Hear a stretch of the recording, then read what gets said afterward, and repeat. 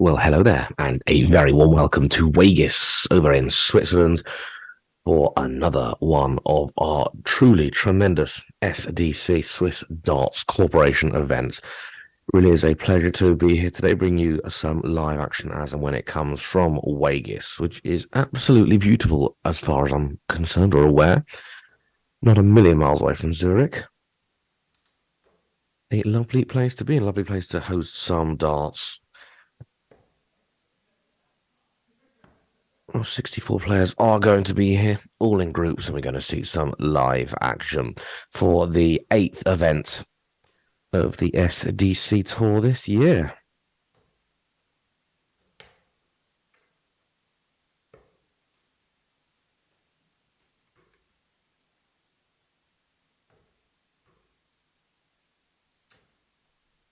Just having a look through some of the names that are going to be playing now. We've got Stefan Belmont, Alex Feldman, both of which have featured in the World Cup of Darts. Rocco Fulcinti. He's really a force to be reckoned with. Jochen Graudenz as well, who finally got a win a couple of weeks ago in Schaffhausen. I got the pleasure of interviewing him. It was quite a one-sided interview, in as much as my German's not particularly good. Neither is his English. It was good fun, though.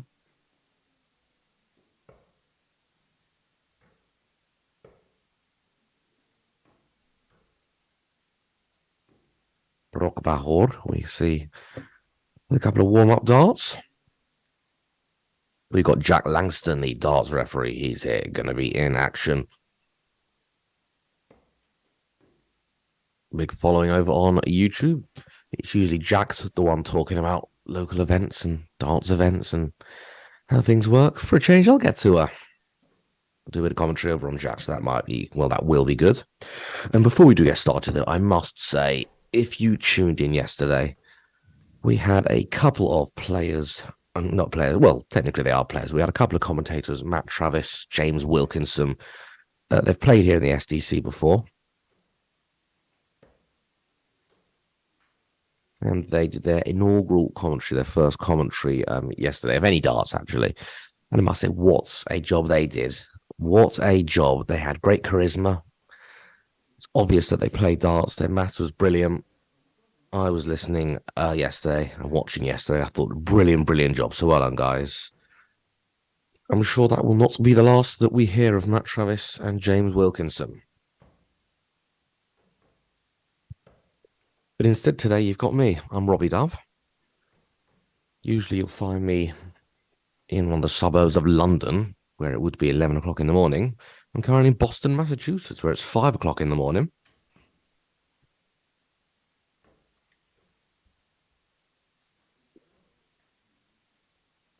But there we go. Marcel Valpen. He was the winner of yesterday's event. The only ones he didn't win, the ones he didn't turn up to. Pretty much. Anyway, Marcel's won loads of these events.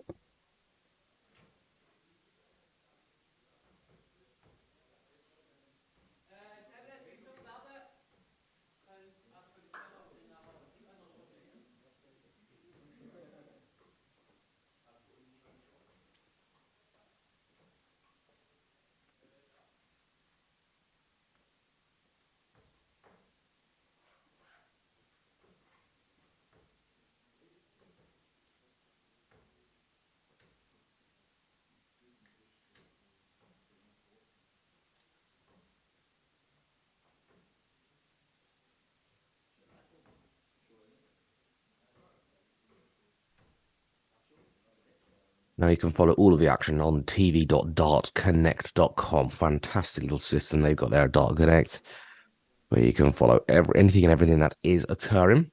But of course, I will endeavour to let you know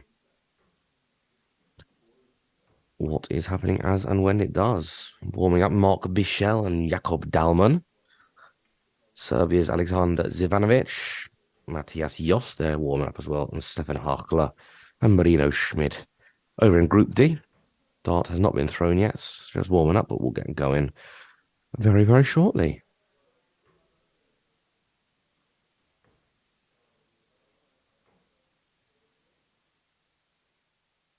Well, the groups have been confirmed. Marcel Valpen is headlining his group, which is Group B. Incidentally, Group B in the World Cup are playing later today as well. Mitch Flaum, Claudio Keller, Fabien Limacher, and Marcel Valpen are all in Group B. Rocco Fulcinti, he's over in Group C. That's board number 4, alongside Thierry Arpaugus. Nando Schlegel is playing as well.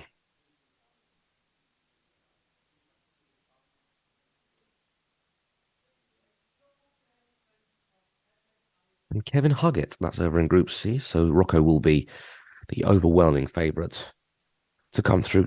I think as a Group B, I meant Group C, to come through Group C. I think Rocco's only lost like 1 or 2 round robin games. I don't think Marcel has lost a round robin game at all.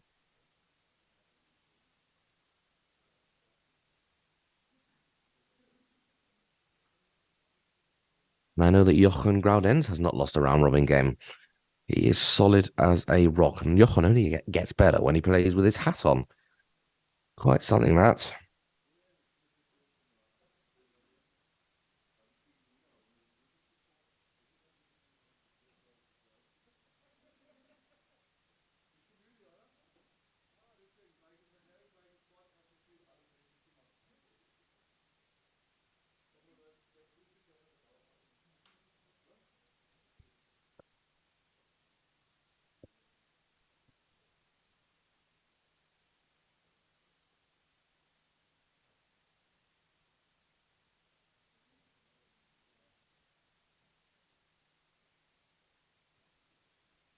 Jack Langston is in Group J, which is board number 1, which we should be seeing.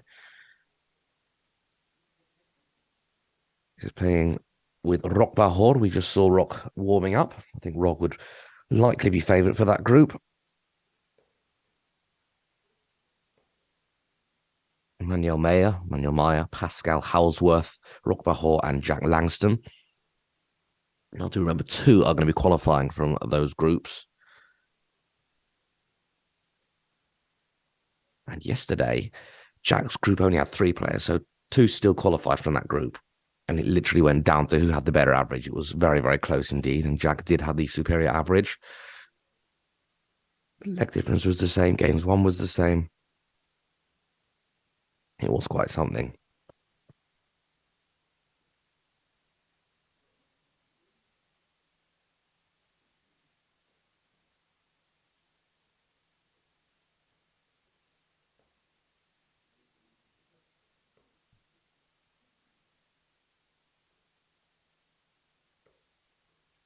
Stefan Belmont is in a group which only consists of Swiss darts players. I mean, most are Swiss, to be fair, but there's a couple. There's some Germans. There's a Serbian. Jackie's from England. Rocco's from Italy. But anyway, Stefan will be playing Edis Ibramovski. Beat Plus.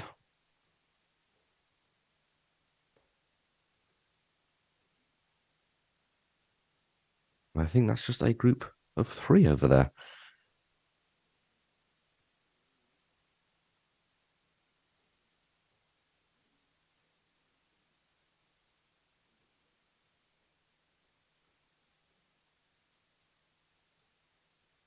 You can see the first results, or the first legs of the game are live. Alex Fellman against Christian Dacanto, and Matthias Jost has got a leg on the board as well.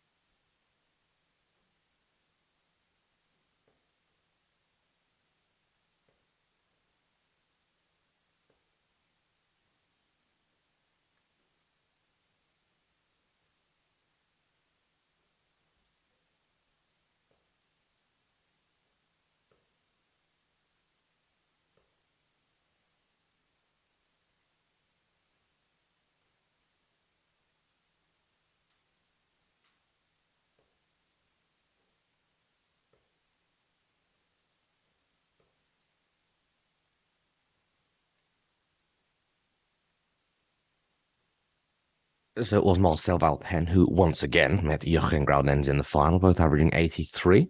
So last week, or a couple of weeks ago, Jochen had a game where he averaged 95. He was happy with that one. Joel Britenmoze and Mark Bichel, there are two losing semi-finalists.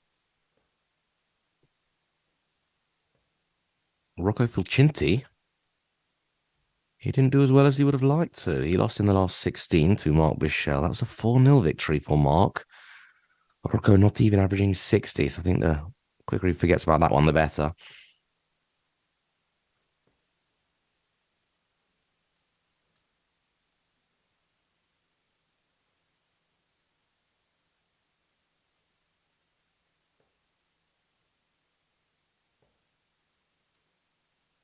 I think this is Stefan Belmont's debut here at the SDC on event number 8.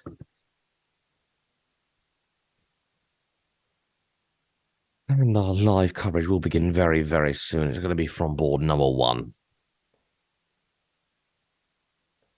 which is the board that Jack Langston is going to be joining us on.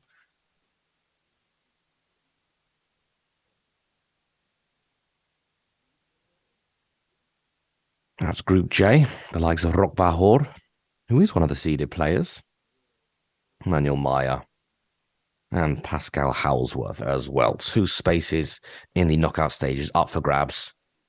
But who are they going to go to? Well, do stay tuned here to the SDC darts, and you'll find out very soon.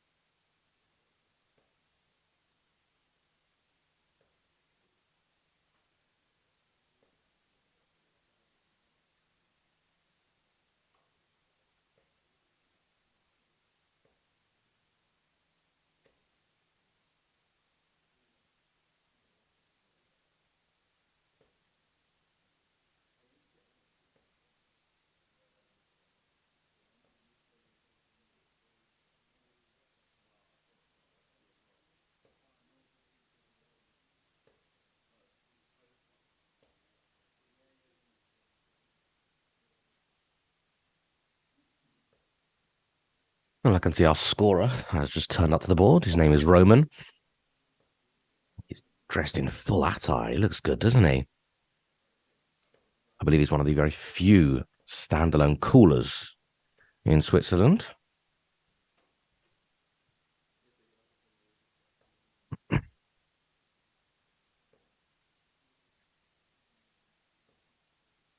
And of course, as a cooler, sorry, I was listening to myself in the background there.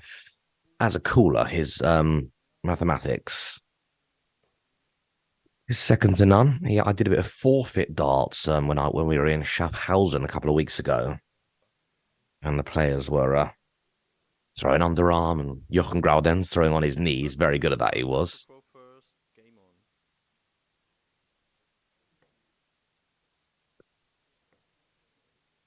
And I got Roman. I said, "Can you just do the adding up for me, please, so I don't have to worry about it?" And he did. And he did a great job as well.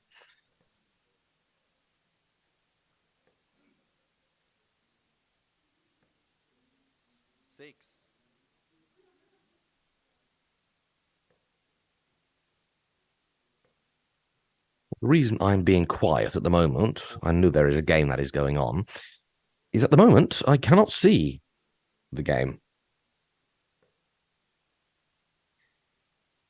As it stands, I can just see Dart Connect.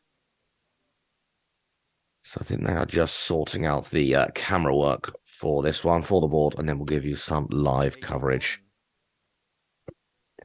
We can hear the scoring, which is good.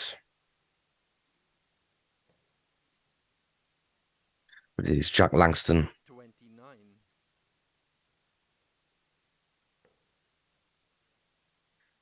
No, it's not Jack Langston at all. It's Manuel Maya and Pascal Howsworth.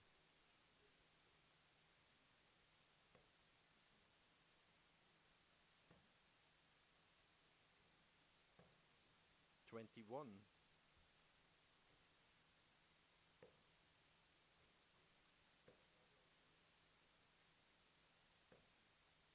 5.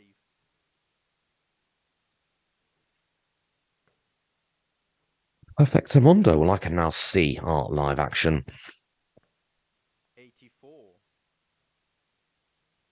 And this one here, throw in Pascal Howsworth. 39. A reasonable start. Manuel Maya. A little bit shaky.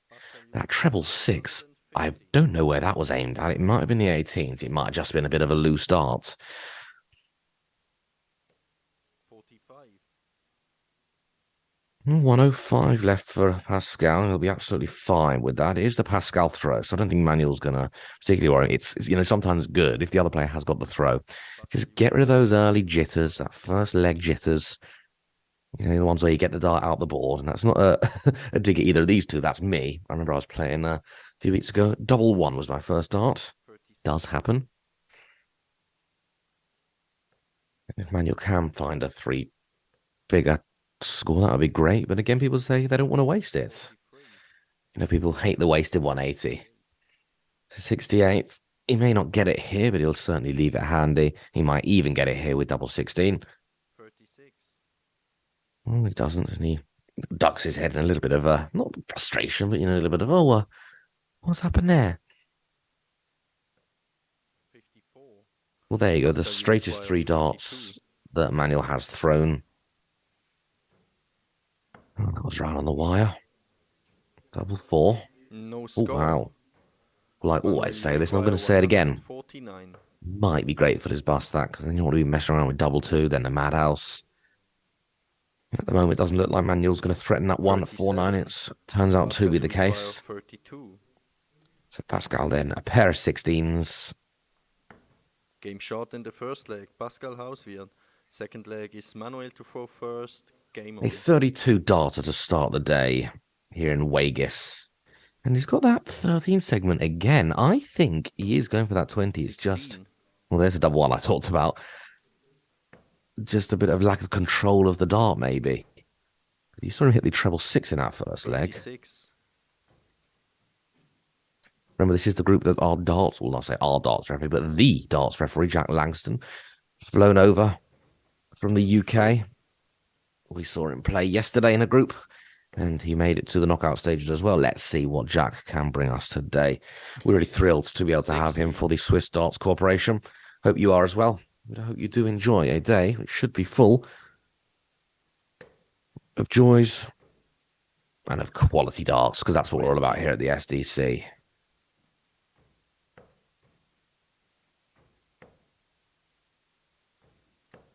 $45.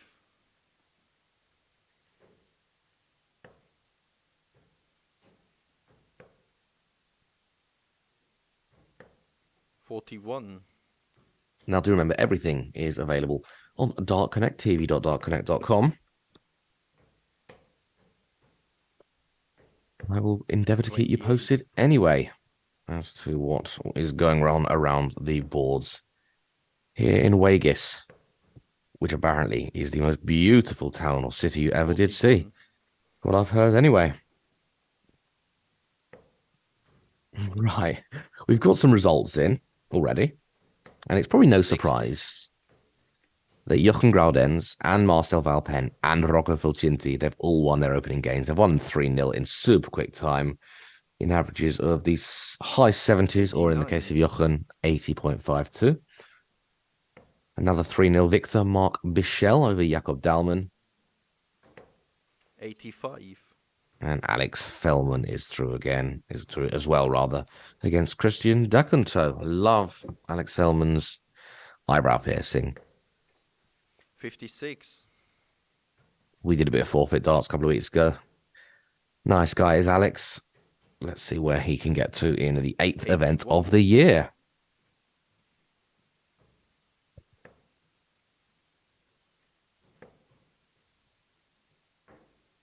And you don't have to wait that much longer. Pascal, it was 2 weeks ago was the last event. And in 2 weeks is the next event as well, just before Christmas, 17th and 18th.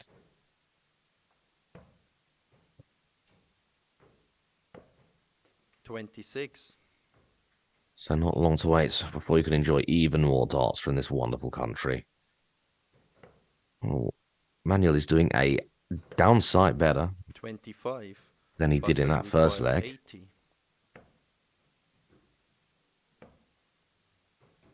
But it may not matter. 40. Manuel, you require 149. His on a finish is Manuel. I like to leave it handier than the 149. Well, at the moment, 17.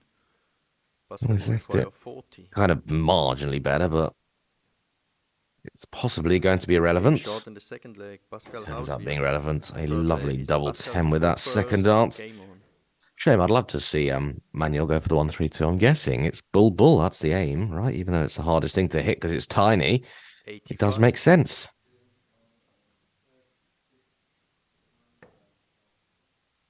First to 3, so short formats. 21. And let's see if Manuel can get himself a leg on the board. That would be nice, wouldn't it? That would be a real settler for the rest of his day. 60.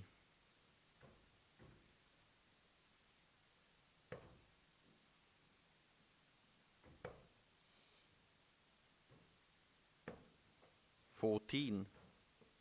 I must comment about the playing conditions at the SDC. Absolutely second to none. Honestly, if you walked 41. in and were told it's a professional tournament, you would not bat an eyelid. 16 boards, 16 iPads or tablets with the Dart Connect system on. You've got Okis. You've got 31. table for each one. You've got lots of space. Yeah, I was really, really impressed. There you go. That's a great thank you to our lovely cameraman there. That's a really great little angle, just showing you exactly what's going on all over the boards.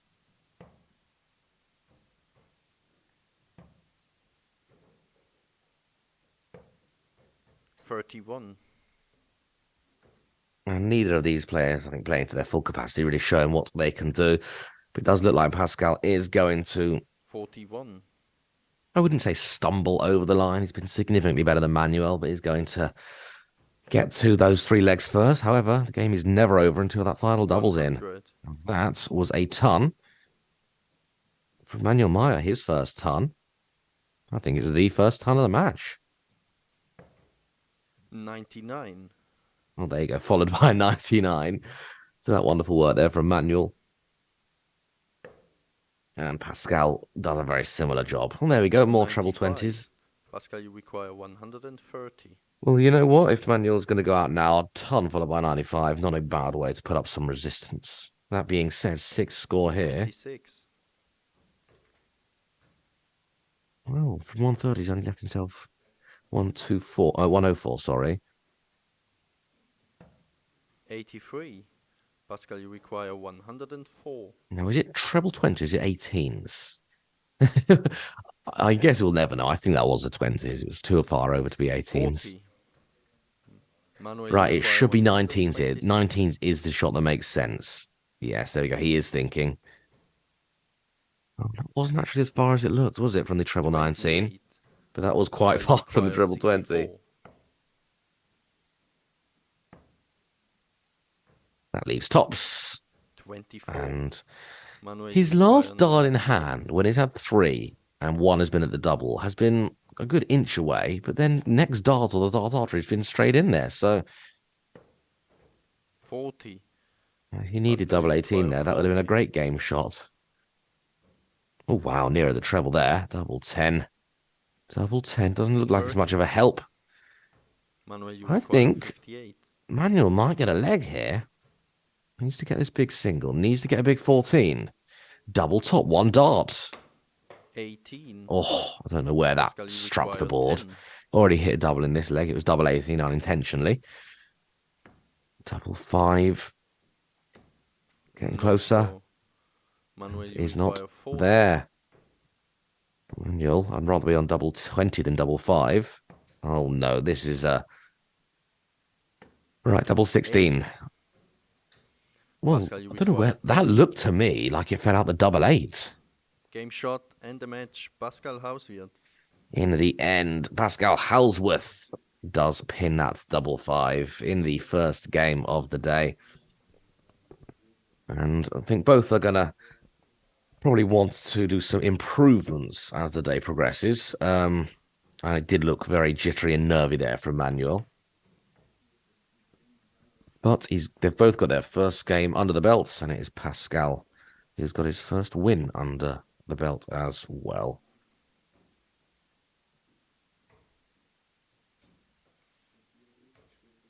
Some more results through the board. Stefan Hachler, Group D. He has beaten Marino Schmid. Mark Bichel has beaten Jakob Dalman. Luis Camacho, Portuguese fella, great average, 67, but he lost his first game to Christoph Schumann. 2 games have been played in Group H. They are racing away. Alex Fellman, Christian de Cunto. Alex Fellman's beaten Christian de Cunto, and Fabian Shaw has beaten Thomas Fehrenbach. Mika Flukiger, very good player. He played really well in Schaffhausen. He's won 3-0 over Pascal Ordebolts.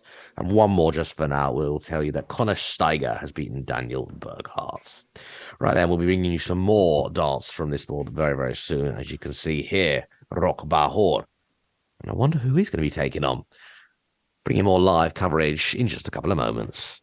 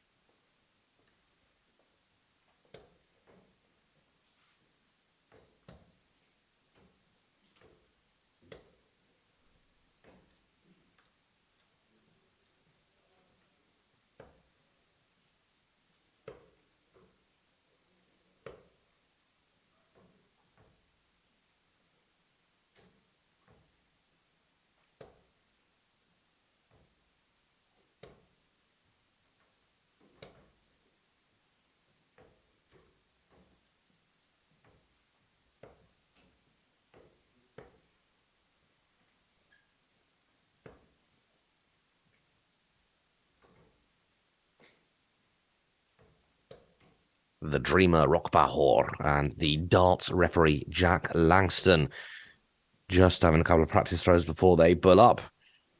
And it's brilliant to have a celebrity guest here at the SDC.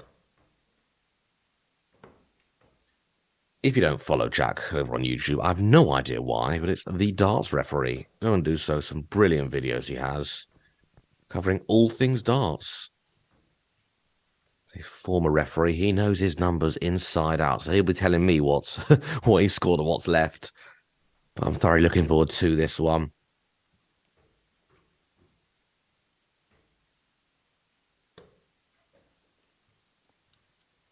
So we're going to see 3 guaranteed First Jack leg Langston is Rock to games. throw first. Game on. Rock, there we go then. Has won the ball up by hitting the bullseye, and away we go for the opening game for these two. 96. Here at the SDC Tour event number 8. Rockbahor, Jack the darts referee Langston over in Group J. 26. Jack popped on Twitter yesterday. I think he said he did need to improve. He certainly provided a lot of entertainment. I thought the group, 66. I think generally the group was really, really good. It was just so tight and it ended up relying on average. Obviously, you don't really want to rely on your average, but I thought it was good. It was good to watch. 66. I think Jack's doubling was pretty good in the games that he did win. 15. So let's see what happens in this one. With a score of 15, Rock is not going to be particularly happy with that. 58. What a good opening visit or two from Rock. Means there is no major issue. 44. Nice guys, Rock Bahal introduced himself to me when he sort of said to me, "Oh, are you the guy that does the commentary?" I said, "Yeah." A nice little chat, really, really nice. I find a lot of these players are 78. nice, talkative, and friendly, which is what we like. That's what darts is all about, isn't it? Of course, darts is all about winning primarily, but the social and fun aspects 85. are rather quite important.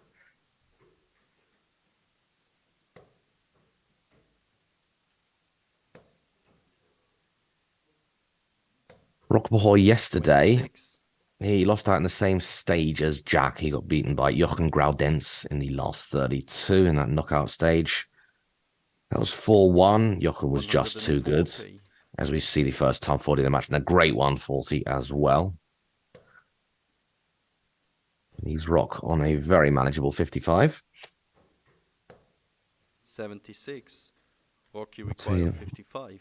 Tell you a bit more about Rock's accolades yesterday in a few moments' time, as we need to see Game a shot double in the top first here leg, Rockbahor. and Second a leg is clean Jack kill Pro first, 55. game on. Rock getting on with things with a minimum of fuss. Yeah, Rock Bahor, I think he played 4 yesterday. He lost 1, so he won 2 group stage games. The ones he did win were both 3-0ers. Luis Camacho from Portugal, who is certainly one to watch. 41. Certainly one to watch is Luis Camacho. Looks like a bit of an up-and-coming star. Luis beat him 3-1 in the group stages, and then Jochen 25. beat him in those that knockout as well. And Jack Langston, well, because there were only 3. There were only 3 players in his group, so they got to play 4 times. And Jack won 3-0, 57. lost 3-0, lost 3-0, and lost 3-1. But it was enough to get through just on his average before being beaten by Daniela 70. Gata in the last 32. So certainly a lot of interest. Jack will be hoping to go one better today. 40.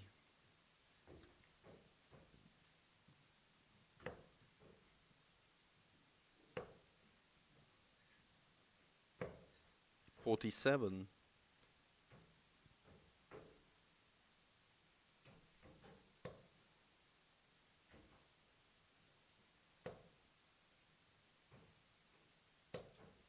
25. We have a last leg decider, Franco Trombetta and Sandro Schmid. They are 2 legs apiece. 26. Alex Fellman is safely through. Well, I say safely through, I mean he has beaten his first opponent over in Group H, Christian Dacanto. That's a 3-0 victory. 58. Fabian Shaw as well in Group H. He has won his first game.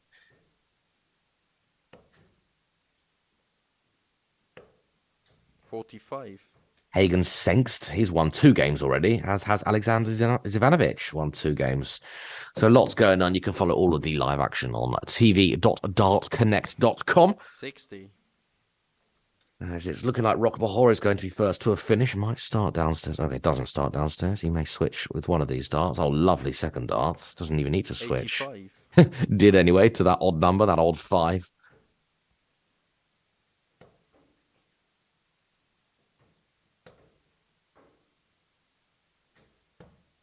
42. Rock, you require 104. Well, Jack has left the big fish. Rock needs 18 for double 16. 72. Well, Check, you require the lads yesterday were 107. saying that we haven't yet seen a 170 on the SDC live stream. Wouldn't it be great to see Jack do one? Not going to happen in this leg. But of all players, our celebrity 58. guest, that would be a Rock, you moment to require cherish, that's for 42. sure. Double 16 Game Bahor shot in the second leg. Rock with bow. a minimum Third of leg is fuss. Rock to throw first. Game on. And Rock is 2/3 of the way there. He also gets the odd numbered darts due to him winning that bull up. A very quick counter is Rock. I know, 80. obviously, Jack is the king of counting.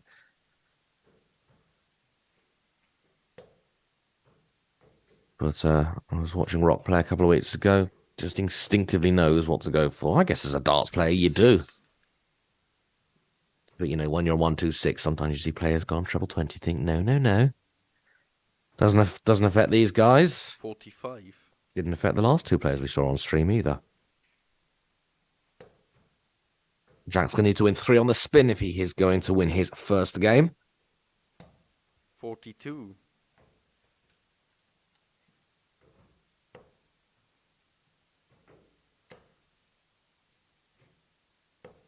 60.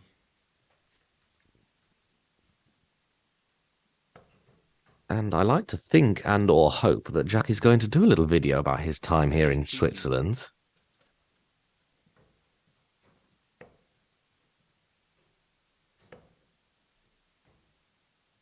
Would be nice to see. So you can subscribe to Jack, the darts referee, over on Twitter. And you might as well subscribe to us as well. Swiss Darts Corporation. And on Twitter, we're at _ official SDC. 26. You get all the latest news and updates by subscribing to us. And you know what? We won't even charge you for it either. How does that sound? Yeah, so we're back in a couple of weeks' time. Not next weekend, but the weekend after for some more pre-Christmas action. 36.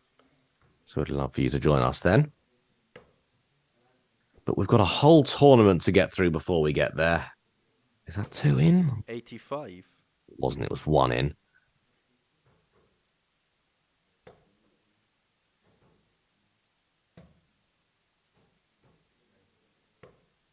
.33. Well, that outer bullseye you see there, that might be what Rock goes for with this dart. Indeed it is. Treble 20. He'll go for this, surely. 110. Oh, I don't know if the pause was him thinking or composing himself or thinking, do I actually go for this? I'm guessing it was just a bit of composure. 22. Great effort. Would have been a fantastic out as well. But instead, it's the standard 9 for No double score. 8. Well, there you go. I was about to say he's scored 25. Of course, he hasn't, but the numbers he's hit added up to 25, but didn't end in a double. He's got to waste another dart to get off to a double here. So it's 9 for double 8 again. Game shot and the match for Rock Baho. There we go then. Game shot in the match. Rock Bahor. And it is Rock who takes that opening game 3 legs to zip. And he's just checking where is that bullseye. But he hit the bullseye, didn't he, to butt up. So that was fine. Anyway, a good little display there from Rock. And Jack just warming up. Still got a couple more games to go as Jack. So we'll be seeing all of the players on this stream again very, very soon. Let me just talk you through some of the results around the board, which you can also see yourself if you want on Dart Connect.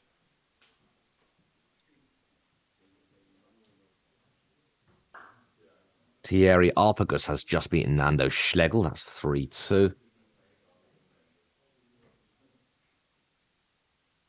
Stefan Mindum is all tied up with Mirko Maluch. That is 1 apiece.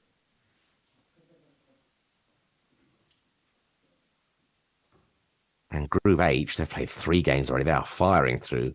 Fabian Shaw has won 2 games. Alex Fellman has won 1 game.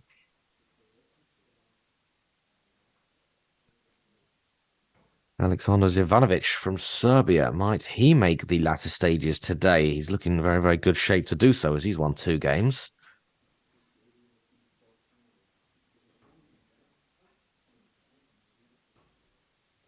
These players never really get a minute to reset. They're always playing, which I guess is a good thing. Marcel Valpen, he's in some great form. He's unstoppable, this man. Really unstoppable. Wins more tournaments than he loses. He's 2-0 up against Claudio Keller, averaging 83. So I don't think there's going to be any major dramas there. Stefan Belmont is just warming up for his second game of the day. Stefan, he's averaging quite nicely, 83 in the 3-0 victory. He's got Beat Plus up next. And Jochen Graudens, who's got his own darts shop. Jochens-darts.de. You can see him there in the background. He's just warming up as well. Against Tobias Siedfried.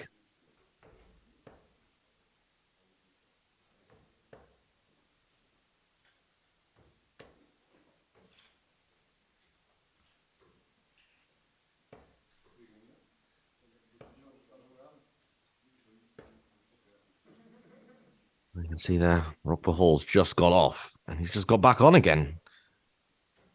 Practicing up against Manuel. Well, there you go. That was 3 straight darts there from Manuel. Maybe if we just played everything as a practice game, we might be a little more consistent on those big singles. You've got to start on the big singles, then you work into those trebling. I think that was the big issue for Manuel. Hey, look at this. There you go. Yeah, I think that was the big issue for Manuel. It was just a lack of being able to just stay straight. You know, hitting a 20, hitting a single was a bit of a challenge. But the arm might be a bit looser now. As we see Rock going for that bullseye because he wasn't happy that he missed the bullseye. On that 1-3-5, hit the outer lovely. He hit the treble perfectly. And the attempt at ball wasn't even bad, if I'm completely honest. It was a good effort. Roman, our scorer, then just walking up to the board, making sure everything is in order. We'll see these 2 pull off. And we've seen Manuel win one. We've seen Rock win one, should I say. And Manuel lost his opener to Pascal.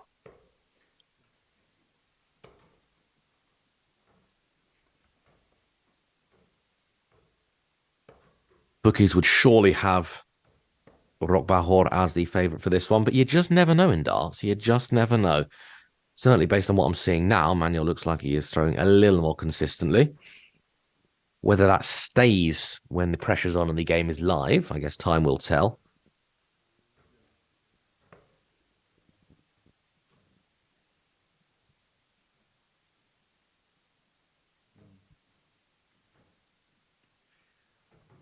Well, I'm not entirely sure what... Oh, okay. I am entirely sure it's a bit of bullying up and they're just working out which dart is actually closer. So Roman's just going to do a little bit. He's got a tape measure with him. He's not using tape measure. He's using a dart instead. I've never seen that before. So they've just bulled up and it's not outside 25 bullets. Whoever's literally closer. And they couldn't quite work out because it was so close. So they used a dart to measure Manuel it. To throw first. Game on. Manuel Maya then was marginally closer to that bullseye. And is going to kick us off 24. In the odd numbers legs. Here in Group J, board number 1. Sees Rogbahor, Manuel Maya. Also sees Pascal and the darts referee as well, if you have just joined us. Welcome to Weggis in Switzerland. 25. And I think what Manuel's going to need to focus on You just get out of the traps just a little bit quicker. 60. Because Rock is not going to relent. Relentless Rock. His nickname's the Dreamer, as you can see on the back of the shirt. But I think Relentless Rock 24. would be a pretty fitting nickname as well. But I think the Dreamer's a bit more creative. 95. Yeah, good treble there. Well, only 9 darts have been thrown, but he's hit a few trebles. 19. And again, you see Manuel Maya on that right-hand side of the board. It's very strange. I don't know if it's a power 100. thing. And by power, I don't mean I'm the best. I mean the power of that dart, the trajectory power of that dart. I assure you that wasn't aimed at treble 20. 16. Just for a split millisecond, I thought that was aimed at treble 20 161. and gone very low, but no, it was going for 19s there, just changing things up. And it does make sense 77. when you just can't find anything on that single 20 or treble 20. Yeah, changing to the 19s makes sense for a little bit. 22. Rock, you require 84. And that was a nice little visit, 77, I think, there from Rock to leave him on a 2-darter. He might go 14 bull. Why wouldn't you? Go on, Em. Oh, 45. slightly further away than his last effort. I think he's going to keep going for that bullseye until he hits one. 9. Rock, you require 39. Well, Rock, I mean, Maya, should I say, not applying the pressure in this leg. I'd like to hit this. Doesn't want to go 7. inside. Well, I think that was the right thing. You know, not too aggressive with Manuel back on 362. 39. Rock, you require 32. Game shot in the first There it leg, is. Rock foul. First dart. Second leg is Rock to throw first. Game on. I don't think Rock will particularly mind that he didn't win the bull up. I know that Matthew Edgar, another darts YouTuber, actually, he says, you know, whenever he wins the bull, he sometimes likes to give the darts away. He says, because, you know, he starts off a little bit slow. So, you know, why risk being broken? 26. And Manuel Maya, let's just say, not having the best of times at the moment with that average of 22. 104. That being said, we did see yesterday an average of 19 and a bit win a game. I'm not going to say who it was to embarrass them. But also, I don't actually think that's embarrassing. The only thing that matters in darts is beating your opponent. That's it. And sometimes you just got to grind away. If it's not a very good game, you just got to do what you got to do. But I'm guessing that might be the lowest winning average in SDC history. If you'd like to know who it was, just have a look on the SDC, on the Dart Connect system from yesterday. But it was a really good day of darts yesterday, and Marcel Valpen ended up the winner for the 4th time. I think it was his 4th victory. 100. And he didn't win last week, 2 weeks ago, because he didn't turn up 2 weeks ago. But yeah, really the man to watch, Marcel Valpen. But it did mean that Jochen Graudens could finally 75. get himself a tournament victory. He was very happy. I think he said he wanted to win every single one. Always a tough ask. 100. Jochen also confirmed he will be attending PDCQ school. He's got a sponsor and is ready to go. 73. Well, that lovely ton there from Rock. Leaves on 61, so it should be a dart. There you go, out of ball, full double 18. Shot in the second leg. Oh, great 61 there. Very good. No fuss. And this game might be over in super quick time.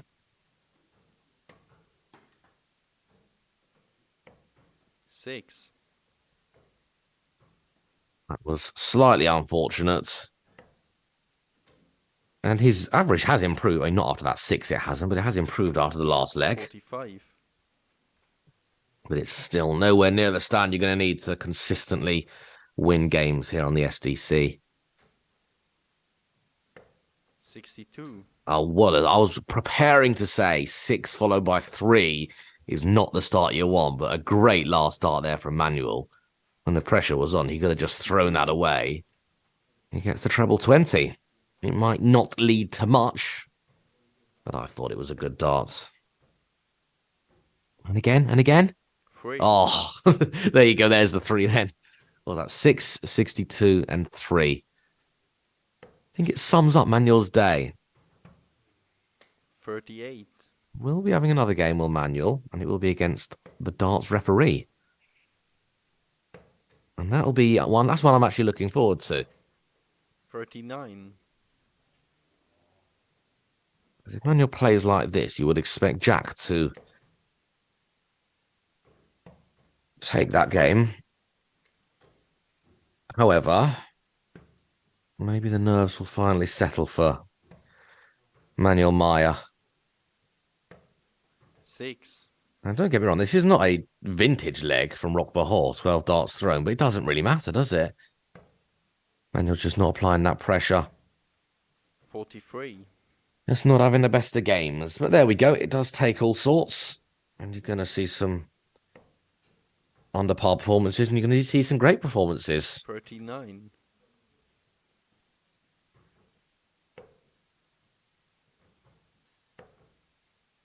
Just staying straight. All Rock needs to do. 85. He's done more than stay straight. That second dart was actually in the treble. So we'd like to leave a nice finish from 185 when he returns. 79. Maya's best visit of the leg with that treble 20. Well, he's going for out of ball there to get rid of that 5. 93.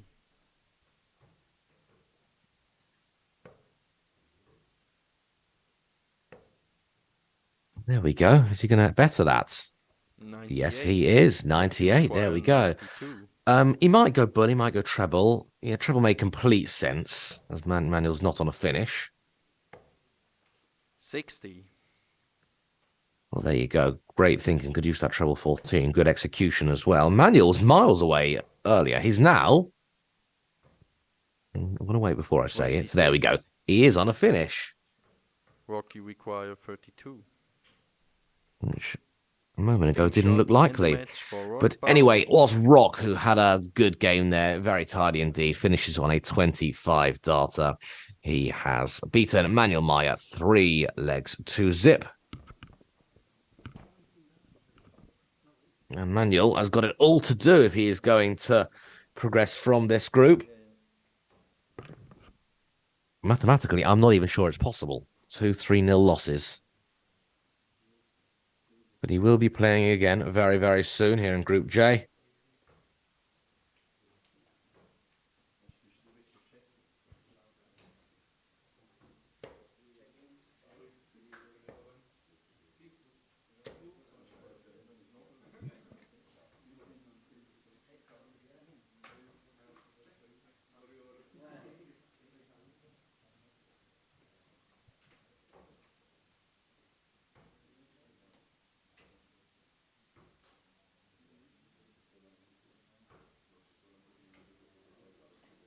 Jochen Graudens has recently beaten Yannick Ludi 3 legs to zip. So Jochen not dropped a leg in these group stages as of yet. Marcel Valpen, the exact same fate. An average in the low 70s, an average in the high 70s. 3-0, 3-0.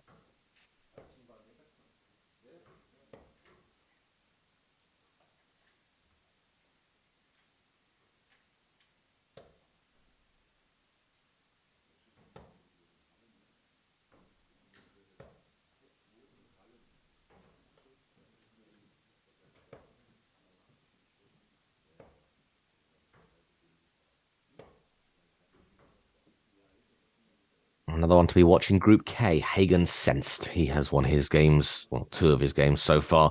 3-0 and 3-1, average in the 70s and the low 60s. So could work on his consistency, but an average in the 70s, not bad. Not bad at all.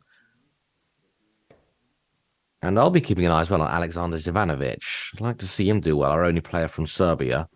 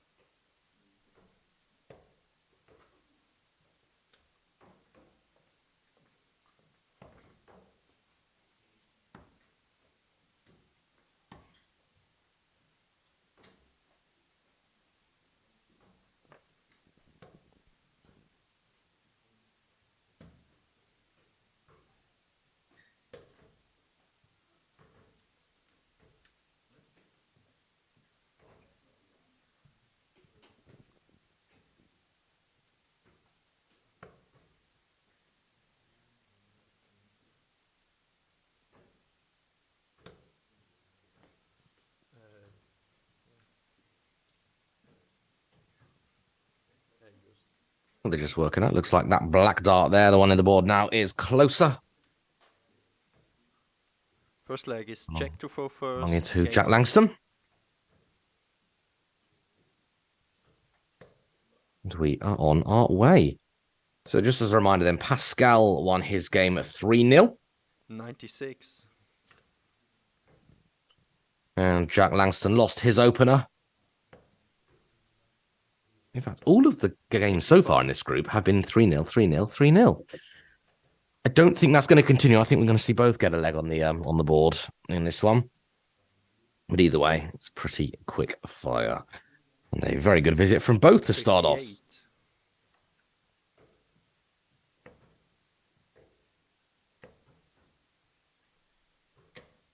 41.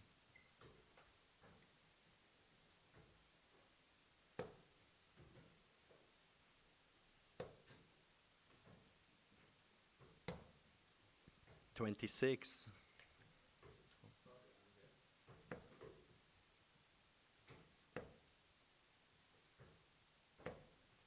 41.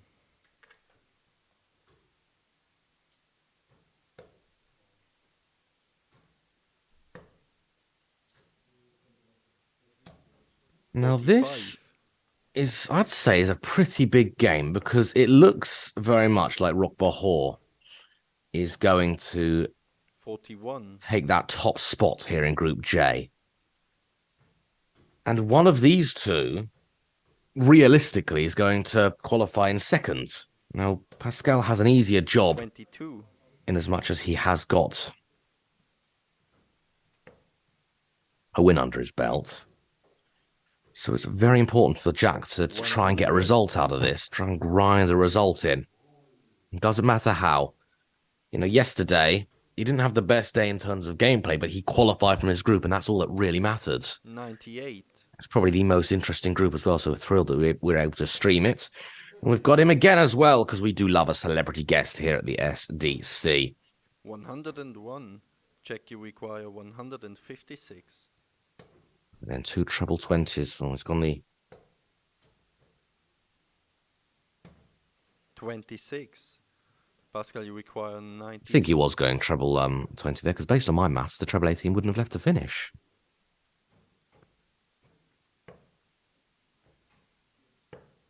Yeah, it didn't leave a finish. It would have left 1 and 2, and I assure you, there is no way Jack has made a miscount. That's just not possible. Ever in his life, yeah, maybe, but certainly not on a 156. In fact, 156, I believe, as we see Pascal pinning that top, 156 on the few, one of the few visits you can only go treble 20, double 18. There's no other way around it. 45. Thanks to Christopher Vikstrand, who's not here today. He was in Schaffhausen a couple of weeks ago doing some cooling. He's commentated with me as well. Hope you're doing well, Christopher. He taught me that. 156. 27. You can only go one way. So Pascal then pinning that tops to take the first leg. 28. And I think he'll be feeling in a pretty good place because it looks like, as it stands, it's going to be Rock and Pascal. 73. Well, there you go. Double 17 is unconventional, but 34 scored in 1 dart. He'll have a bit of that. Thank you very much. 26. Pascal is having a good game here, apart from that 26. But the average you see on screen, that was before a dart was thrown in this leg. 68 in his first leg, which is not bad at all. 45. You find the 60, generally the sort of 60s are enough to qualify and then to win it. It's really games in the 80s that's necessary. 24. As Marcel Valpen just continues to show and to dominate. 55.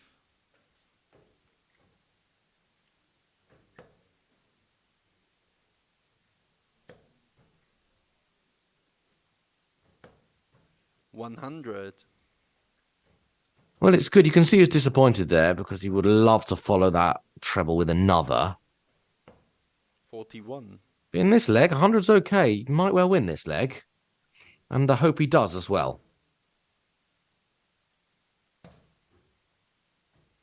To make a bit of a game of it. So far, we've only seen 57. whitewashes. So let's see if Jack can get his first leg on the board today.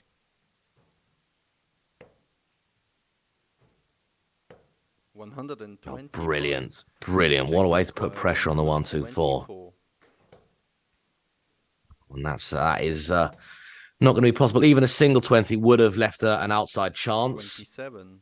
Pascal, you require 130. But you'll think he'll probably be back. 136 is a big ask. It's now an impossible ask. So 97 to get his first leg on the board. 76. Check, you require 97. Now, we did have moments of greatness. That's okay. Single 19. That's all right. Tops. 58. Pascal, you require 60. I like that. I mean, he wasn't going for double 19, but I still like that. Double 10. 40. Pocket has not been picked. 39. That single 1 means he's only going to have 2 darts at a double here.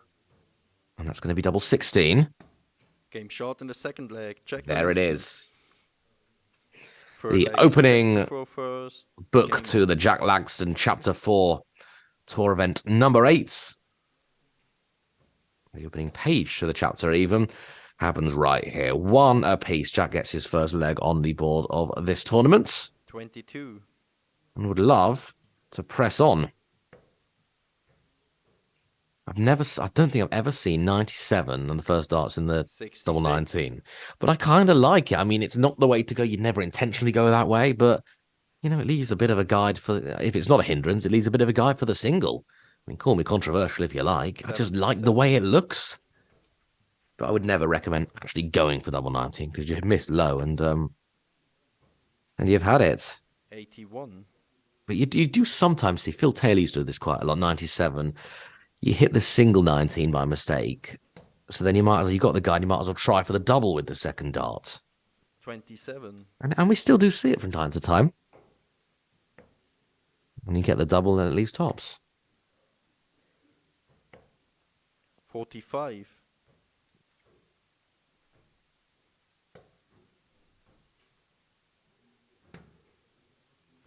There's his double again. He should stay there, you know, if he likes his double 19. I've played with a guy who always threw the darts so low, he's just kept going in the double 19. He was scoring the double 19s. 41. I also remember when Nexus, remember that Target Nexus, the soft tip dartboard, when that was very popular? I once accidentally hit 3 in a bed, which means 3 obviously in that same segment, all in the double 19. 27. All going for the treble. But hey, it works. If it works, it works. Good old double 19. Come on, Jack. Treble 20. Oh, 15. would have liked. Oh, I'm saying now, come on, Jack. Treble 20. Sorry, I'm looking at the redness on Pascal's shirts and getting confused with the redness of that darts referee logo. Yeah, when these two were sort of, well, not these two, but before the evening had started, the 36. session of darts had started, and there was like a zoomed camera. I couldn't quite see the faces of the players. I thought that was Jack because of the red and blackness of that darts referee logo. 95. I think the R is probably white R, isn't it? In his referee logo.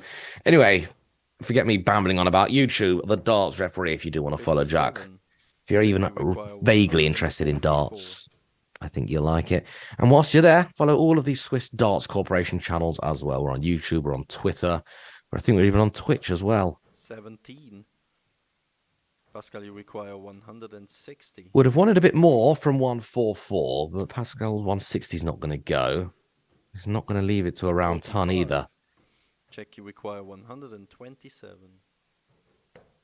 So Jack might have 6 darts here. 51. Pascal, you require 115.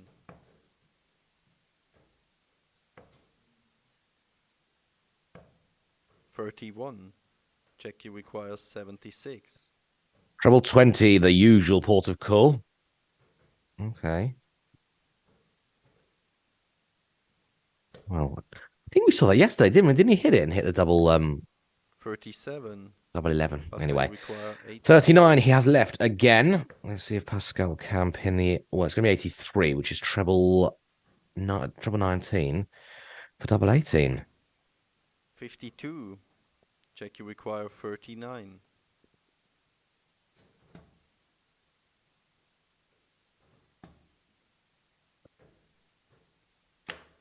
Seven. Pascal, you require 32. Sorry, the 83 was not treble 19 at all. The 83 would have been treble 17. My apologies. Game short in the third leg. Pascal Hauswirt. And I Fourth think leg he is did go for Pascal treble 19. He 244. probably made the same mathematical Game mistake on. as me. Yeah, 83 is treble 17. 45. 93 would have been the treble 19 at double 18. Yeah, treble 19, double 18. Anyway, it is Halsworth, Pascal Halsworth, who does win that third leg. Jack has got to win 2 on the spin here to get a result. And how he needs and would like it.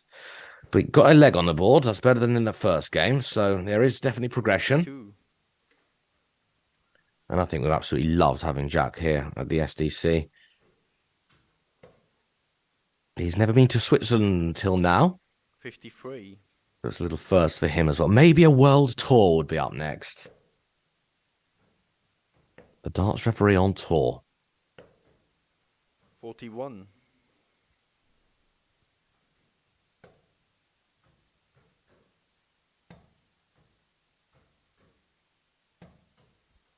27.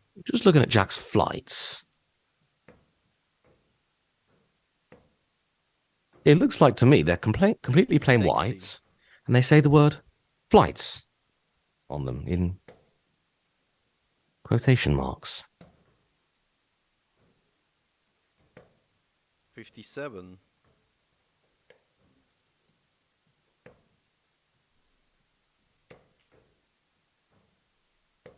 22.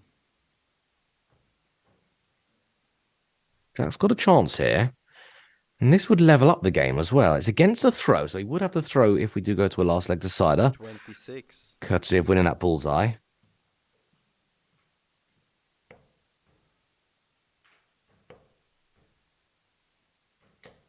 45.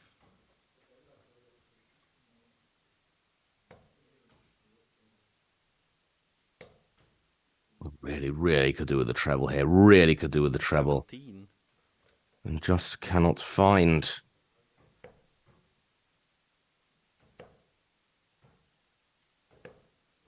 $68.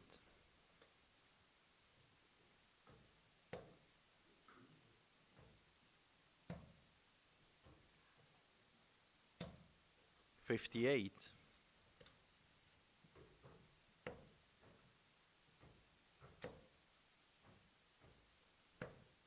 58. 58 there from Pascal leaves him on a finish.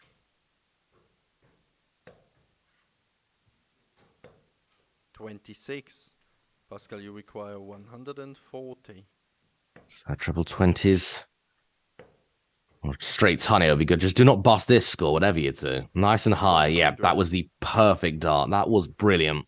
Even if it went in tops, it's not the end of the world. But, you know, the amount of times you see them flirt with that treble 20. We saw it yesterday. I can't remember who it was. 7. It was Matt and James commentating on that one. 40. And I think they were also on 140. And it was so cool. You could even hear the clunk of the tungsten nearly bust. 8.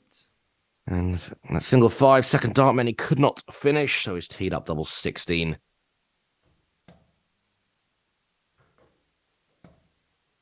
46. Pascal, you require 32. Jack leaves the finish that Pascal just had. Might not get a shot at it. Does not get a shot at it.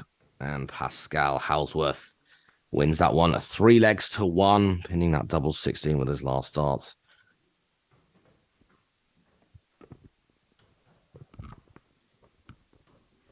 So at the moment is in a qualifying spot.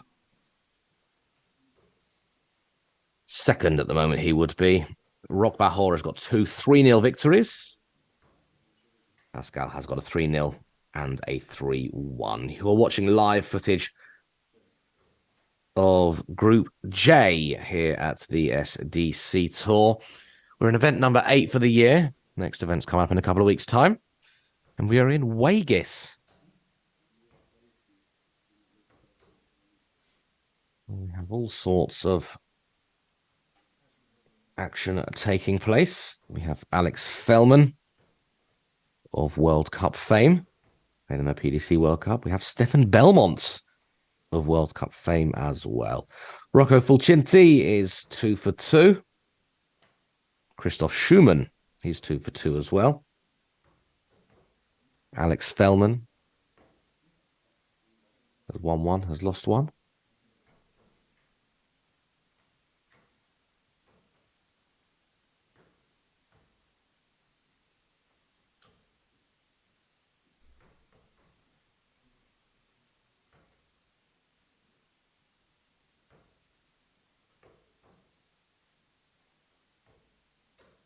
Stefan Belmont played 1, 2. In fact, played 6 legs, won 6 legs. And Alexander Zivanovic has lost a game. In fact, he didn't just lose it, he lost it 3-0. Marginally different averages. So Matthias Jost, he's just beaten him 3-0 with a 70 average. Alexander average 68, so it is fine margins. And of course, we always say this averages are a guide, and a pretty good guide at that as well. But they don't tell the entire story. And you can see some of the players that are throwing in the background now. Lucas Dalman has just beaten Stefan Felder. That was a 3-0 victory.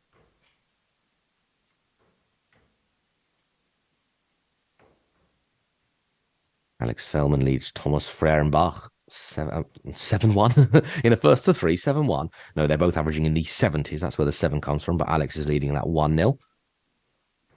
And Alexander Zivanovic is back on the board and is back to his winning ways again. As it stands, he is 2-1 up against Tizian Knopfel. And it's a good game, isn't it? Pascal Müller and Yannick Ludi, they're all tied at 2 apiece. Over on board 2, which is the board we can actually see right next door with that 2 above it, and that is Group A.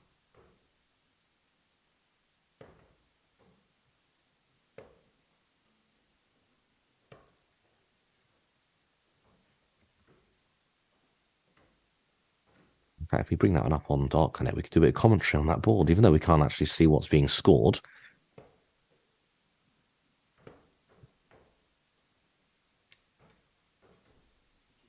Müller is on 121. Ludi is on 233. That was 30 scored there from Müller. So Müller will be back for a finish of 91. Ludi just retrieving the darts now. Can only put a bit of pressure on her with a 35. Not much pressure is had.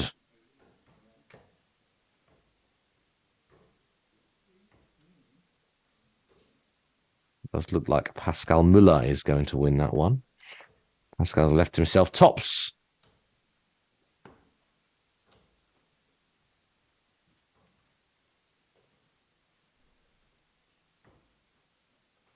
And pins it with the first dart. It is Pascal Müller, who has beaten Yannick Ludi over on board number 2 in Group A.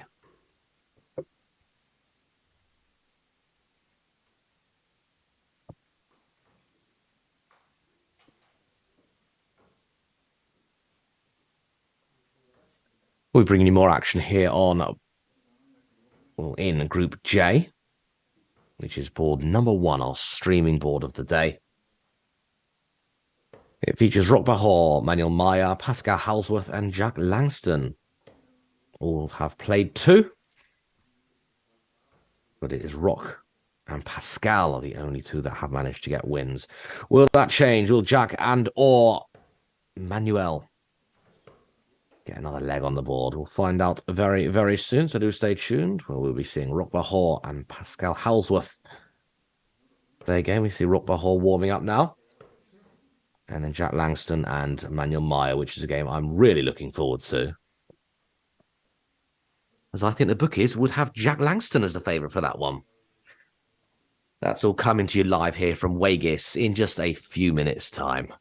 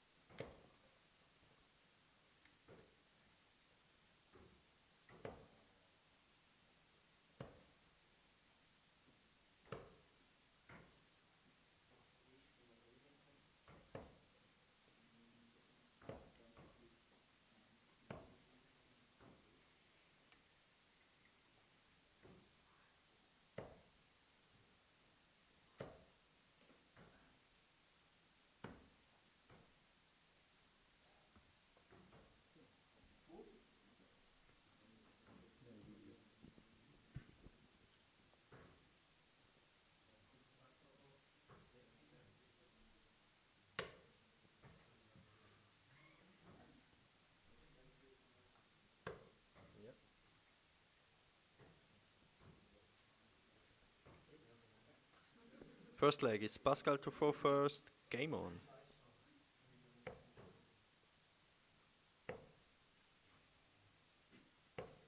$55.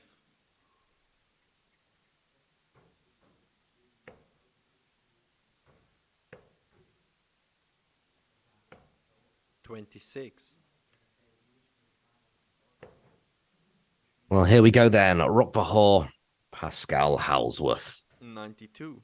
Now, neither of these have lost today. One of them is going to lose today.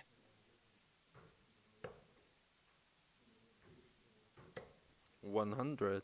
Whoever wins this one, I don't know for a mathematical guaranteed fact, but is very likely to top the table. 1. And it's not, but as we saw yesterday, the qualification criteria is not based on head-to-head. And I think that's a good thing. I don't really like head-to-head qualification. No. After, if all the stats are equal, it's just based on your average. Simple as that. But yeah, these two looking very likely to qualify from the group today. One of them's going to lose here.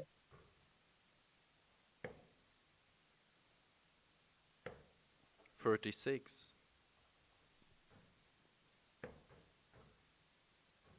But I'd even go as far to say that these two will be qualifying 60. from the group for the following reason. Rock's 1-2. Pascal's 1-2.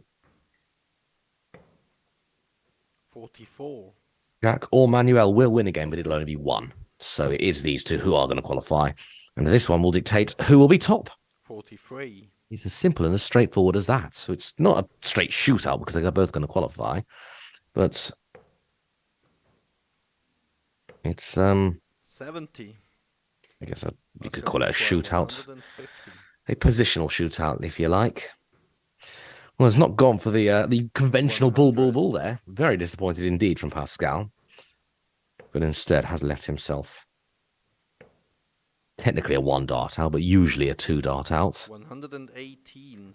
Oh, but Rock Bahor 50. is back in this one. Well, I'm glad he didn't go bullseye there with Rock on 98. I'm sure Rock is as well now. Well, he was going 9. I was looking at the 17 there. He was going 9. He's changed his MO, hasn't he? Because he was going 18 for the double 16, and then he's got 9 for the tops. 58. Pascal, We'll be back on tops 32. if Pascal doesn't take this double 16 out. But they've been pretty good, both of them, on the doubling today. Game short in the first leg. That does not change here as Pascal Howlsworth first. Game on. takes the opening leg. Look at those similar averages in that first leg. 100. Are we going to see our first last leg decider of Group J? We might well do. But so far we've seen a bunch of 3-0s and a 3-1. I don't think it's going to be 3-0 today. It might be 3-1. But this game I don't think is going to be it. 55. Because I think they're both playing very well.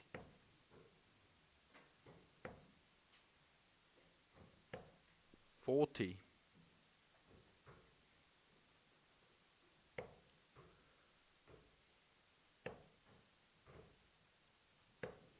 26.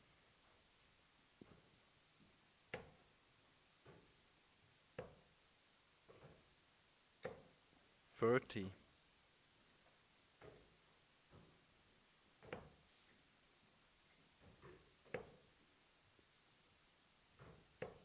85.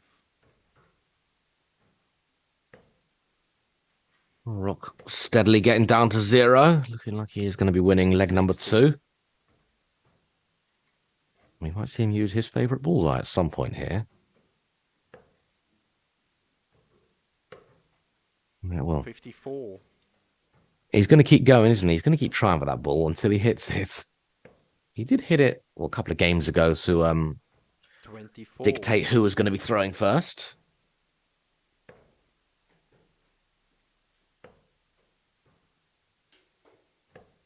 $81. Mega leaves himself a round ton. Pascal, that looks very inviting. Would love another. 100. Rock, You you could not require use 100. what looks like a very nice guide, but looks are often deceiving.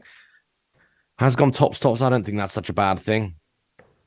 40. I mean, missing outside is never ideal. Because when he comes back, he's only going to get 2 darts for a double rather than 3. 43. So need Rock, to you be nice and require aggressive. 60. 3 big 20s would have been a good visit there. No Oh, small. oh no. Rock Bahor.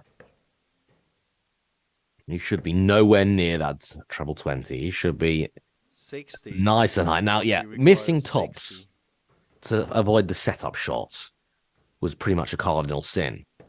Busting 60 with 1 dart is a horrendous sin. Double 10. Game short in the second leg. Rock Double Bao.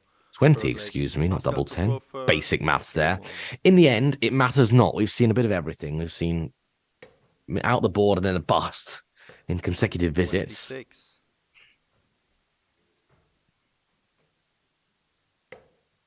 And finally, after that unconventional 5-15 tops 43. methodology of getting 60, Rock Bahor does take his opening leg of this game.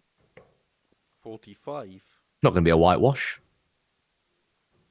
I not imagine the last leg decider is going to be on the cards. We've still got 2 legs to go before that, but I hope so. 43. All the games have been pretty one-sided at the moment.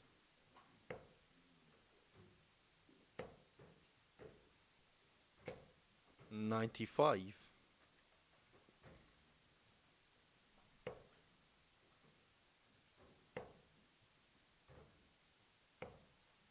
45.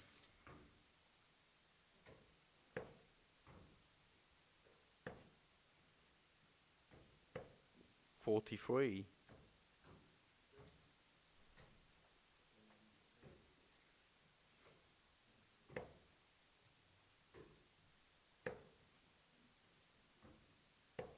41.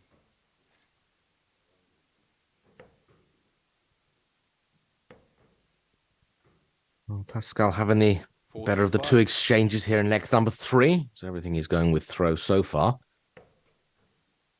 A couple of treble 20s would change that. Oh, that was unfortunate. Treble 1. 83. Yeah, good adjustment with that last dart. And look at that. There's nothing in it, is there? The averages are similar-ish. 1 leg all, 2, 4, 6 played, 2, 4, 7 until then.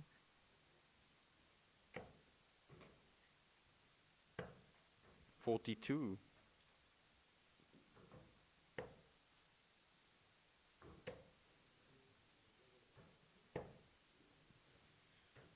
80. There you go, Pascal's on 86. 22. And Rock Bahor is not Pascal on a finish. 86. So if he gets a single 18, he doesn't need to go another for the book. He might. Doesn't need to. Even double 80. I like double 18 there.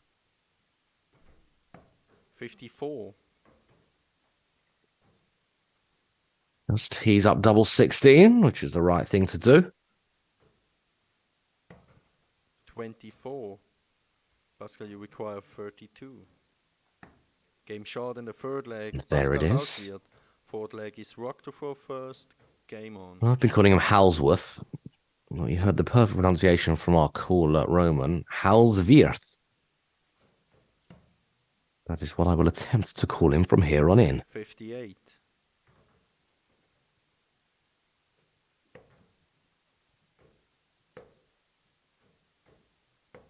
100. Now, could this be the victory? Remember, Rock has to win this leg to force the last leg decider. 81. Halswirth wins this leg. And Halswirth tops the table. 60. And wins the match. And I would say at the moment, more importantly, wins the match.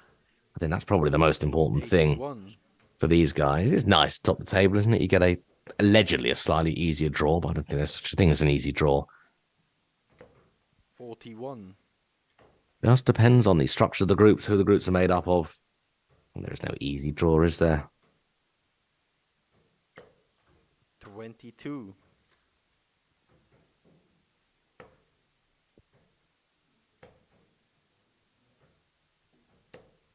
80.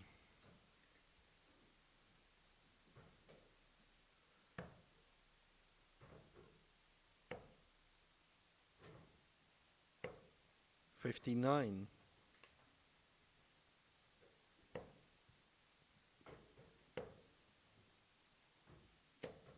60. Well, I couldn't tell you who's going to win this leg. I hope it's Rock, just not as a, I am very impartial, but I want to see a 4. last leg Pascal, you shootout. require 160. It's looking like you'd rather think Pascal, well, not to. 78. There you go, it's 3 Rock, you require trebles. That was a great last start. 156.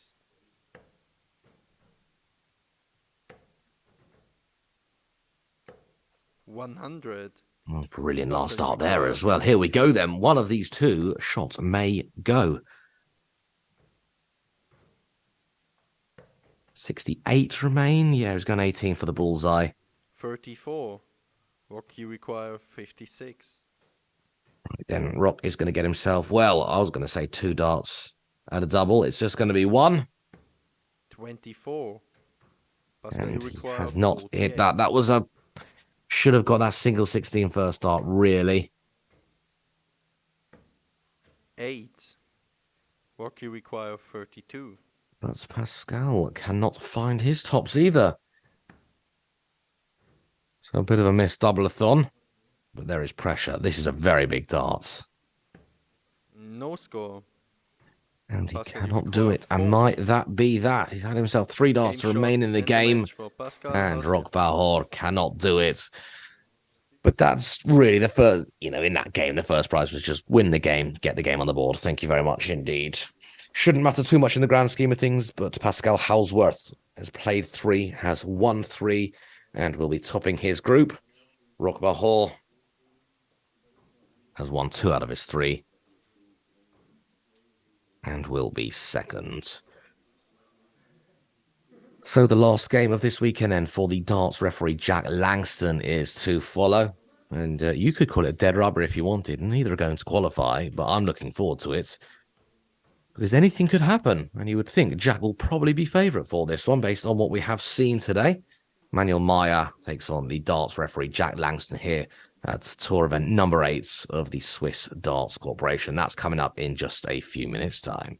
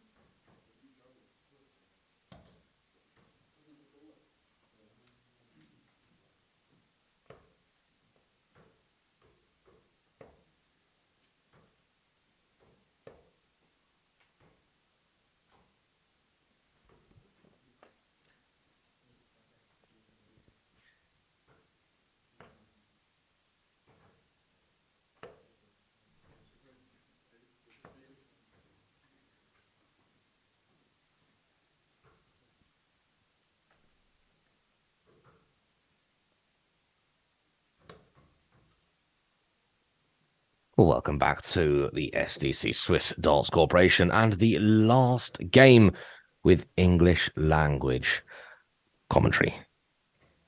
Jack Langston Manuel to throw takes first. on Manuel Maya.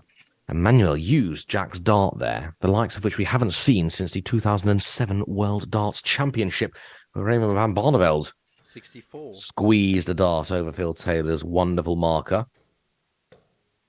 But here we only remove darts in the outer ball and the bull. 77.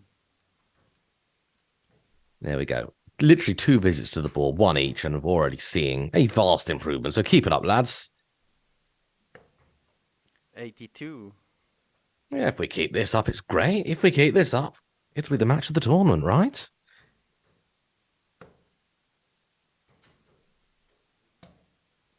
$27. But no, in all seriousness, getting off to a good start is never, ever a bad thing in darts. Never. Always very important, I would suggest.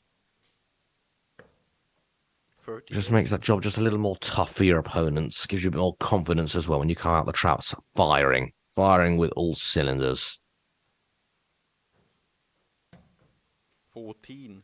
I've said it before, I reckon the bookies would have Jack Langston as the favourite for this game if there was a market for it. 39. But I'd like to see both take a leg or two. Could this be that last leg decider that we have been looking for? Based on my maths, I don't think either of these can qualify in as much as the other two have both played 3 and won at least 2. Which is actually quite basic maths, isn't it? One of these, though, is going to win. 27. Might it be our celebrity guest, Jack Langston? Or could it be he representing his home nation? Along with the majority of players here today, a lot of Swiss players. 38. Manuel Maya.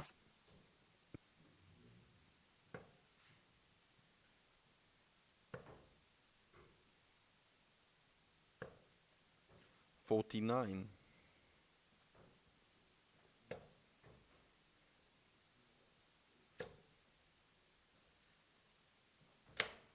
80.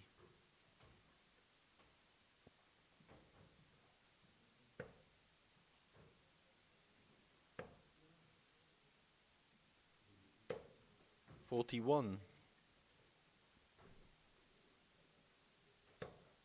I'm doing my best to count the amount of Swiss darts players there are here today, but there are so many, I'm keep losing count.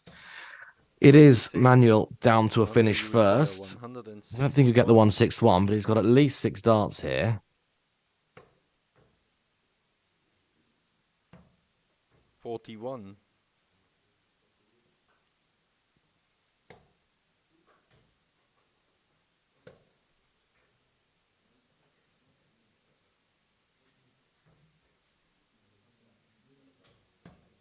52.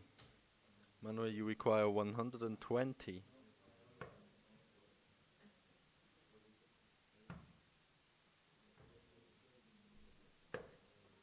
19. Check, you require 167.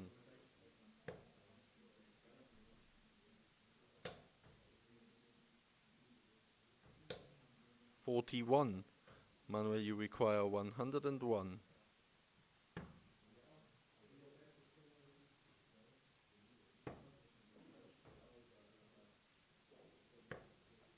22. Check, you require 126. I make it 47 Swiss darts players here today. I'm guessing I've miscounted slightly somewhere, but 42. a reasonable number of 79. players. Marco Mayer, Manuel Mayer. Well, he's gone the controversial treble 13. Mathematically, it 23. kind of makes sense in as much as it leaves 84. tops. But in my opinion, it's got to be 19s, even though it leaves that awkward double 11. You know, if you miss it, it's 20 tops. 28. Manuel, you require 56.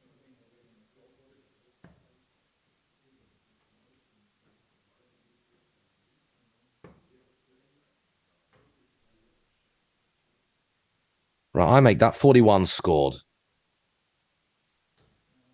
which would leave 15. So it might be down for 3. 48. Okay, Check, you leaves himself require double 4 if he 56. comes back. 37 left. So has his choices. Yep, keep it nice and simple. Big 20. one for Manuel, you double require 18. 8. It's not there, so is Manuel. Well, that's in the hole of the 8. It's a hard dart to get in the hole of the 8. Game shot Oh, in the there it first is. leg. Manuel, Made a Manuel. tremendous adjustment. And Second Maya leg gets is check his to first fourth leg first. of event Game. number 8.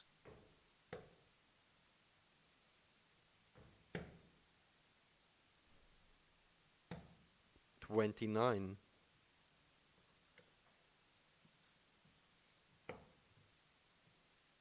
And what would the bookies do now if it was a betting in play scenario? 21. Probably shorten the odds of Maya ever so slightly.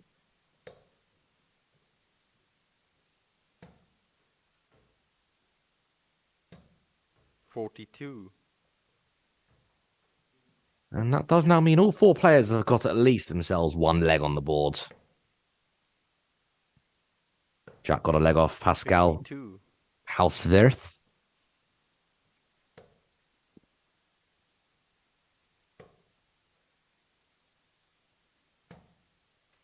$44. And now Manuel has got a leg here. Well, we're certainly seeing an improvement in Manuel. Oh, look at that. 2 lovely trebles. Don't know if he was going for the 18s or not, but they all count. We said, yeah, when we were seeing Manuel in his first game, he was all over the shop. Darts in that double 1. I think it's settled quite nicely now. Well, you say that. 12. And that is textbook commentator's curse, that.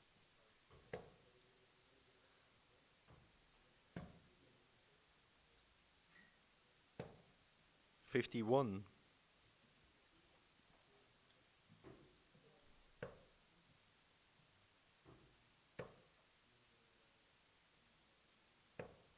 $42.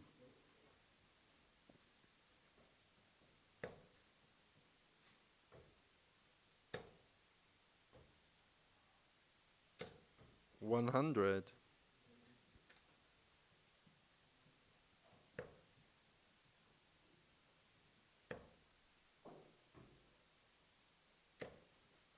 $41.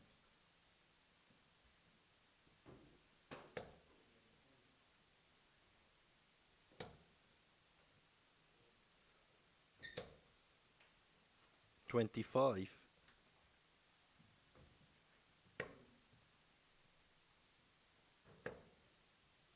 Well, Langston down to a finish first. 34. 152. 152. It's not going to go, but Maya's on a bogey, so it's going to be 6 darts 38. here.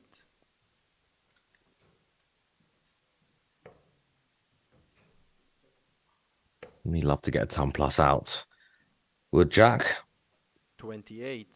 And the crowd will go wild if it happens. 114. Not going to happen now. But still be favourite for this leg. 40. Manuel, you require 137.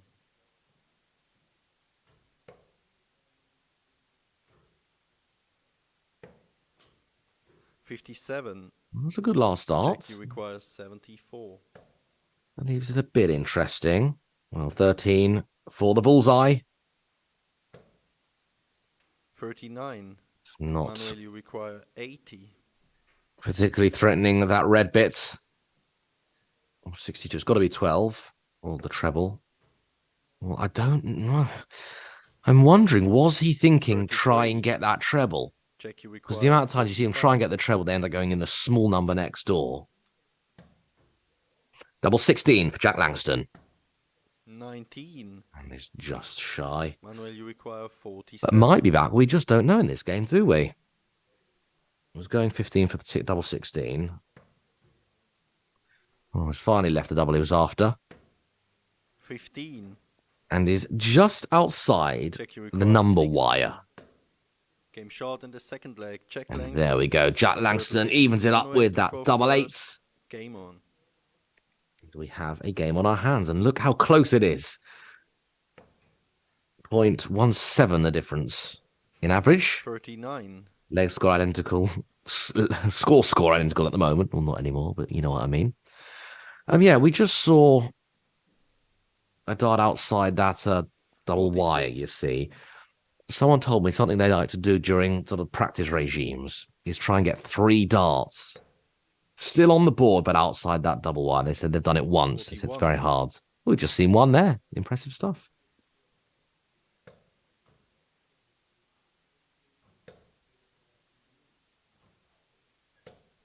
$34.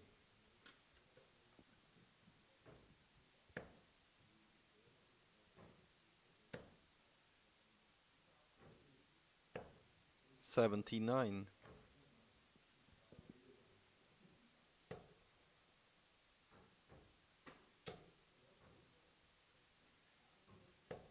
60.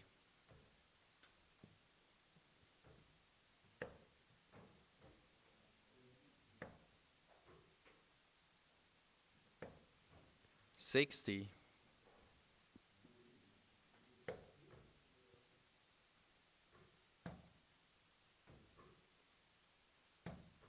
27.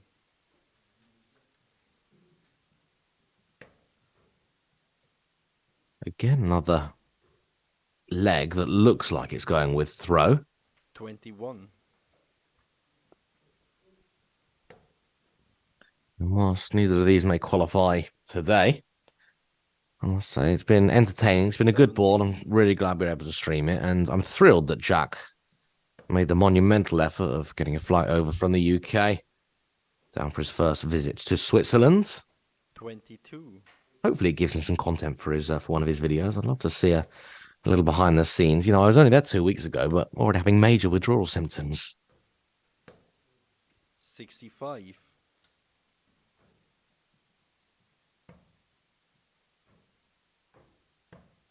'I do hope you have enjoyed 45. last couple of days from the SDC. We had Matt and James giving you commentary yesterday. I must say, I think it was their first ever time doing commentary. You would not know. They did a brilliant job. Brilliant job. Really, really good. Talkative. If you didn't get to see it, I think it is still on YouTube. I'll just check it out. Check out a couple of the games. They know what they are talking about. Let me tell you that for nothing.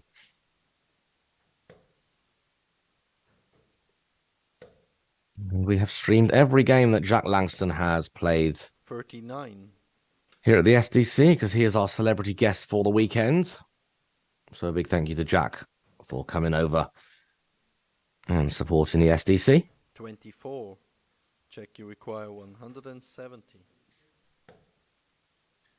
We do wonder who is going to be victorious today. In fact, we wonder that every single day because we just don't 79. know. Statistics would say Marcel Valpen 29. because he always wins. But Rocco's got pedigree. 39. Jochen has got pedigree. Check, you require 91. Stefan Belmont's making his debut.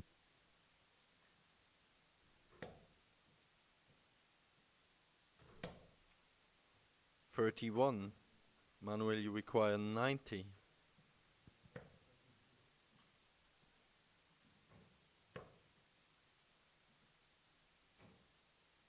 $68 left, treble 20. 42. Yep, he's got the counting right. It's a good counter, isn't he? Check, you require 60. Just the execution. Needs a little bit of work. Double top.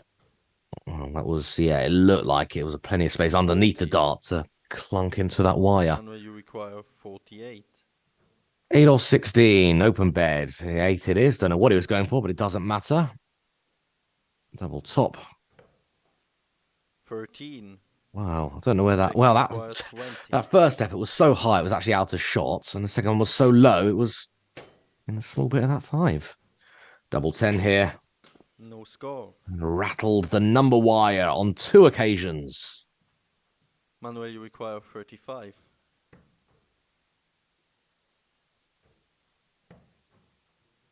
Or 16. 19. Check you Very close require to that 20. treble. Not that close to the double. Yeah, I was going to say, it looks like it needs to step over. Well, he's gone over to the right, and then he's gone back again. 4.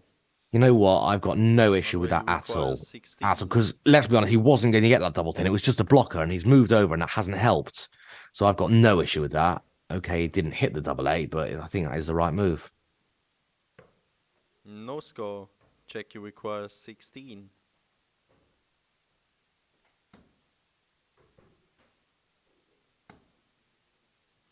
Double 4, a new target. No score. Oh, Manuel, you require dragged 16. it low.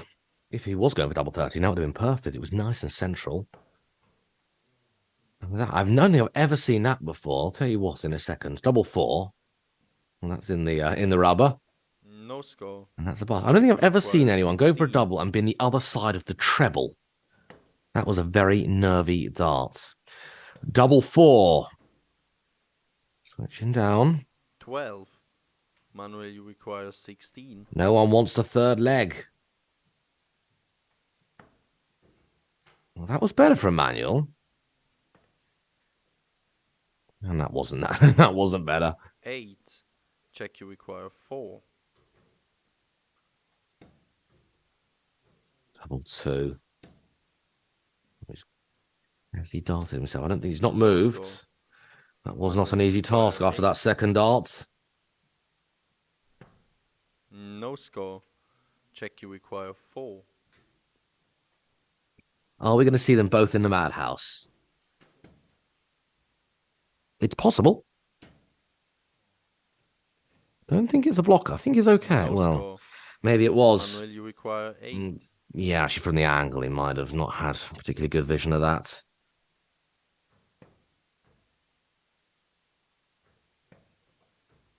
4.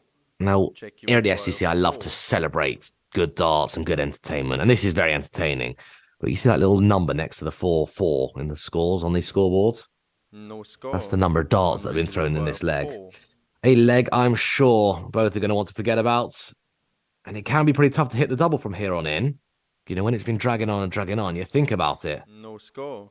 And that was in and out the 4. wrong bed. So someone just needs to hit the double and move. I don't think they'll mind who hits the double. Game shot in the third leg. There we Jack go. Langston. Neither Fourth were leg on the is madhouse. Check to throw first. Game on. It was a 56 darter, I think.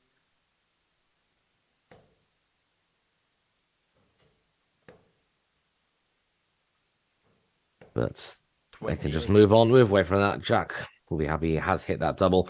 It's completely wrecked the averages, so they are deceptively low. The actual scoring is not 34. 52. But that's darts for you.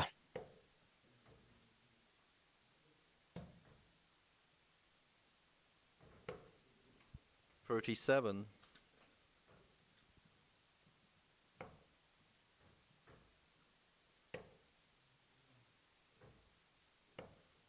45.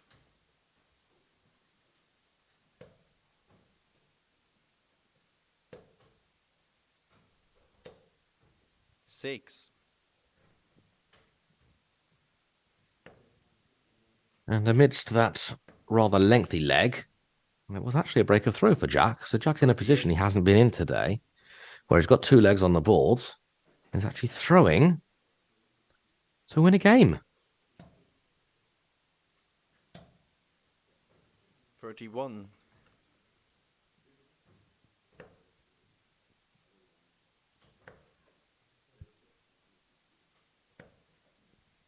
31.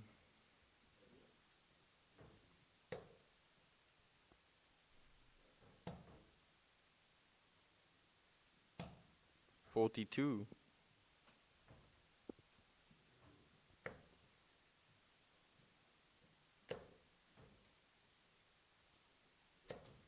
40. Jochen has played 3-1-3, not even lost a leg in the process as well. Lowest average of 68, highest average of 82. just under 82. Marcel, very similar fates. 9 legs played, 9 legs won. 85, his highest average. 10. Rocco has played 3, won 3 as well. But he has lost a leg, Rocco. Not that it particularly matters, but Thierry Arpagus, well done to you. You've done something that no one else has been able to do today, to get a leg off Rocco. 25.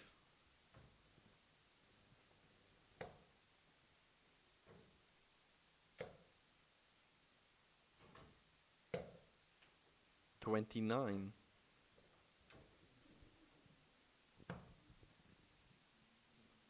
'Alex Fellman has won 2 of his 3 games.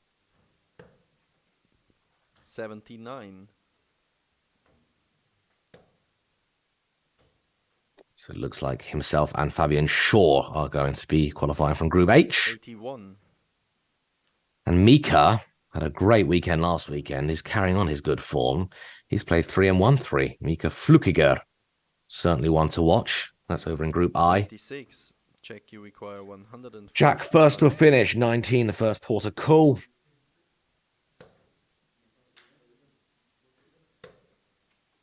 23. Manuel, you require 158. This will be incredibly. It's now on as well. That's a lovely guide. Oh, that was so close. 98. That would have been amazing. That would have been unbelievable. 16. It was a really, really good effort there from Manuel. And there is proof that there's been a progression. If they play 100 more games, Manuel will be scoring tons for fun. 15. Well, 56 score. That's okay. Double 2. Game shot in the fourth leg. Manuel. I don't think I've ever seen 60 taken out that before. Treble 17, double 2. And we have something I've wanted to see all day, a last leg decider. Langston broken that last leg. Myers just broken straight back there. 18. And who can hold their nerve? Will it be the darts referee? Our celebrity guests? 62. Or will it be Manuel Meyer, who I keep calling Marco Meyer? It just rolls off the tongue for me, Marco Meyer. I don't quite know why. 81. Yeah, good last start there. Lovely treble 19. Certainly not a classic, but 85. a tight game, an interesting game, and the only last leg decider we have seen on stream today. What's going to happen after the conclusion of this game is the rest of the event will continue to be streamed with commentary. 41. However, the commentary will be in German language. We have a large German audience who would love to 27. to hear the commentary in their native language. So that is going to be happening for the rest of the day for our knockout games. And who do you think is going to win today? Is Marcel Valpen 5. going to make it 3 for 3? 2 for 2, sorry, not 3. We're going to go 3 for 3 for this weekend. Is he going to make it 2 for 2? A Saturday and a Sunday win. He might, you know. 6. I still think Jochen is due another win. 28. And I'm waiting for that to happen. I'm sure it will happen at some point. Will that day be today? Or might we see a new winner, such as Stefan Belmont? 37.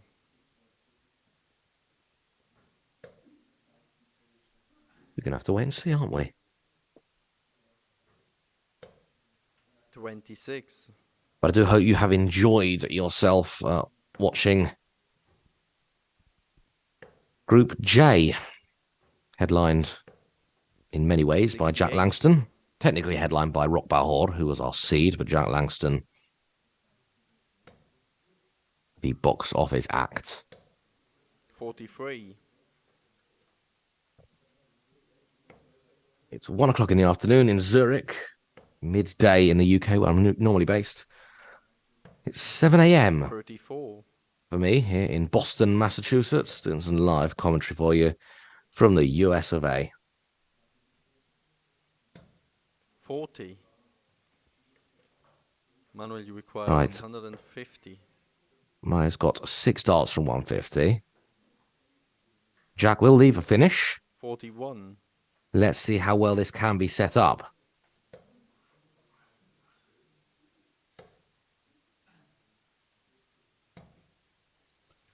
I like that 18 Manuel, first you dart. require 109. Don't know if he was going for it intentionally, but I liked it because single 20 leaves you on a bogey. Now, it doesn't matter 49. because you're going to Check, you require 100. throw more darts and get rid of that bogey. I think it just gives you less pressure. I'd rather be on 167 than 165. 124 with 2 darts is impossible to check out, as is 119. 28. He leaves the round ton. Manuel, He you might be back require for the round 60. ton.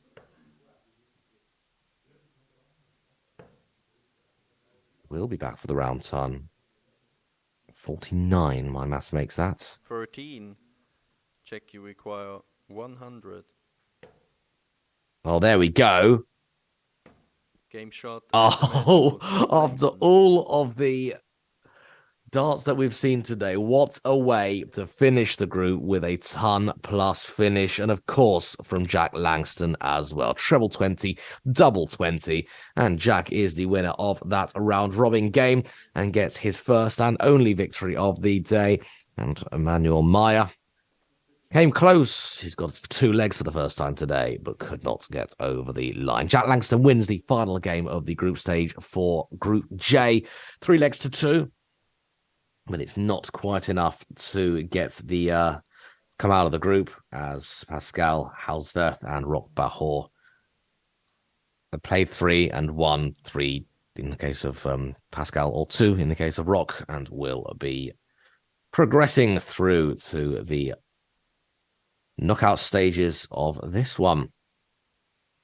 Right, I'm about to jet off. Before I do that, let's just take you through some of the goings on around the groups. So Marcel Valpen, comfortable, 3 wins out of 3. Same with Rocco Fulcinti. Stefan Hachler has won 2 of his games. And is 2-1 up over Stefan Mindum in a battle of the Stefans. Stefan Belmont has just beaten Beat Plus. So he's looking very comfortable as well. Mark Bichel played 3-1-3. Luis Camacho is an interesting one. He's won 1 and he has lost 1 to Christoph Schumann. So that'll be interesting to see if Camacho can get another win. Christoph Schumann, by the way, played 2-1-2. Lucas Dahlmann has played 3-1-3. He's looking very good. Alex Fellman has won 2 and lost 1. I said earlier, Mika Flukiger, certainly one to watch as well. Group K only has 3 players. Hagen Sensed has won all of his games. He's played 4, he's won 4. So it's all looking very open and very interesting. Couldn't even begin to tell you who's going to win or progress, if there's going to be any shocks or whatnots, but time will tell. Now, as I say, commentary is going to continue in German language for our German speakers, auf Deutsch. So if you'd like to carry on watching, please do feel free to do so. And if you don't understand German, you can still appreciate the darts. And you can guess what the commentators are saying, if that's more you. But no, in all seriousness, thank you very much for joining. Thank you once again to the darts referee, Jack Langston, for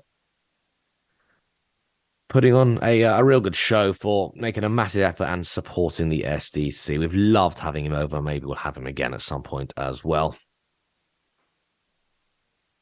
Thanks to our streamers, to all the guys that put on brilliant events here in an absolutely world-class darts setup. Just look at the way this is set up. You know, if this was a professional tournament, I wouldn't think any differently whatsoever. I remember I walked into the event in Schaffhausen a couple of weeks ago, and my mind was blown. And I said, "Where do you store all this stuff?" They said, "Oh, we've just got a garage where we put it all." Very impressive indeed. Thanks again. This is Robbie Dove signing out. I'm sure I'll be back sooner rather than later, bringing you some more live darting action. But in the meantime, though, we do hope you continue to enjoy the show, enjoy the darts, and we'll be back again in the not so distant future. See you soon, guys.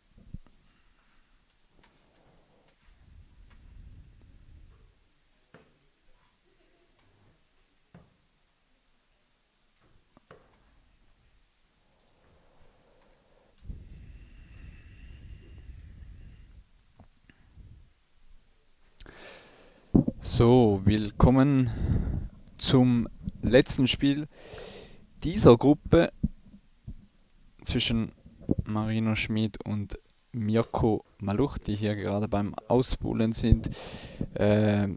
Ab jetzt wird wieder auf Deutsch First leg is kommentiert. Mirko to throw first. Game on.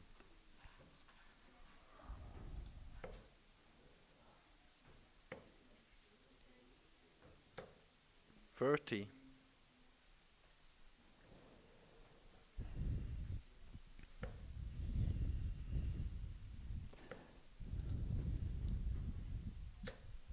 $25.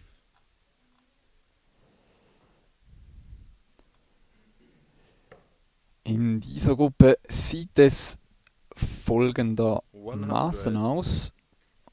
Und zwar steht Mirko Maluch sowie Marino Schmid beide mit 100. 0 Siegen aus den ersten 2 Spielen da.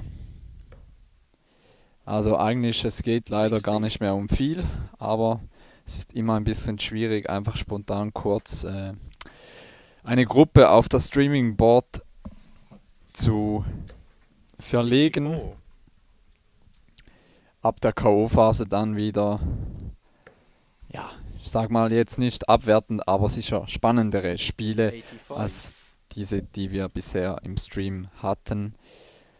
Laurin an meiner Seite, ich habe den Zuschauern gerade erklärt, dass es bei diesem Spiel um gar nichts mehr geht, weil 55. beide bereits beide Spiele verloren haben, wenn ich die Tabelle der Gruppe D richtig interpretiere. 81. Alles klar. Ja, das sieht so aus. Gruppe D verfolgen wir jetzt. Stefan Hechler und Stefan Mindum, also beide gewonnen gegen Mirko und Marino. Somit 60. geht es eigentlich nur noch darum, wer callen muss. 145. Ja, stimmt, Im es geht Sechzehntelfinale. ja. Also Gruppenletzter muss jeweils dann das Sechzehntelfinale callen. Darum, ich glaube, beide sind hier 39. gewillt, mit einem Sieg den Tag zu beenden. Ja, ich denke auch. Trotzdem willst du natürlich das Spiel gewinnen, Und ganz sie klar. Und sie spielen auch sehr gut in diesem ersten Leg. Ja, beide über 60 im Average. Und Achtung, das High Finish war möglich hier für Mirko Maluch. Das wird's aber nicht. 49. Die 106 Marino Punkte. require Vielleicht kann 107. Marino jetzt die 107 Punkte rausnehmen. Das wäre doch mal ein Highlight zum Abschluss der 69, Gruppenphase. sorry. Der Darts Referee hat ja in seinem letzten Leg noch ein 100-Plus-Checkout gemacht. Ja, habe ich gesehen. War sozusagen noch eine, wie sagt man? Ein versöhnlicher Abschluss Genau. mit unserem Turnier. Ich Genau. denke, er war nicht zufrieden mit seiner Leistung, hat man ihm auch ein wenig angesehen, ist da ziemlich schnell abgedüst nach seiner Niederlage. Ja, Aber verständlich, hat sich 59. sicherlich mehr ausgerechnet. Mirko, you require 37. Mirko jetzt Uh. No score. 37 Marino gebastelt mit der require Triple 48. 20. Sieht man auch nicht häufig. nein. Ei, So, jetzt, Doppel 16. eigentlich gleich Ja, nebenan. den kann er anspielen vielleicht. 16. Hat er auch versucht mit dem letzten Pfeil. 37. Naja, verpasst hier wieder die große Zahl. Haben gut begonnen, jetzt ein wenig holprig. Doppel 11, oder? Ja. 26. Ja, auch speziell ist wahrscheinlich einfach auf die untere Hälfte gegangen, dass er sicher eine ungerade Zahl erwischt. Gar nicht so blöd. Also Game shot Doppel in the first 16, leg, der Marino sitzt. Schmid. Und das war, ja, ein ganz Second leg is Marino gutes to Leg. throw 60er first. Average, Game on. 25 Data, 1-0 Marino Schmid. Ja, sehr solide. Eigentlich wäre es fast gut, wenn dieses Spiel ein bisschen länger gehen würde. Dann könnten wir die gesamte Pause bis zur K.O.-Phase überbrücken. Ja, das stimmt. Vielleicht kannst du nebenan noch kurz aufmachen, wie viele Spiele noch offen sind. Dann können wir das 100. ungefähr sagen, wann die Kaufphase weitergehen wird. Es sind nicht mehr so viele Partien offen. Mhm. Heute haben wir leider nicht unseren 39. Zauberer vor Ort, damit wir die Pause überbrücken könnten. Ich hoffe, ihr habt das gestern nicht verpasst. Ansonsten gerne im Stream nachschauen. Fabian 35. Bucher, oder? Heißt der? Ja, genau, Oder Fabian Bucher. Ja. hat da eine kleine Magieshow eingelegt in der Pause. Also es sind nur noch die 22. aktuellen beiden Spiele, also aktuell heißt Jakob Dahlmann gegen Cedric Paul auf Board 6, 1-0 für Jakob Dahlmann. Und in der Gruppe F 45. ist noch eine Partie ausstehend, die noch nicht Luis begonnen hat. Camacho scheinbar Ja, gegen Mario Lupfer. Kann das sein? 45. Nein, das hat er gegen Urs Heberli. gegen Urs Heberli, okay. Dort Luis Camacho definitiv der Favorit. 22. Und wenn man sich die Resultate so anschaut, Ja, Luis Camacho bekannt dafür, dass er nicht der schnellste Spieler ist. Darum auch nicht 84. überraschend, dass diese Gruppe noch nicht fertig ist. War ja gestern auch im Stream zu sehen, sein Spiel. Das ist ja, glaube ich, seine 41. Achtelfinalpartie. Kann das sein? ja, Achtel- oder Viertelfinale, bin ich jetzt auch Viertelfinale nicht sogar. sicher. Aber die beiden Herren, Achtung, spielen Oh, richtig stark. 180 von Marino Schmid und das noch im Livestream, das ist definitiv ein Highlight für ihn. Oh, ja, auf jeden Das Fall. wird er nachher noch nachschauen gehen. Definitiv starke Aufnahme von Marino Schmid, auch zu einem wichtigen Zeitpunkt, spielt sich somit tief in den Finish-Bereich rein. Triple 14 jetzt für Tops. Nein, hat es. Oder war das der Versuch? Keine Ahnung. 47. Ja, vielleicht auch Triple 12, aber das hätte ihm, glaube ich, nicht einmal ein Finish Nein. gelassen. Also. So, und jetzt Mirko Maluch auch noch mit der 180. Oh, also sie bieten hier definitiv was. 55. Wollen ihre Chance wahrnehmen. Haben Oder sich da einiges vorgenommen. kannst du dich erinnern, dass die beiden schon mal im Stream waren? 35. Ja, Marino Therefore you Schmid require 106. erinnere ich mich, glaube ich, auch schon im Stream gesehen zu haben. Mirko Maluch, glaube ich nicht. Ja, und die 60. beiden haben nichts mehr zu verlieren. Marino, Ist you sicherlich require auch ein 20. Vorteil, ohne Druck zu spielen. Und man hat es ja auch gesehen an der Tabelle, die du vorhin gezeigt hast. Die Averages waren jetzt nicht viel schlechter als Ja. diejenigen von Stefan You require und 46. wer war noch in der Gruppe? Stefan Mindum war Genau, das. auch beide Stefans, genau. 14. Der war weit weg. Marino, So, you Doppel require 10 für 10. Marino zum 2-0. Ein Doppel 5. Doppel 5 natürlich. Danke, Laurin. Eins fällt 10. hinein. 10 braucht Sechs. er, nicht Doppel 10. You require Genau. 32. Das Doppel 16. Für Mirko Maluch zum 1:1. Game Und shot, er sitzt. second leg, Mirko Ja, Maluch. gut korrigiert. Der erste war deutlich zu hoch. Third leg is Mirko to throw first. Ach, dieses Leg unter 30 Pfeile, also ganz ordentlich, was wir hier zum Abschluss der Gruppenphase noch zu sehen bekommen. In beiden Spielen übrigens 1-1, die jetzt Seven. am Laufen sind. Dann warten wir doch nur noch, bis das Spiel in der Gruppe F beginnt, zwischen Luis Camacho und Urs Heberli. 30. Bitter für Marino Schmid. Wirft eine 180 im zweiten Leg und verliert das Leg trotzdem noch. Das hat es vorhin noch nicht so oft gegeben. Ich erinnere mich da auch an die erste 180, die wir je in einem unserer Livestreams gesehen haben. Kannst du dich da auch noch erinnern, Marc? Ja, diese hat Felix freigeworfen, oder? Ganz War genau. das? Das ist für mich nach wie vor ein Highlight unserer Streaming-Karriere, wenn Ja, man es vor so allem. nennen will. 5. Wenn man diese 180 anschaut, irgendwie die Pfeile sind so verzögert und Ja. Ist das noch auf YouTube verfügbar? müsste also ja, falls ihr noch in der Pause Ja, nichts zu tun habt, richtig. geht mal auf Steel Dart Club Schaffhausen und schaut euch dort, ich glaube, wir haben nicht mal ein einzelnes Video dazu gemacht, aber auf Instagram wäre es zu sehen, unter den Stories, ja. Ja, stimmt. 180er bei den Stories Steel Dart Club Schaffhausen, sofern es den Account noch gibt, keine Ahnung. Weiß ich auch nicht, aber 41. ja, diese 180, ich glaube, die ist wirklich legendär. Also mit einem Absolut. Average von, ich weiß nicht, 20, 30. Ja, 30 etwa. Und die Pfeile flogen wirklich irgendwo hin, so absolutes Amateurniveau. Klar, es waren noch keine professionellen Turniere und da wird die 180 geworfen, unglaublich. Ja, in den heutigen Streams, da sehen wir immer wieder eine 180, also das Niveau wirklich bemerkenswert, auch von Marino und Mirko. die, wie ich finde, eine gute Partie hier spielen.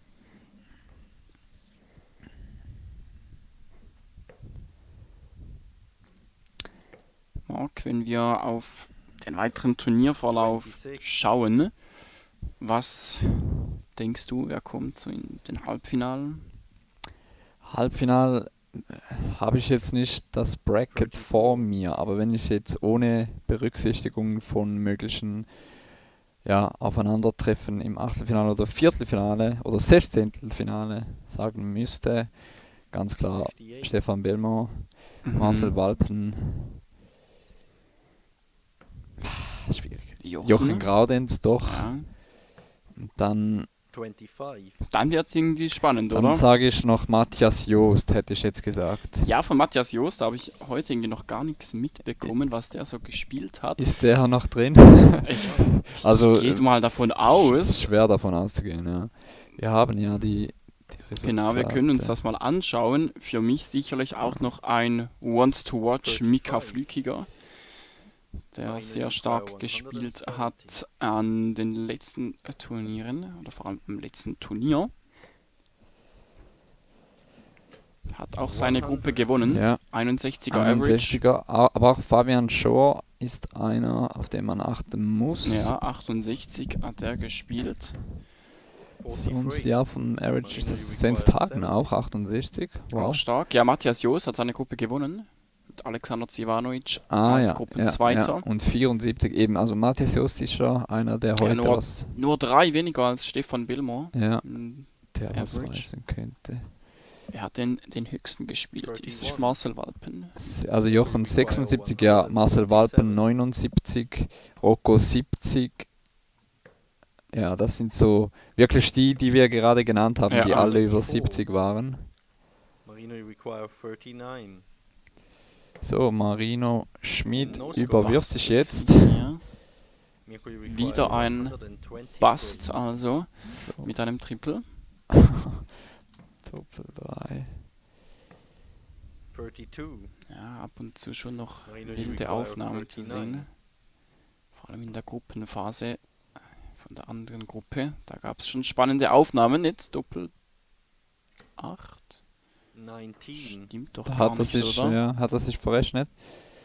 Wird er Jetzt- jetzt gleich Mirko, you merken. require 91. Schauen wir mal auf ihn im Hintergrund.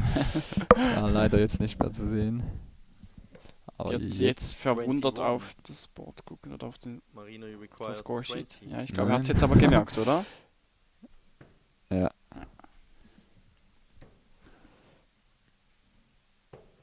No score. Mirko, you Ja, ich require weiß jetzt nicht, 70. wie er da auf die Doppel 8 gekommen ist. Aber 70 Punkte. Noch einmal die 20 für das Bullseye. nein, wäre schon das Bullseye gewesen, Laurin. nach Ach dem so, ersten. stimmt. Entschuldigung, war ja nicht auf 90. Marino, Wollte you natürlich die require 18 für Doppel 16. Verpasst aber auch die.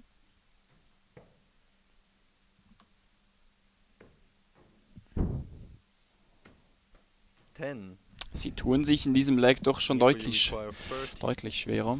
Über 40 Pfeile mittlerweile geworfen. Der Küstenrad hat man sogar gehört. Elfres Doppel 4 gestellt, so, jetzt Marino, aber you langsam. require 10. Die Doppel 5 nicht unbedingt das Lieblingsdoppel aller Dartspieler. Der erste Fall war eigentlich gar nicht schlecht. Das ist Mirko, gar you nicht require gut. Da 80. hätte er vielleicht umstellen sollen. Ui. An den Draht. No score. Ach, der ist weit weg. Marino, you require 5. So, wer nimmt jetzt mit Doppel 2 für Marino Schmid? No score. Und wieder am Draht. Sehr viel Pech im Spiel jetzt. Doppel 4 nochmals. Doppel 1. Was wird er machen? Bleibt außen im Madhouse Es also könnte angekommen. eine Madhouse-Party geben. Ja. Was denkst du, wird No der score. Rekord von gestern egalisiert? Was war das? 86 Pfeile. Ja, sie sind schon Das- bei 50 und Ja. sie haben nicht die besten Doppel, weil vielleicht die No gestern score. hatten vielleicht Doppel 16 stehen nach Marino, you 80. require Ja, vielleicht, ja. Aber bis dahin geht es schon noch ein wenig, bis sie da bei 80 Pfeilen wären. Also er wäre jetzt Und im... nein. Schade. Ah, da hätten wir gerne die Madhouse Party gesehen. Doppel 1. Beide am Draht. Surround, oder? No score. Ja. Ah, sogar. Ja, oben. Oh, da wird alles abmontiert. Ja, der Surround auch ein wenig locker bei Board 1. Wegen des Mikrofons. Marino, you require 5.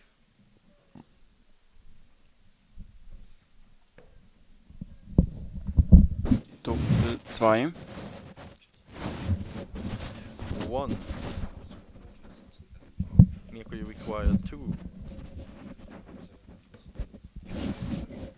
Madhouse nach wie vor für Mirko No score. Maluch. Marino, you require 4. Wir sind bei 60 Pfeilen angekommen. Doppel 2. Jetzt auch Doppel 1.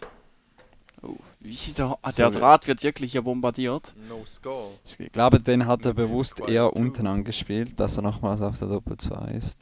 Ja, ich denke auch. Game Und Ja, der da sitzt haben wir dann aber. ihn. Mirko Maluch. Mirko nimmt's mit. Und Marino Okay, ist wahrscheinlich ist auch Marino dankbar, to dass das first. Leg jetzt vorbei Game ist. Ja, so schnell kann es gehen vom 180er zur Madhouse Party. Findet aber in 66. Scoring so einigermaßen wieder zurück. Marc, was geht bei den anderen Partien, welche noch laufen? Wir haben da ja noch 2 Stück, die noch offen sind. Ja, Luis Camacho 2-0, wie erwartet, führt er gegen Urs Heberli und Jakob Dahlmann gegen Cedric Paul geht in den Decider. Geht es da noch um etwas? Fragezeichen. Gute Frage. Ich glaube, 67. diese Partie wird sogar die gesamte Zeit überbrücken bis zur K.O.-Phase, habe ich so das Gefühl. Ich denke, 41. Welche Partie diese? die wir sehen, Ja, das ist könnte die eigentlich ganz letzte gut. Partie sein, die zu Ende geht. Also passt eigentlich sehr Da gut. gegen Cedric Paul. Jakob hat bereits einen Sieg. Ja, das reicht nicht, nein. 45. Leg-Differenz ist Barth zu schlecht. Hat eine bessere Leg-Differenz, oder? Ja, Hat ja. außer... Dann hat er 45. 2. Nein, wie geht das überhaupt? Er kann ja nicht -5 haben. Wenn er einen gewonnen hat, das geht doch gar nicht. 9. Match 1 ist einer, oder? Hat einen Sieg bisher. Und wenn er jetzt noch mal gewinnt, hat er einen zweiten 30. Sieg. Ja, aber er hat auch schon 3 Spiele. Ist das Spiel gerade in diesem Moment fertig geworden? Ah, hat Ja, wahrscheinlich. ist es, ja. So, alles klar, hat klar. verloren. Also, Auch gut. bei diesem Spiel ging es also um nichts mehr und in diesem Moment hat auch Luis Camacho gewonnen. 3:0 Erfolg für ihn und einen starken Average hat er gespielt. Am Schluss, weiß nicht, ob er immer noch über 80 hatte, aber nach dem zweiten Leg waren es über 80 Punkte. Luis Camacho nur als Zweiter weiter. Gut, er war auch mit 6. Christoph Schumann in der Gruppe. Ja, Ich auch glaube, es ein könnte starker einige Spieler. interessante Partien im 16. geben, weil auch ein Alex Fehlmann zum Beispiel nur Zweiter geworden Ja. ist. Viele Spieler mit über 60 im Average, nur Gruppenzweiter. Alexander Zivanovic, ebenfalls 67. Skodran Mamuti 62. Fehlmann hast du erwähnt. Dann haben wir auch noch 29. Frieder Lang, ebenfalls über 60. Camacho. Also das ist unglaublich. Das Niveau heute schon sehr stark, oder? Fabian Limacher, ja, aber das haben wir auch erwartet so, weil der Sonntag Ja, das stimmt. ist ein bisschen besser besetzt als der Samstag.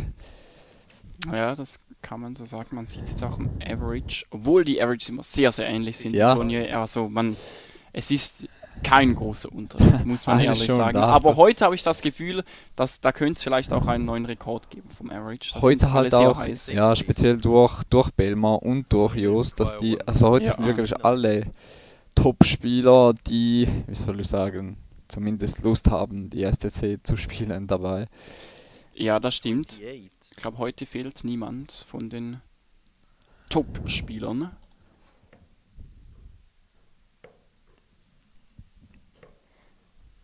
Vielleicht an die Zuschauer im Live-Chat. Wen würdet ihr gerne im Stream sehen am heutigen Tag? Habt ihr da einen Favoriten? Dann schreibt es doch gerne mal rein. Vielleicht können wir das so dann noch berücksichtigen. Marino Schmid versucht hier noch den Last 91. Leg Decider zu erzwingen. Ist auf Mirko, you bestem Weg require dazu. 167. Stellt sich auf 30 Punkte Rest. Okay. War wahrscheinlich nicht so gedacht. Aber 43. ja, wird wahrscheinlich noch Marino, you require mindestens 30. 3 Pfeile. Ja, 6 Pfeile bekommen. Geht da direkt drauf. So, jetzt 7. 7. Ja, 22. gerade noch so. Mirko, you require 124 für Mirko Maluch. Das wäre schon ein Brett. Marino Schmid natürlich. Bleibt oben. Nein, du hattest schon, 28. Ah ja, hast schon ja. richtig Marino, you gesagt. require Irgendwie dieser grüne Punkt verwirrt mich immer. Das Ja, ist einfach, mich auch, ja. Doppel 2 jetzt für Marino. 6. 2:2 wieder Marino, im Mirko, you Madhouse. require 96. Obwohl, Mirko war ja letztes Mal im Madhouse. jetzt hat auch der Caller Roman Löffel die Namen verwechselt. Ja, Es sind Mirko auch- und Marino. Ja, Marino, you irgendwie. require 2. Was ist natürlich ähnlich. Ja, und sie sehen auch gleich aus. Also. Naja. Nicht wirklich. Der war knapp dran. No score. Aber sie sind so, sie sehen nicht gleich aus, aber sie sind so sehr ähnliche Typen, so, wie soll ich sagen? Findest du nicht so Oh, doch, sehr doch, doch. gemütlich beide? Ja, doch, es ist schon sehr ähnlich. 13, 19, okay. 34 Punkte Rest. Doppel 70. 20. Okay. Ja, Marino, you require kann man machen. Game Und der shot sitzt for gleich. play. Der ist drin, somit haben wir Fifth leg is Den Decider. den Mirko Decider in dieser Game letzten laufenden Partie. Wir haben es ja irgendwie raufbeschwört, dass dieses Spiel jetzt das letzte ist. Haben uns ja gewünscht, dass die ganze Pause überbrückt wird. Ich sehe da im Chat Team Connor, also Connor Stieger. Wäre gern gesehen im Stream. Vielleicht so umsetzbar. Laurin, gibt es eine Wette? In dieser Partie hier. 55. Nein, da möchte ich mich nicht aus dem Fenster lehnen. Was hättest du spontan gesagt? Ich hätte Marino Schmid getippt. 38. Okay. Obwohl Mirko den Anwurf hat und auch vorne ist. 26. Mal schauen.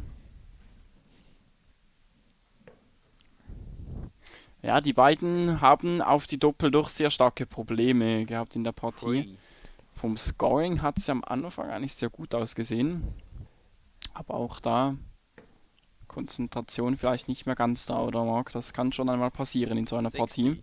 Ja, die ersten beiden Leg war ja ganz gut. Mhm. Erster 60er Average, zweiter 25 Darter. Jetzt einfach die letzten beiden waren nicht so gut. 60. Vielleicht haben sie mitbekommen, dass ihnen knapp 100 Zuschauer zuschauen. Also auf YouTube, natürlich im Schaffhauser-Fernsehen Vielleicht, ja. werden es noch mehr sein. 21. Kann sehr gut sein. In der Lobby im Hotel Alexander läuft ja auch Schaffhauser Fernsehen. Da Ja. schauen also auch noch weitere Personen zu. Nebenan sehen wir noch die Spieler, die sich bereits für die K.O.-Phase warm spielen oder halt einfach noch sich 74. ausspielen, falls sie schon Ja, ausgeschieden sind. das ist immer sehr, sehr interessant bei Dartspielern. Also ich erinnere mich nur an gestern, Sven Hofmann, ja bereits relativ 40. früh ausgeschieden, hat er aber eigentlich den ganzen Abend, Mittag noch weitergespielt. Immer wenn eine Anlage frei war, hat man ihn da gesehen. Noch eine 60. Frage im Live-Chat. Wie steht es bei Mika und Team Flückiger? Mika Flückiger als Gruppensieger weiter, Team Flückiger als Drittplatzierter in seiner Gruppe leider ausgeschieden. 11. Mirko, you require 106. Ist Team der Jüngere oder Ältere? Oder überhaupt Bruder? 13. Doch schon Bruder sein schon, oder? Bruder, aber sie sehen ziemlich gleich alt aus. Schwierig. Nein, ich glaube, Mika ist der Ältere. Okay. Bin mir aber nicht 100% sicher. Aber ich wette mit 30. dir, da kommt gleich ein Kommentar Mirko, you rein. require 103. So, 93 für Mirko Maluch. Also er scheint hier... 72. Okay, warum geht er da auf die 19? Ich weiß, vielleicht wollte er es nicht. Ich glaube, ich weiß nicht. Vielleicht hat er sich auch verrechnet. Das hat auf jeden Fall keinen Sinn ergeben. 15 Rest und dann die 1 für Doppel 7. Okay. Vielleicht die Chance für Marino. Hätten wir jetzt gewettet, wäre das noch ein letzter Hoffnungsschimmer für mich gewesen. Definitiv. Marino auf 200 Punkten Rest noch. Ja, Mirko hat es jetzt auch realisiert, dass er sich da wohl verrechnet hat. Team Flückiger ist nur der Cousin von Mika. Cousin. Okay. Habe ich falsch gesagt. So, Marino Schmid noch bei 200. Müsste jetzt ein bisschen Druck ausüben. Ja, wenn man aber die letzten Legs im Kopf hat, könnte er noch Zeit haben. Das war aber, weil die beide so viel Druck gespürt haben. Ach so, okay, ja. Vielleicht bekommt aber noch einmal die Chance auf das High Finish. Ui. 28. Passt auch die 19, um sich die 100 zu stellen. Das wäre natürlich ein wenig schöner gewesen. Doppel 2, jetzt wieder im Madhouse. No score. Marino, you require 112. Kann Mirko das Spiel nicht beenden? Okay, Achtung. Single 12 für Tops. Holte 10 für 42 Spiele für Doppel 21.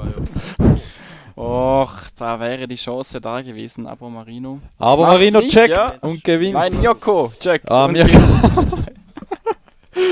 Also bitte entschuldigt, ist erst unser erstes Spiel heute, das Richtig. wir kommentieren, beziehungsweise des gesamten Wochenendes.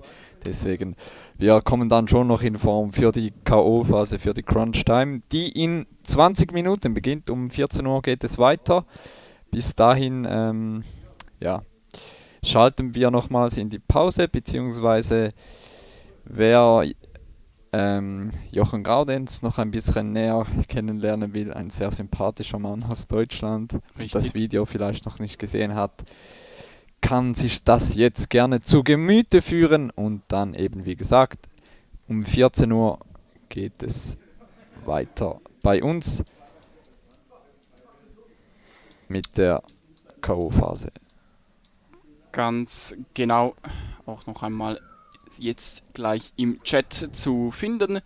Wir wünschen euch eine gute Pause, holt euch noch ein paar Getränke, deckt euch da ein und dann werden wir die Herren Walpen, der im Hintergrund sich noch einspielt, etc. sehen in der K.O.-Phase. Bis gleich.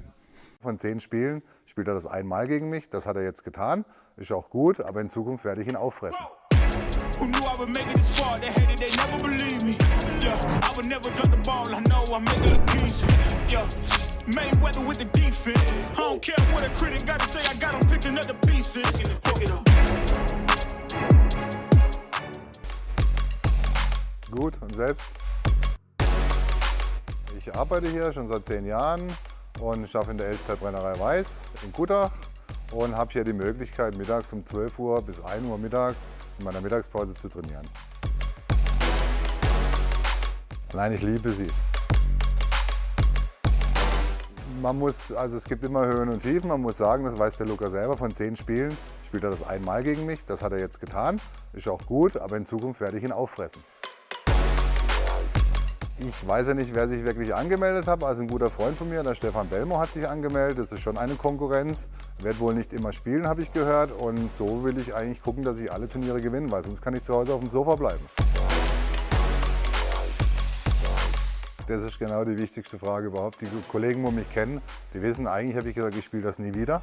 Ja, weil das in Deutschland alles nicht so familiär mit der PDC abläuft. Deswegen habe ich mich für die Schweiz entschieden. Und dann muss ich halt gucken, was ich da für Möglichkeiten habe, wenn ich eine bekommen sollte, wovon ich ausgehe, dass ich sie irgendwie anders eintauschen kann. Ja, da kommen viele Faktoren dazu. Braucht viel Zeit. Da musst du eigentlich deine Familie aufgeben, sozusagen. Und man sieht es jetzt bei Simon Whitlock oder vielen anderen, das passt nicht unter einen Hut. Und eigentlich will ich ein guter Familienvater sein. Challenge Nummer 1, Wir tauschen die Darts. Jeder hat 3 Pfeile. Die höhere Punktzahl gewinnt. Gerne.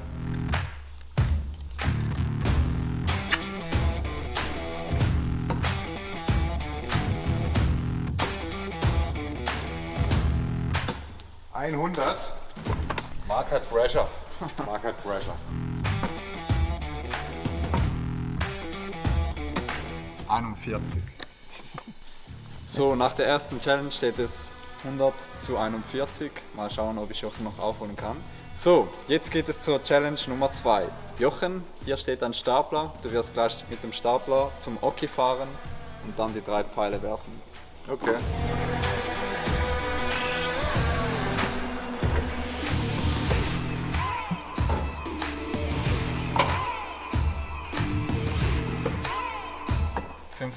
Punkte für Jochen sind 135 nach 2 Challenges für Jochen.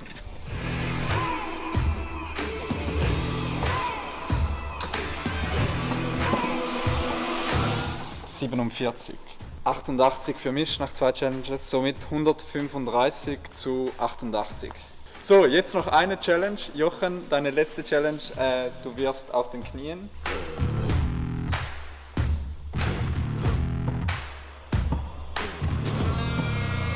Das ist wahrscheinlich meine Chance. 3x3, 9 Punkte für Jochen, somit sein Gesamtscore 144.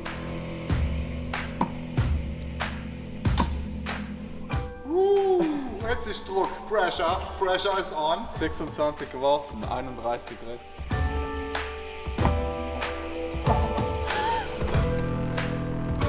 Ja, das war leider nix. Nur 26 geworfen. Jochen somit 31 Punkte besser als ich.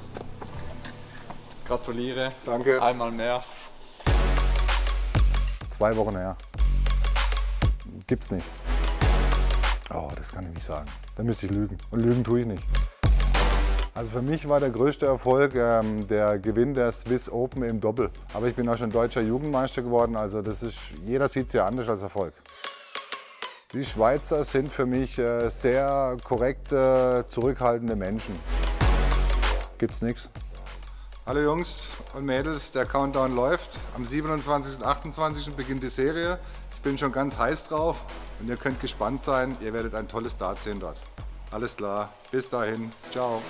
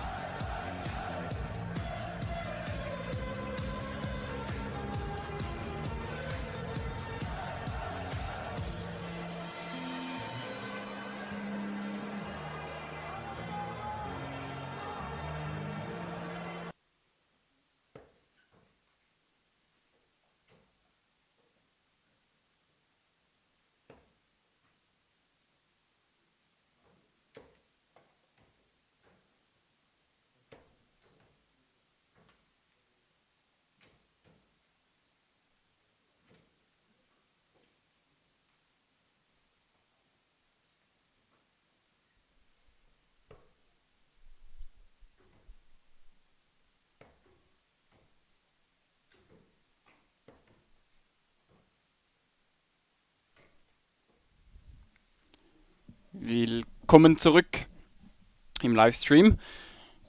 Ihr seht bereits, wer sich da am Aufwärmen ist.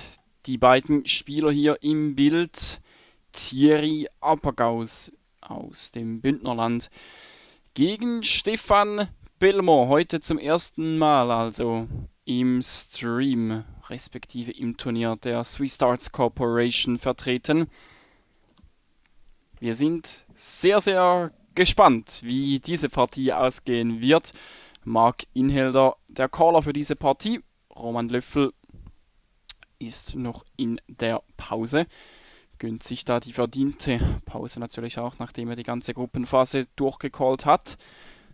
Somit Marc Inhelder am Werk für diese absolut hochkarätige Partie. Stefan Belmont gegen Thierry Apagaus, der sich als Gruppenzweiter durchsetzen konnte. Spielte dabei auch wirklich gute Darts. 57er Average von ihm in der Gruppenphase. Setzt sich hinter Rocco Fulciniti als Gruppenzweiter durch. Und ja, Stefan Belmont hat schon gezeigt, was er drauf hat gegen Alexander Zivanovic und Tizian Knöpfel in einer Dreiergruppe. 74 von ihm im Average gespielt in der gesamten Gruppenphase. Das doch auch bemerkenswert von ihm. Einer der höchsten Averages in der Gruppenphase. Nur Marcel Walpen war da besser.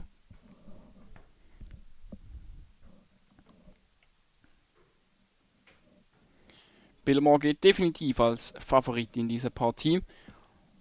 Aber wir sind gespannt, ob Thierry Apagaus ihm ein wenig etwas entgegenzusetzen hat, ob er sich da pushen kann und eine Chance hat. Ich glaube, es geht da ans Ausbullen. Single Bull von Belmont, Apagaus. 25. Ebenfalls Single Bull. Geht in die zweite Runde. Apagaus. Outside. Outside.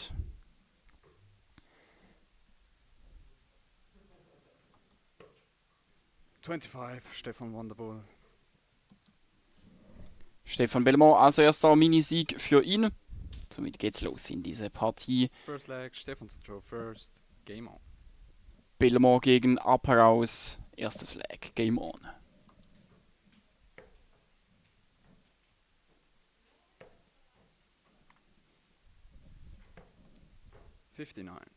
Belmont mit sehr leichten Pfeilen unterwegs. Beim Einspielen gab es da eine kleine Diskussion mit den anderen Spielern. Es war interessant zu sehen.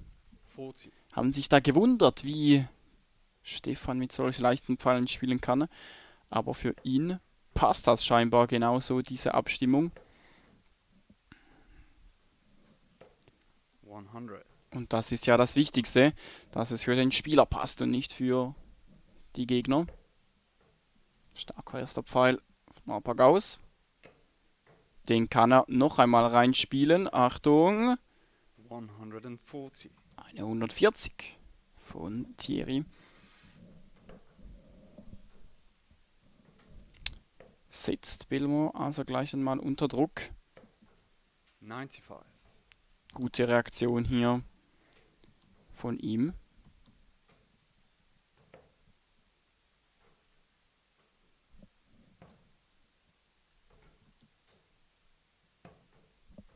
$31.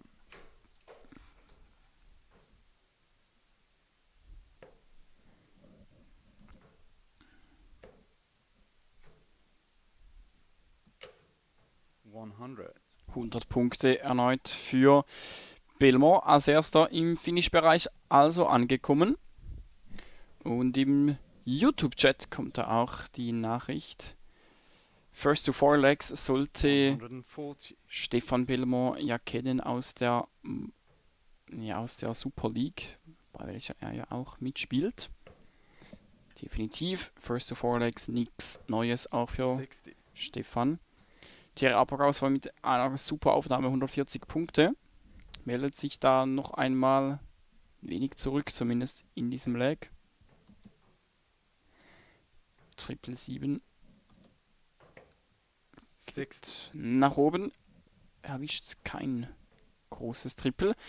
87 Punkte jetzt für Stefan Belmont. Verpasst die große Zahl. 15 für das Bullseye. 71. Stellt sich aber, traut Apagaus die 90 Punkte nicht zu. Und der hat jetzt die Chance. Doppel 15. Zum 1:0 macht's aber nicht. Somit 78. behält Belmont also recht. Doppel 8 für ihn. Nein. Auch der ist es noch nicht. Doppel 4. Letzter Pfeil in der Hand. 8. Auch der ist nur am Draht. Somit die Chance für Apagaus zum Break im ersten Leg. Doppel 6. Und der ist drin. 1:0 für Thierry Apagaus in diesem 16. Finale. Stark gespielt, direkt gebreakt also. Apagaus in Front.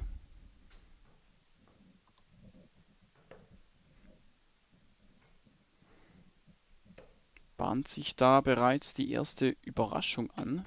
100. Starker letzter Pfeil, bringt den noch zwischen diese beiden Pfeile rein. Stark gemacht. Achtung, jetzt aber Belmont.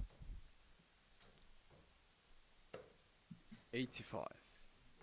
85 Punkte von ihm zum Start in dieses zweite Leg.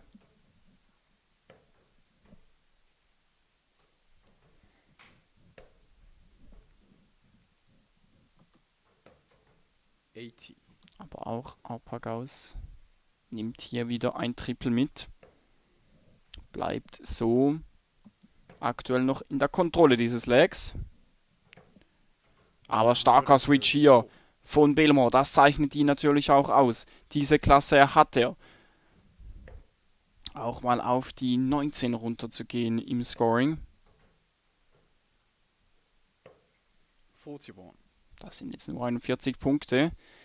Somit Stefan Belmont auf dem Weg zum direkten Rebreak. Wieder der starke Switch nach unten. 96. 96 Punkte, um sich nach nur 9 geworfenen Pfeilen, nein, noch kein Finish zu lassen. Aber befindet sich in einer super Position.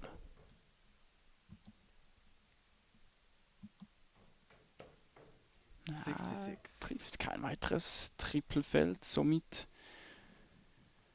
riecht hier nach direktem Rebreak für Belmont.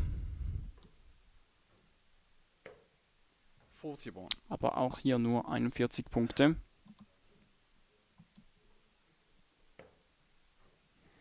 Ist aber als erster im Finish-Bereich und wird mindestens mal 3 Pfeile Zeit haben. Jetzt sind es sogar sicher 6 Pfeile. 169, eine Bogey Number. Kann nicht ausgecheckt werden in 3 Pfeilen. 41.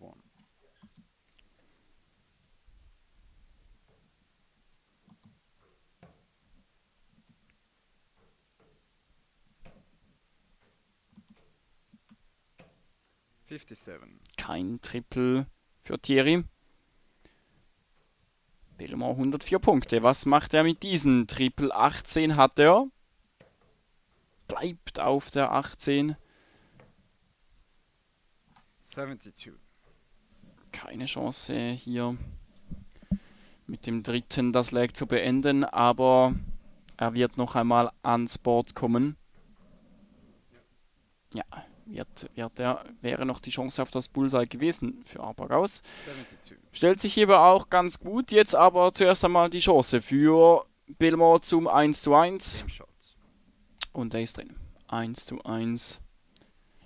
Souverän gemacht hier von Stefan Belmont zum 1:1 in dieser sehr guten Partie bisher. Beide über 70 im Average. Aber natürlich kann Stefan Belmont noch deutlich mehr 59. als was er hier zeigt.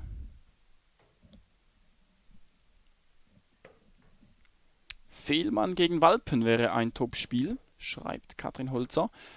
Definitiv, das wäre auch eine klasse Begegnung. Vielleicht kommt es auch noch dazu, respektive spielen die denn jetzt schon gegeneinander? 140. 140 Punkte für Belmont, stark gemacht. Vielleicht können wir diesen Augenblick hier kurz nutzen, um auf andere Partien 41. zu schauen. Zum Beispiel Jochen Graudenz führt 2:0 in seiner Partie.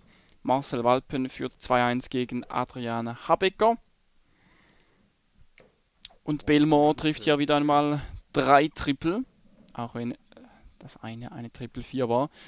Stellt sich hier den Big Fish. Vielleicht ist es ja heute endlich soweit. 80. Oh, unglücklicher Bouncer. Stefan Belmont, 170 Punkte. Konzentrieren wir uns doch zuerst mal darauf. Leider. Nein. 96. Mika Flückiger gegen Stefan Mindum. Da steht es 1:1. Also auch da noch eine ausgeglichene Partie. Matthias Jost gegen Luis Gamacho. Auch eine 30. klasse Partie. 2:1 für Jost. Aktuell. Triple 14 für die Doppel 16 von Belmont. Game Shot. Und den macht er 74 Punkte gecheckt in 3 Pfeilen. Belmont also hier jetzt in Front.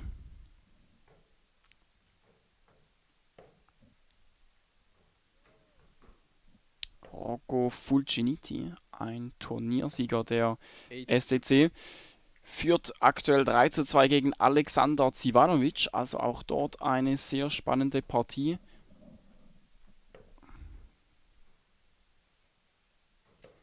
Und 100. Fehlmann, der ja noch angesprochen wurde, führt ebenfalls 2:1 in seiner Partie.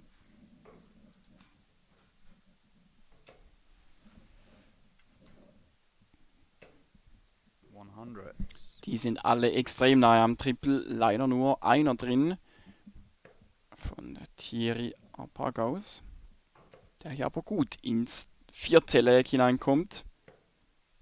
39.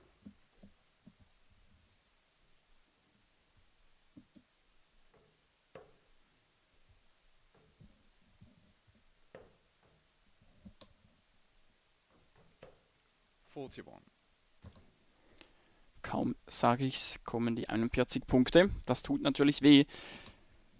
In so einem Zeitpunkt. 140. Den einen Belmont bestraft dich da sofort. 140 von ihm. Klasse Aufnahme hier von ihm. 45. Stefan Belmont, der vor 2 Wochen ja noch an der WM-Qualifikation gespielt hat in Österreich, konnte sich da aber leider, wie auch 130. alle anderen Schweizer, nicht qualifizieren für das Endturnier. Nichtsdestotrotz kann er da auf seine Leistung sicherlich stolz sein, hat gegen den Österreicher 25. Rodriguez verloren.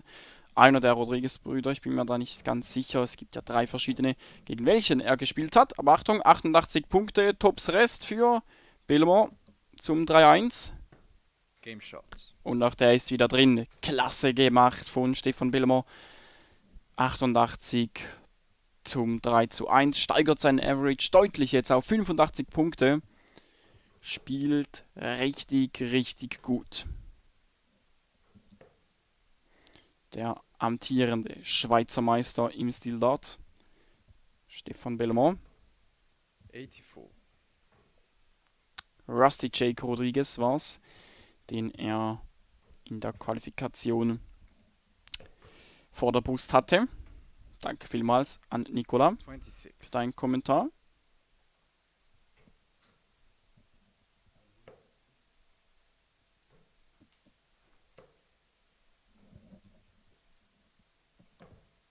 59.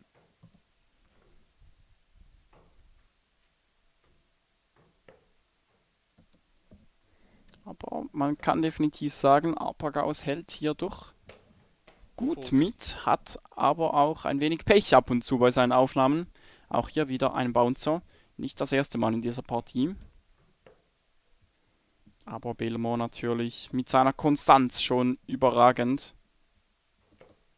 140. Wieder eine 140 von ihm. Arpagaus kann ja nur den Kopf schütteln. Das ist richtig stark, was hier Belmore jetzt ans Board zaubert. 36.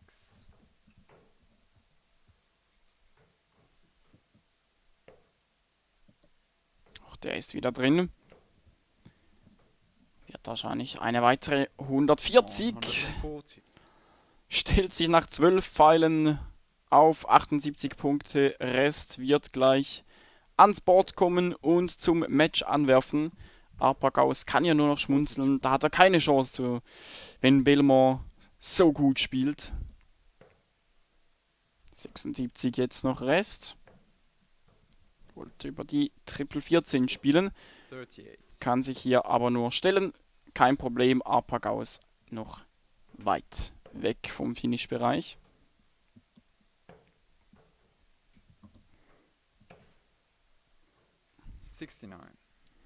Stefan Belmore zum Einzug ins Achtelfinale. Tops Rest für ihn.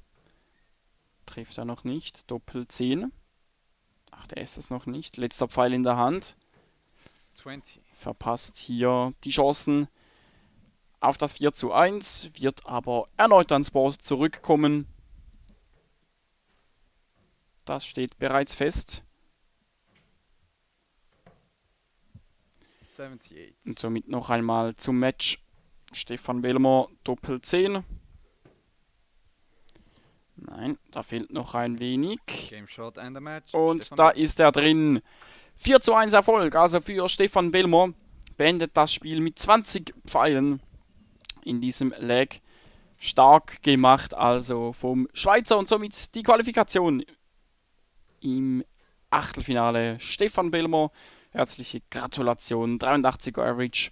Eine souveräne Partie hier also von Stefan Belmore. Und somit zeigen wir euch hier noch einmal den Rabattcode vom Hauptsponsor des Turniers.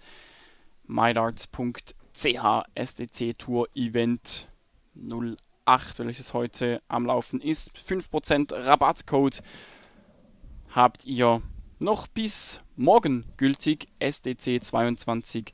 Da freut sich natürlich unser Sponsor Stefan Felder definitiv. Herzlichen Dank noch einmal an dieser Stelle. Und somit verabschieden wir uns an dieser Stelle in die Pause und sehen uns dann gleich mit der nächsten Partie im Achtelfinale bereits.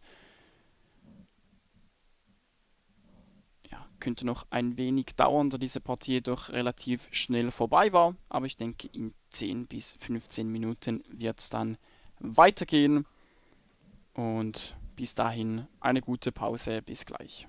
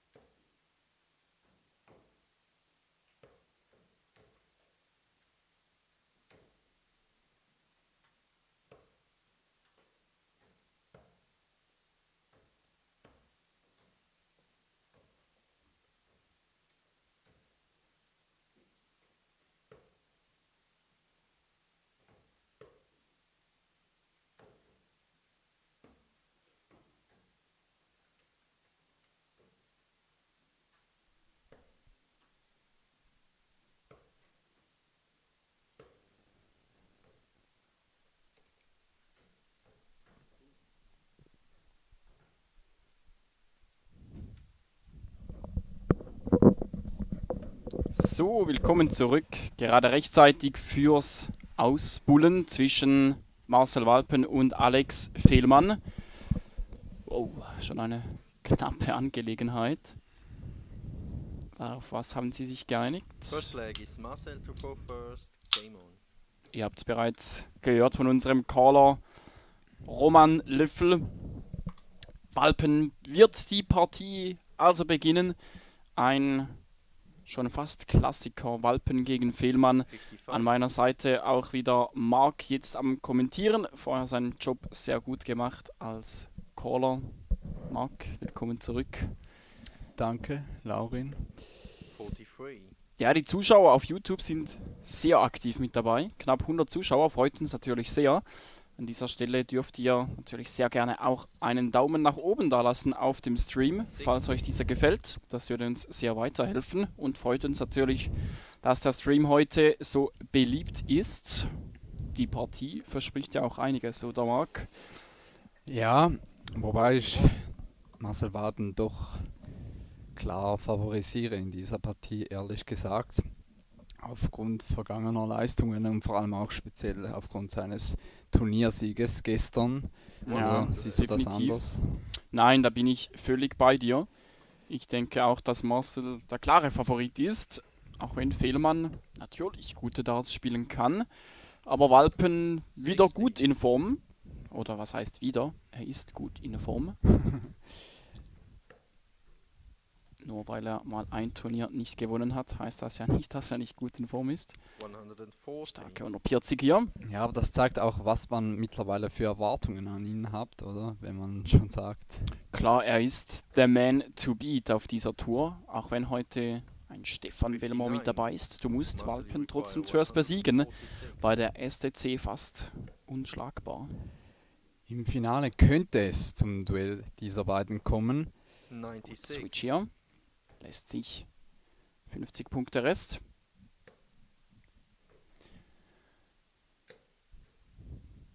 Ja, Fehlmann unlucky. Dem zweiten Pfeil in der Triple 1 geht jetzt runter. 82. Marcel, you require 50. Walpen 50 Punkte zum 1:0.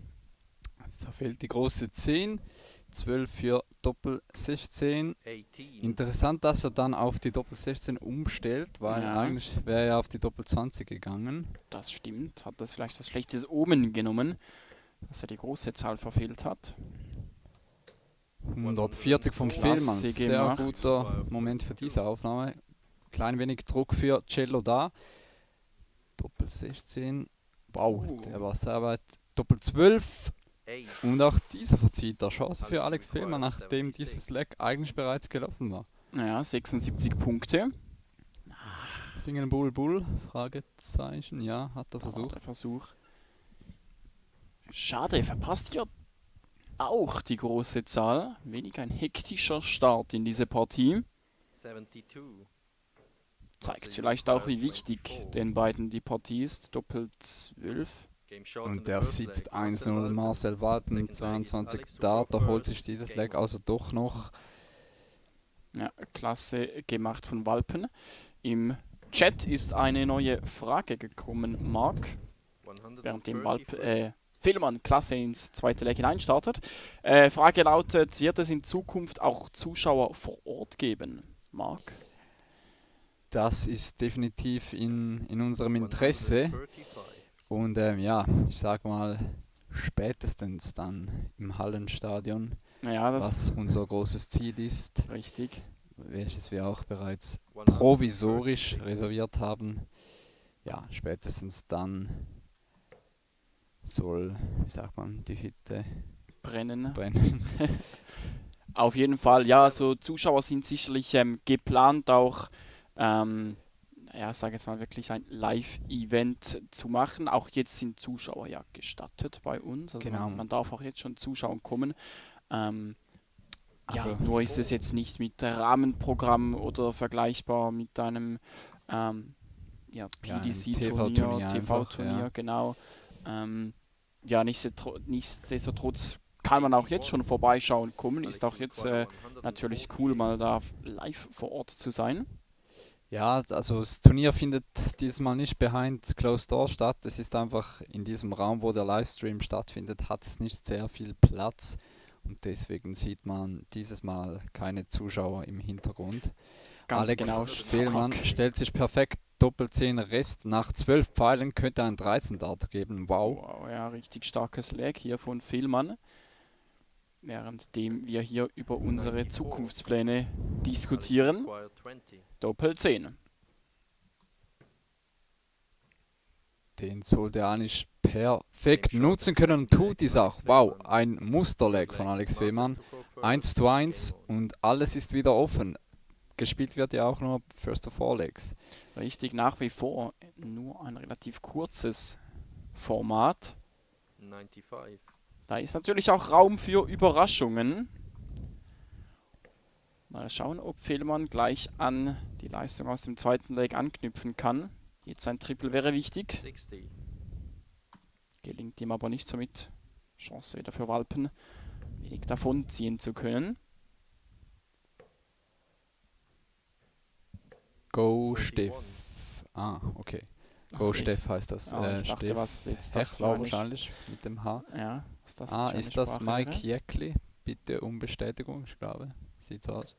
Starke 171 von Marcel Walpen. Wow. Von Alex Fehlmann natürlich. Ja, jetzt habe ich auch gerade gedacht, Walpen, nein, Walpen geht da nicht fast nie auf die 19, 59. zumindest mit dem ersten Pfeil.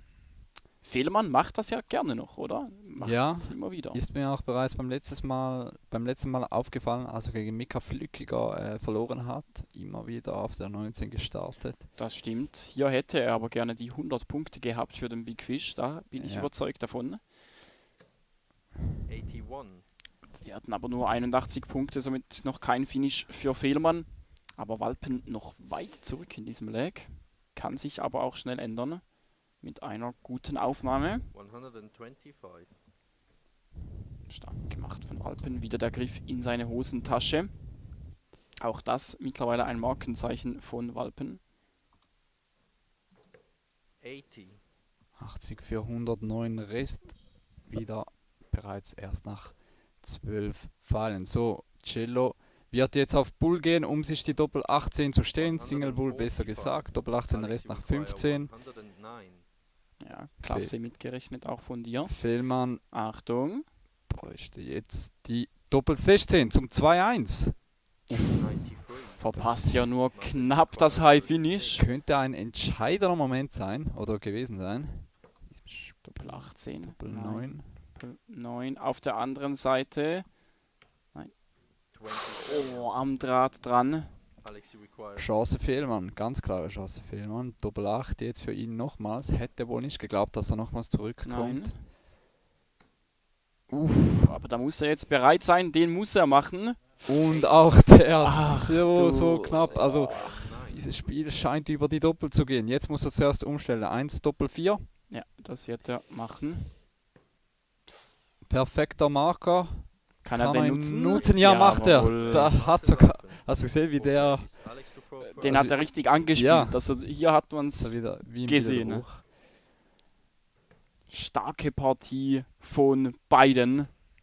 Und bereits wieder ein guter Start für Fehlmann. 2 Triple mitgenommen. Klasse gemacht von Alex Fehlmann. Liefert hier eine tolle Partie gegen Walpen. 81. 10 Punkte besser im Average nach 3 gespielten Legs, aber 2-1 hinten. Das siehst du auch selten. Ja, hat wahrscheinlich auch mit dem ersten Deck zu tun, wo er viele Pfeile auf den Doppel liegen gelassen hat. Ja, das stimmt. Und vor allem natürlich den 13 Darter waren es, glaube ich, oder? Zu seinem. Ja, Deck. 14 Darter, 14 ja genau. Darter. Fehlmann spielt dann am 14 Darter. Eben Average immer so eine Sache. Es sagt jetzt nicht wirklich viel über dieses Spiel aus. Aber Fehlmann kann hier bis unlucky 57 Punkte liegen auf dem Boden. Es wäre eine 171 gewesen, die hätten ihm perfekte Ja. 100 Punkte gelassen. Bitter. Ja, der Aber ist immer noch. so gut Ja, unterwegs. es sieht auf dieser immer noch Doppel sehr 19. gut aus.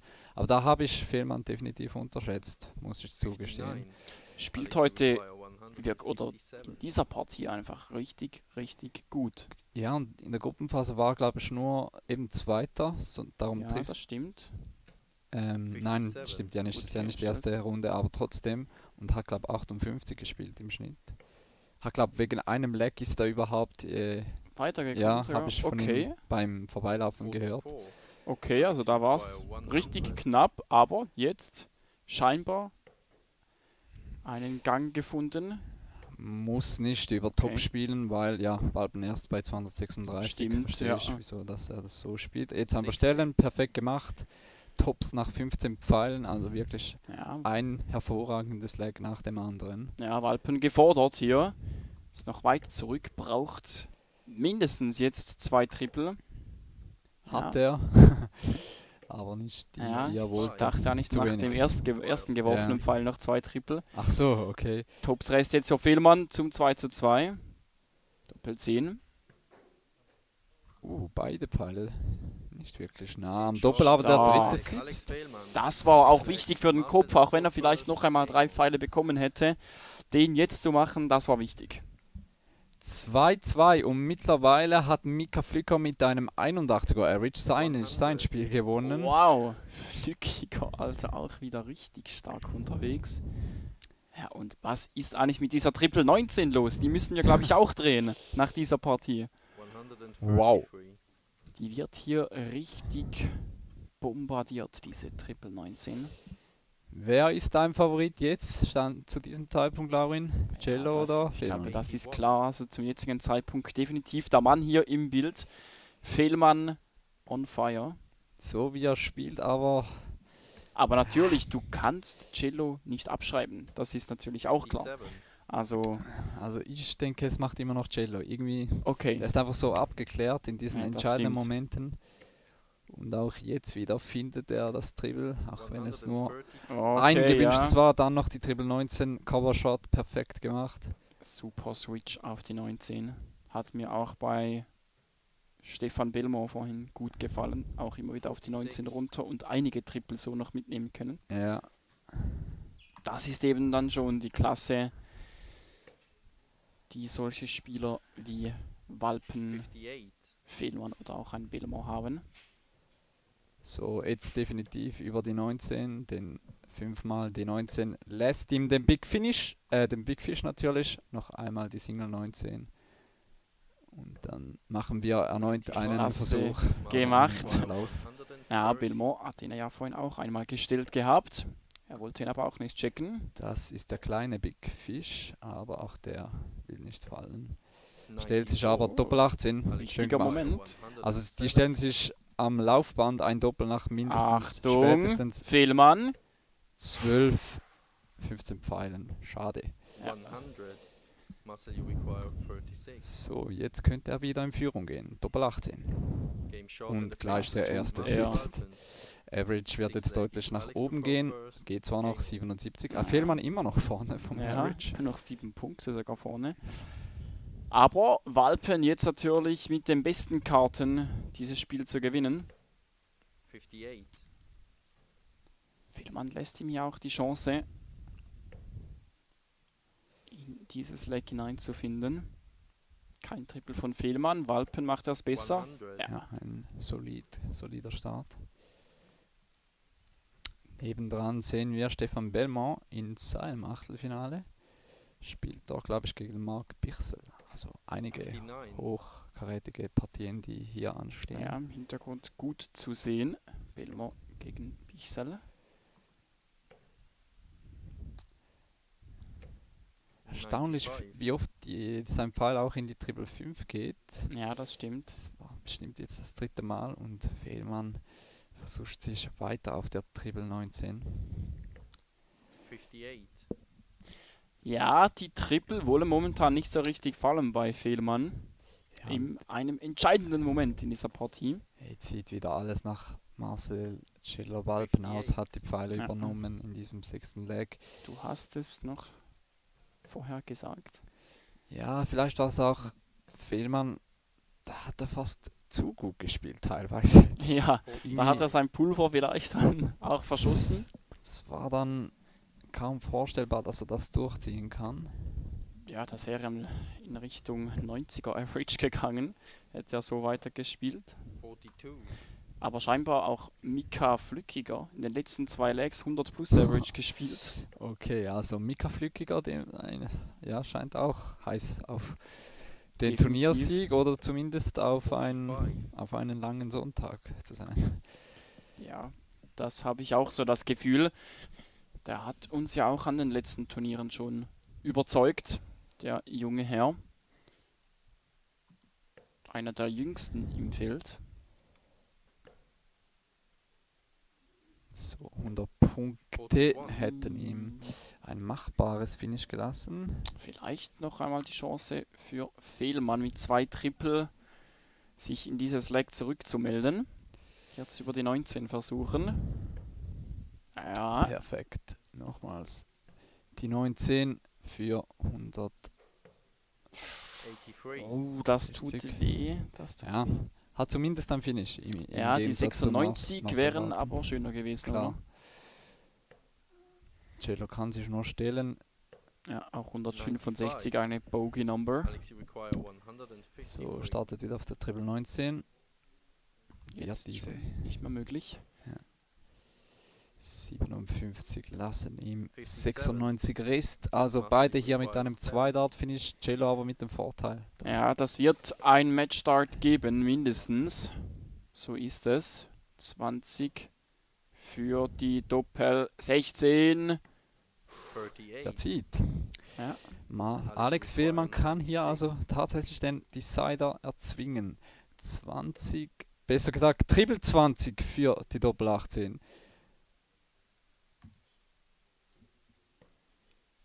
Doppel 9. Oh. Der hätte es sein müssen. Wie knapp war der schon wieder vorbei und somit Chance für diesen Mann hier. Doppel 16 zum Match für Walpen. Match for Marcel Walpen. Der Favorit setzt sich also durch, aber Fehlmann wird sich da ärgern. Aber ganz sicher spielt Den einen besseren besseren Average. Ja. Unglaublich. Trotzdem verliert 4:2. Spielt 79 Punkte im Average, macht vermeintlich fast alles richtig. Aber Walpen dann am Schluss einfach doch wieder zu gut, zu Abgeklärt. effizient. Ja, Ja. oder effizient. So, vielleicht noch Toto-Resultat, wie sagt man auch? Was? Ja, es gibt doch so ein Toto-Resultat, da hast du früher SMS gekriegt, um die Fußballresultate. Ach so, ja, zu checken. kenn ich jetzt nicht. Nur noch 2 Partien auf jeden Fall im Gange. Lukas Dahlmann auch stark unterwegs, 79 Average gegen Tobias Siegfried, Ja. 3-1 vorne. Den habe ich vorher noch völlig, wie sagt man, wenn du nicht gut drauf bist, aber Ach so, ja, niedergeschlagen. niedergeschlagen, genau, an der Bar aufgefunden und gefragt, was los ist. Hat er gesagt, ja, ich spiele da einfach einen Mill zusammen, zu Hause spiele ich 80, 90, aber ich bringe es Ja. einfach nicht hier hin. Was soll das Ganze? Und jetzt scheint das hinzukriegen. Ja, also sowieso die Winning Averages alle über 70 im Achtelfinale, Marc. Schon brutal stark, oder? Das stimmt, ja. also das hast du Jochen jetzt Graudenz gut 4-0 gesehen. gegen Frieder Lang, 79 Punkte. Dann Stefan Bellmer gegen Marc Bichsel. 80, 87, Jost Matthias, Neun- 4-0 gegen Stefan Hechler gewonnen. 79, 11, Rocco Fulciniti gegen Gunnar Stieger, ebenfalls 4-0. 71, 57, Auch stark. Lukas Dahlmann soeben 4:1 gewonnen gegen Tobias Siegfried. 74, 40, Mika Flückiger den höchsten Average im Achtelfinale, 4-0 gegen Fabian Schor. 81, 24. Wow. Und dann noch unser Spiel, das wir im Stream gesehen haben, Marcel Walpen gegen Alex Fehlmann. Und 4:2 gewonnen. den Ehrenmann, den Sie gerade im Bild hatten, ist Oi. CEO von MyDarts, also Inhaber von MyDarts besser gesagt. Und ja, da hat sich unsere Kamera leider selbstständig gemacht. Wieder einmal. Aber weil es doch gerade passend ist, wer sich mal ein Dartboard bestellen möchte und das selbst mal ausprobieren möchte und sehen oder erfahren will, dass das nicht so einfach ist, wie es aussieht, soll sich doch bei MyDarts eine Dartscheibe bestellen. Pfeile, das muss auch nicht teuer sein, da kriegst du eine Scheibe für 40 Franken. Richtig. Pfeile für, ja, wenn du einigermaßen gut haben willst, vielleicht 50 Franken. Aber da bist du immer noch unter 100 und kannst... Kannst direkt loslegen. Ja, also genau. für unter 100 Franken kannst du eigentlich dein neues Hobby beginnen. Also eine coole Sache.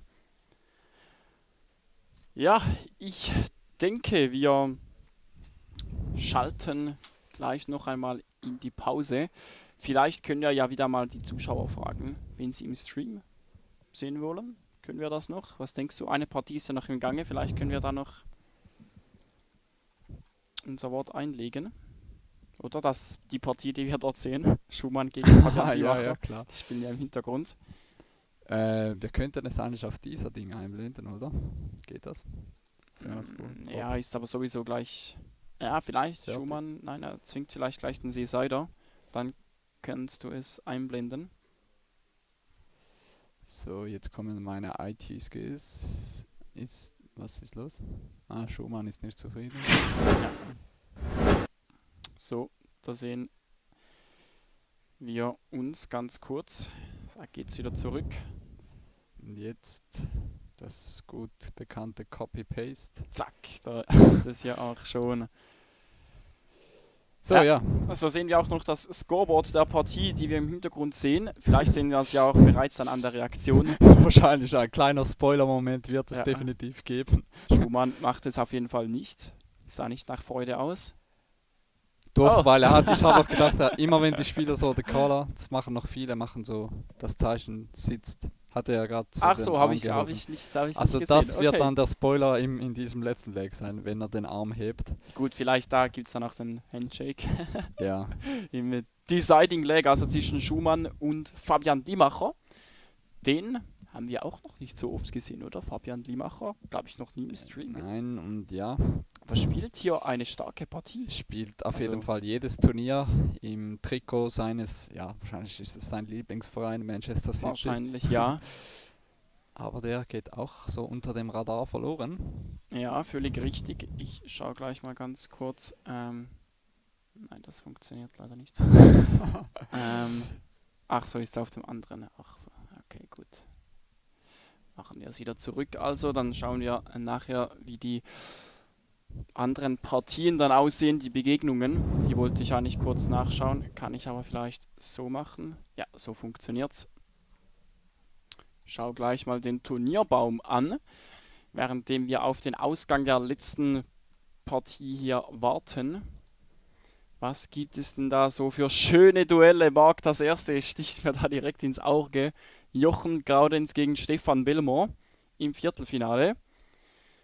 Matthias Joost wird dann auf den Sieger dieser Partie treffen, Christoph Schumann oder Fabian Limacher. Rocco gegen Lukas Dahlmann, auch hier wieder eine Wiederholung. Das letzte Duell konnte ja Lukas Dahlmann 4-1 für sich entscheiden.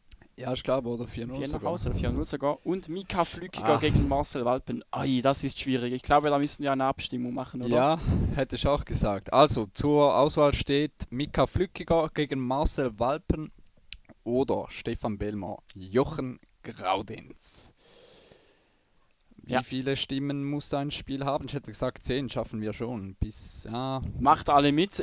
Bis die Partie fertig ja. ist. Perfekt. Wir Perfekt. schauen bis dahin nicht in den Chat oder respektive ich schaue mal auf meinem Handy, was da so für Voten reinkommen.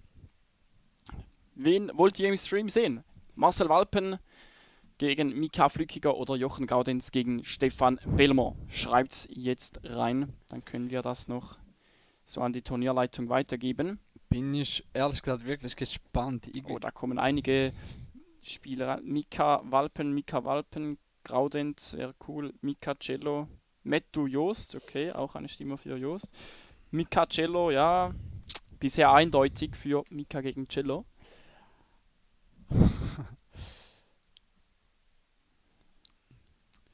Ja, Mika war heute leider noch nicht im Stream. Das stimmt, Belmont war ja War bereits im auch Stream. schon, Cello zwar auch.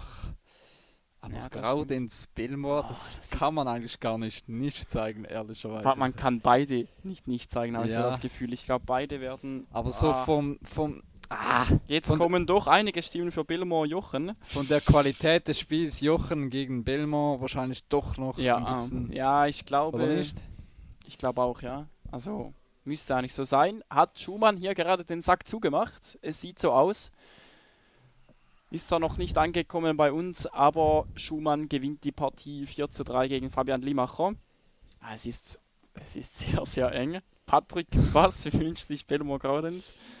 Also eindeutig Billy. Ja, also eindeutig ist es definitiv nicht. Also wir machen jetzt, es ist Eingabeschluss jetzt. Wir zählen das Ganze aus. Marc, du zählst die Stimmen Walpen Ja. gegen Mika, ich die Jochen Ach gegen so, Belmo. dann muss ich auch noch mein Handy. Also ich sag's dir und Okay. wir zählen einfach, oder? Also einmal Mika Walpen, nochmal Mika Walpen, Ja, Jochen, ja, Mika Cello, ja, Jost nehmen wir jetzt da raus, Mika Cello, ja, Mika Cello, ja, Beli Jochen, ja, Beli Jochen, ja, Beli ja. Jochen, 5-5. Cello Mika, Ja, Mika Cello, ja, Belmo, ja, Mika Cello, ja, Mika Cello, Ja. Belmo, ja, Belmo, ja, Cello Mika, ja, Mika Cello, ja, Belmo, ja. Cello, eindeutig Beli, Mika Cello, Graudenz, Ja. ich bin bei 11, du? 13-11 Cello bis jetzt. Mika Cello, aber da wird es mehrmals reingeschrieben. Ach Es ist so, ja, unglaublich. schwierig, ja. Soll ich kurz nach oben gehen, weil die Ja. legen das vielleicht schon ohne uns Ja, fest. und ich schaue dann. noch kurz, dass die Partie gespeichert wird im Hintergrund, weil die ist, glaube ich, noch nicht Ja. abgeschlossen. Da könnt ihr eh nicht weitermachen. Ihr seht es gleich im Stream, wen wir auswählen, würde ich vorschlagen. Es ist auf jeden Fall sehr eng, aber ihr könnt euch auf eine absolute Top-Partie freuen. Und somit verabschieden wir uns ganz kurz in die Pause und sehen uns dann gleich wieder. Bis gleich.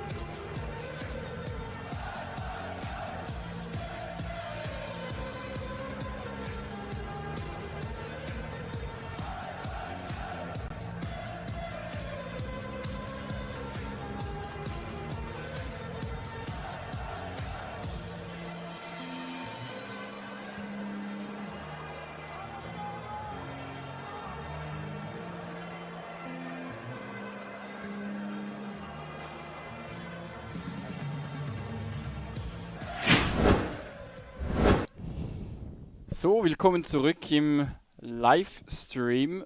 Marc und ich in der Kommentatorenkabine wäre schon fast übertrieben. In der Abstellkammer. Ja, wie wir es so schön nennen. Ja, wir beobachten noch die Partie Mika Flückiger natürlich gegen Marcel Walpen. Solange Jochen gegen Belmont noch nicht spielen, die sind da noch in der Pause, mussten sich noch ein wenig erholen von der letzten Partie. Ja, an dieser Stelle Entschuldigung an alle, die sich Mika Flicker gegen Marcel Walpen gewünscht haben. Ja. Irgendwie steht dieses Scoreboard fest, steht es still, oder? Ach so, ja, stimmt. Entschuldigung, kannst vielleicht... Ja, jetzt so. ist es wieder aktuell. Ja, Entschuldigung, eben leider mussten wir uns, sind uns da die Hände gebunden, da entscheidet das Schaffhauser-Fernsehen. Spaß beiseite. Nein, es ist einfach richtig schwierig. Ich meine, wir haben 2 so gute Partien und wir haben nur einen Livestream. Das ist jetzt nun mal einfach so. Wir haben momentan einen zweiten Stream nicht verfügbar, könnte man sagen. Darum, wir haben ja nur einen Stream, somit können wir auch nur eine Partie zeigen. Aber der Sieger der beiden könnte ja dann vielleicht im nächsten Spiel wieder im Stream zu sehen sein.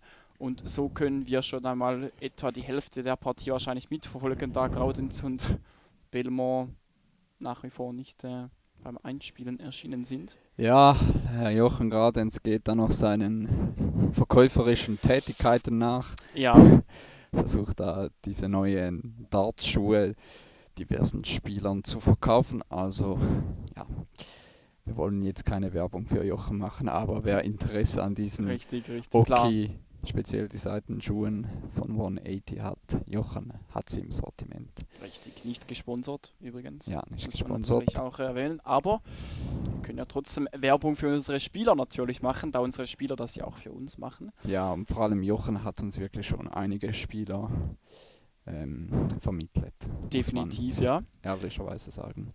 Ja, an dieser Stelle darf sicherlich nochmal erwähnt werden. Ihr seht es auch unten eingeblendet, ungefähr hier. Folgt uns doch sehr gerne auf unseren sozialen Medien, sei das auf YouTube, auf welche ihr wahrscheinlich zuschaut, oder auf Twitch. Da haben wir auch einen Kanal, der auch jetzt gerade live ist.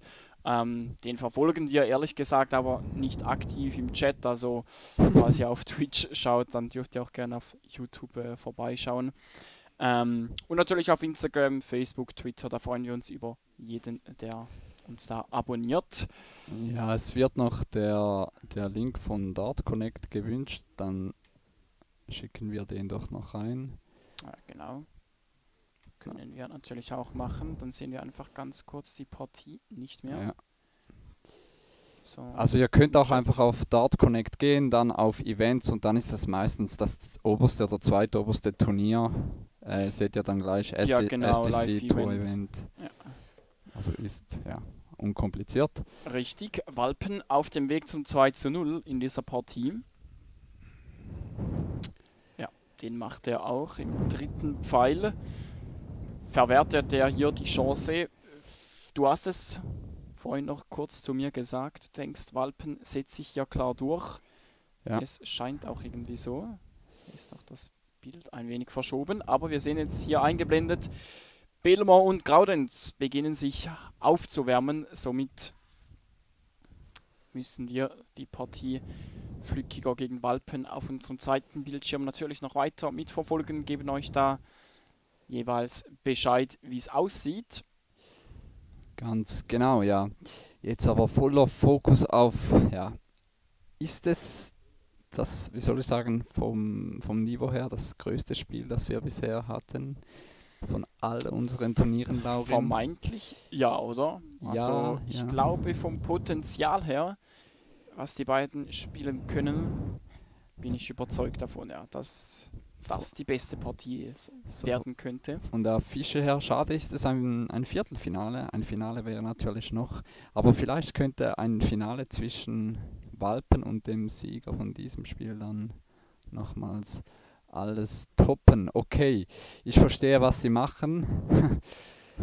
Vielleicht auch gewünscht, oder? Ja, sehr wahrscheinlich. Das Board sah wirklich sehr mitgenommen aus, als ich es vorher kurz angeschaut habe. Ich verstehe, was sie machen. Natürlich für unseren Sponsor MyDarts.ch nicht ganz so cool. Ja, darum kehren wir es ja nicht Genau. während dem Turnier. Und deswegen haben wir auch immer pro Turniertag ein neues Board, aber scheinbar scheint nicht mal ein neues pro Tag auszureichen. Ja, die Zahlen müssen dann noch Ich nachjustiert glaube, werden. das werden sie schon noch feststellen. Ja, Ich denke auch, Roman ist hier sehr, sehr erfahren, aber Nein, es scheint.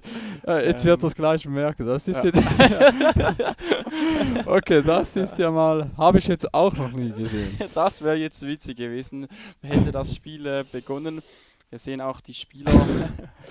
Amüsante Szene hier auf jeden Fall. Ja, kann natürlich auch den Besten passieren. Roman Löffel, wirklich ein hervorragender Caller, muss man ehrlicherweise so sagen. Auch sein Auftritt heute wieder ganz, ganz cool. Wird ausgebullt? Nein, noch nicht. Da wird noch ein wenig. Ich denke noch eingewärmt. 9 Pfeile mindestens jeder. Ja, Oder 6. So haben sie es vorgemacht. Als ich dann irgendwann kam, haben sie gesagt, noch 6 Pfeile jeder. Wird wahrscheinlich jetzt ähnlich ablaufen. So, in den anderen Partien hat jetzt Marcel Walpen soeben das dritte Leg auch für sich entschieden. Also Okay. 3-0 Marcel Cello Walpen gegen Mika Flückiger. 1-0 für Matthias Joost gegen Christoph Schumann. Und in der letzten Partie, Laurin, dort haben wir Rocco Fulciniti, Lukas Damann. genau. Dort steht es aktuell 1:1. Auch das eine äußerst spannende Partie. 1:1 und beide aufs Loch 74 im Average. Okay, sieht man auch nicht oft. Jetzt gerade 2-1 Rocco. Also, man könnte sagen, überall sind die Favoriten in Führung bis jetzt. Ja, das werden wahrscheinlich jetzt die letzten 3 Practice Starts sein von Stefan Belmont. Wir können ganz kurz vor der Partie noch die Frage mitnehmen, was haben die Tourcard gekostet, Marc? Ich glaube, jetzt beginnt es, oder? Bullen, ja. Ah, Pull-up. Okay. Die Tourcard, ja, danke für die Frage. An Darts für alle. Belmont, erster Minisieg. In dieser Saison haben sie 250 Franken für 10 Turniere gekostet, also sozusagen 25 Franken pro Turnier. Für die nächste Saison werden wir die Tourcards ja vor allen Voraussicht im Dezember ausschreiben. Dann seht ihr dann, was die neuen Tourcards kosten, was alles inbegriffen sein wird. Ja. Genau, da könnt ihr gespannt sein. Wird in einem ähnlichen Preisrahmen auf jeden Fall sein. Und noch das gerade auch noch mitzunehmen, Ersatzspieler wird nächste Saison wahrscheinlich auch ein wenig anders sein. Aktuell sind das 30 Franken pro Turnier und Jochen Gaudenz hat mit 3 Punkten begonnen. Ist mir jetzt auch entgangen. Stimmt das wirklich? Okay. Spezieller Start in diese Partie und 3 und jetzt 180. Das wäre mal ein Kontrast unglaublich. von einem Average von 3 auf 91. Das habe ich auch noch nie gesehen, Marc. 100. Es ist wieder mal Zeit für eine Prediction. Marc, wen siehst du in dieser Partie vorne? Vielleicht beginne ich für einmal mit meiner Prediction. Ich sage jetzt einfach mal, es gibt eine kleine Überraschung und Gaudenz kommt weiter. Okay. Ich sage Stefan Belmont 4:2. 40. Irgendwie, ja, ich weiß nicht. Bauchgefühl einfach. Ja. Klar, Stefan Belmont, der Favorit in dieser Partie. 48. Ist auf das Bullseye gegangen. Aber Jochen Graudenz, der kann gute Pfeile spielen, hat sich hier auch das das Big Fish Finish 85. gestellt. Jochen, you require 100. Also wieder einmal die Chance auf den Big Fish. Oh, knapp vorbei. Der will einfach nicht fallen. Eieiei. So ein großes Triple hätte er noch gebraucht. Mhm. Bei Belmont kann das jetzt ziemlich locker spielen, sage ich jetzt einfach mal so. Ja, ein Triple würde ihm sicherlich einen Vorteil in diesem Leg bringen. Aber nur 60, okay. Jochen 144 sind ihm eigentlich, also ja, für ihn absolut machbar, aber natürlich auch schwierig. Ja, vor allem, wenn du da nur 41 Punkte aufs Board bringst, das ist zu wenig. 96 Punkte, wahrscheinlich über die 20. Wird keinen Pfeil auf den Doppel bekommen. 56. Gaudenz voraussichtlich über das Bullseye, oder? Sein Ja, Blick da geht hast du recht. definitiv auf das Bullseye.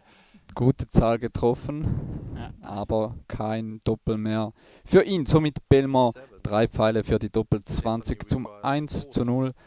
Anwurf könnte er damit bestätigen. Doppel 10. Noch ein Dart in der Hand. Druck jetzt für Belmont, aber der sitzt. Ruhig geblieben in dieser schwierigen Situation. Klasse gemacht von Stefan Belmont. Also Cello hat sich durchgesetzt gegen Mika Flückiger 4:0. Wow. Du hast Und es gesagt, es könnte noch eine deutliche Partie geben. ja, aber auch so ein Bauchgefühl. Einmal hatte ich recht damit. Ja. Rocco 3:1 gegen Lukas Damann. Ihn hatten wir heute irgendwie nicht auf der Rechnung, wo wir da die Halbfinalisten aufgezählt hatten. Nicht so wirklich, hat in den letzten Turnieren nicht ganz überzeugen können. Darum vielleicht unter dem Radar heute geblieben. 100. Aber Gaudenz oder Belmont, einer unserer Tipps, wird es auch nicht. Das ist schon mal fix. Ja, Da natürlich Stefan Belmont heute als ungesetzter Spieler ins Turnier eingestiegen ist, da er noch nie bei uns gespielt hat vor diesem Turnier. so 360 gegen 360. Letzter Pfeil in der Triple 20. Wichtiger Pfeil für Jochen Gaudenz. Spielt das Leg somit weiterhin von vorne, außer Belmont wirft jetzt eine 180. Aber er scheint nach unten zu gehen, ja, 139. Auch gut. Scheinbar einer, der sehr, sehr gerne switcht, Stefan Belmont. Kann Jochen hier nochmals ein Triple finden? Nein, 160. Immerhin im Finish-Bereich angekommen.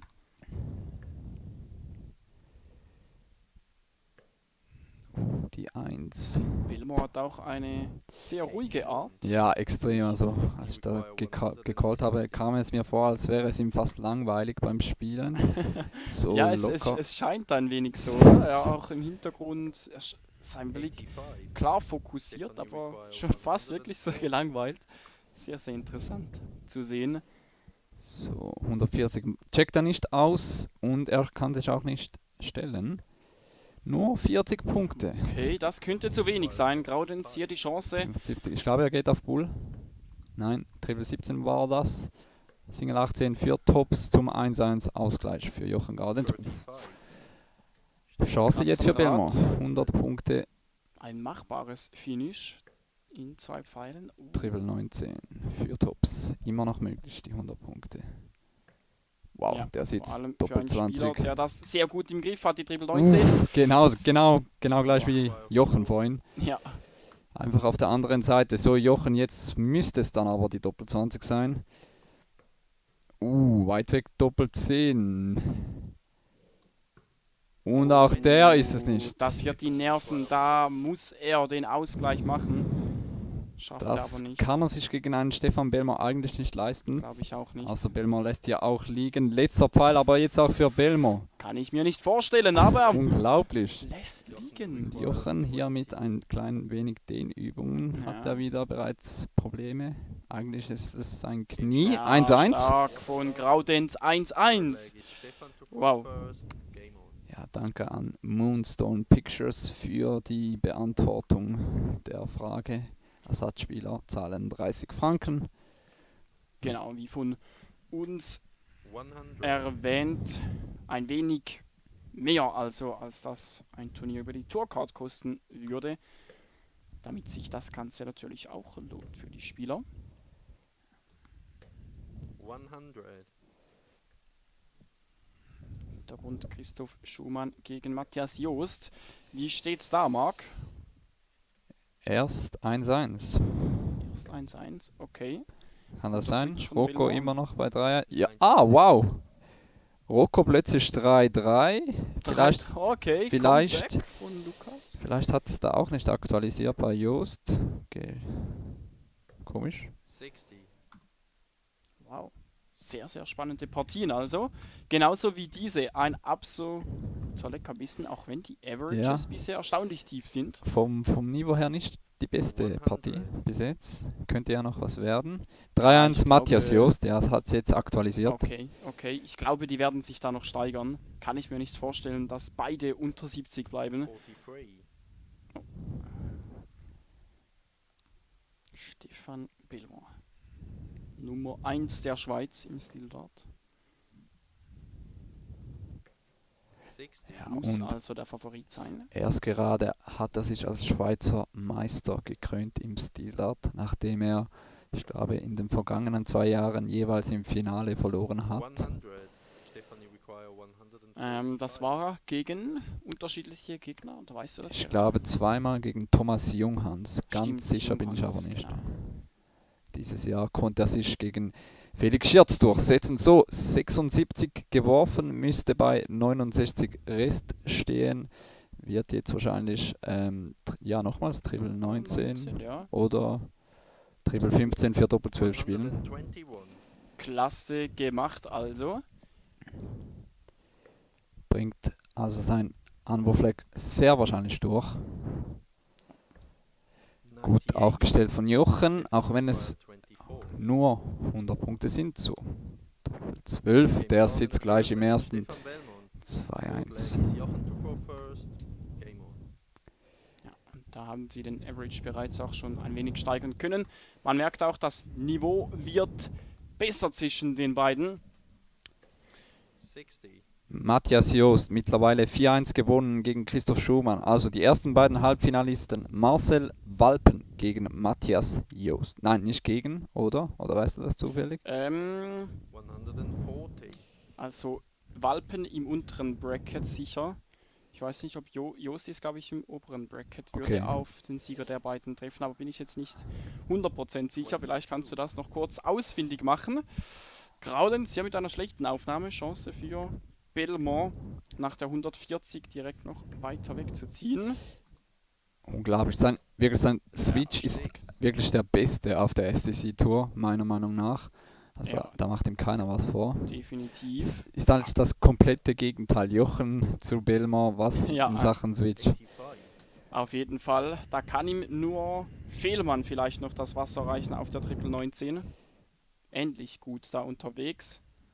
Ich versuche jetzt hier mindestens einmal die Triple 19 zu Ja. treffen für den Big Fish. Big Fish steht. Und Rocco Fulciniti steht im Halbfinale. 4-3 gegen Lukas Dahlmann Wow. mit einem 81er Average. Lukas stand auf Okay. 60 Punkte im letzten Leg, spielt selber einen. 180 von Graudenz. Ja. Wow, also nochmals Druck auf Belmont. 170 jetzt, aber die wollen es einfach nicht sein. Die will 96 nicht gecheckt aber, werden. schön gemacht. 74er ist Jochen. Spielt jetzt über die Triple 19. Zweimal die Triple 19, Achtung. lässt ihm Tops Rist. Knapp verpasst hier vom Deutschen. Stefan, you require 74. So. Chance auf das 3-1. Triple 14, Doppel 16. 9 jetzt. Single Bull Tops? Fragezeichen. Ja, Single Bull hat er.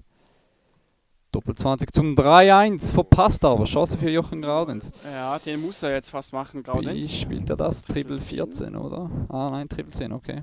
12 Tops müsste es eigentlich sein. Auch ja, Chance, Zum ein Pfeil auf die Doppel 2. 20. Wow. Oh, der war weit Stefan, weg. you require 40. Oh, was ist denn mit dieser Kamera schon wieder passiert? Doppel 20 für Belmont. Game Und shot and der four sitzt leg. Stefan mitten Belmont. ins Feld rein. 3-1 Stefan Belmont. Auch wenn Jochen hier lacht im Hintergrund, innerlich ist ihm da gar nicht zu lachen. Nein. Ja, das sieht nicht so körperlich fit aus, ehrlich gesagt, Jochen Graudenz. Ist da den Übergang mitten in der Partie am machen und Belmont interessiert das natürlich gar nicht. Hat hier die besten Karten auf den Halbfinaleinzug. Oh, jetzt auch noch ein Bouncer. 40. Graudenz kurz vor dem Ausscheiden. Die Kameraansicht ist leider nicht mehr zu gebrauchen. Kamera macht sich irgendwie selbstständig und die Zuschauer auf YouTube, das ist ja unglaublich, da steigen die Zahlen immer weiter hoch. Sagt sehr gerne euren Freunden, Familie Bescheid.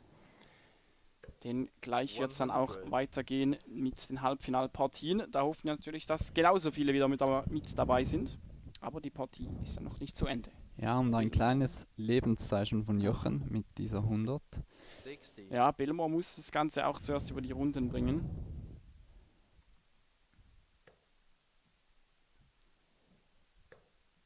Der ist drin, oder? Ich glaube ja, beide. Wow, Ja. meldet sich nochmals zurück. Alles wieder offen in diesem Leg. Jochen bräuchte 2 Breaks, um das gegen Belmore zu spielen. Alles andere als eine leichte Aufgabe.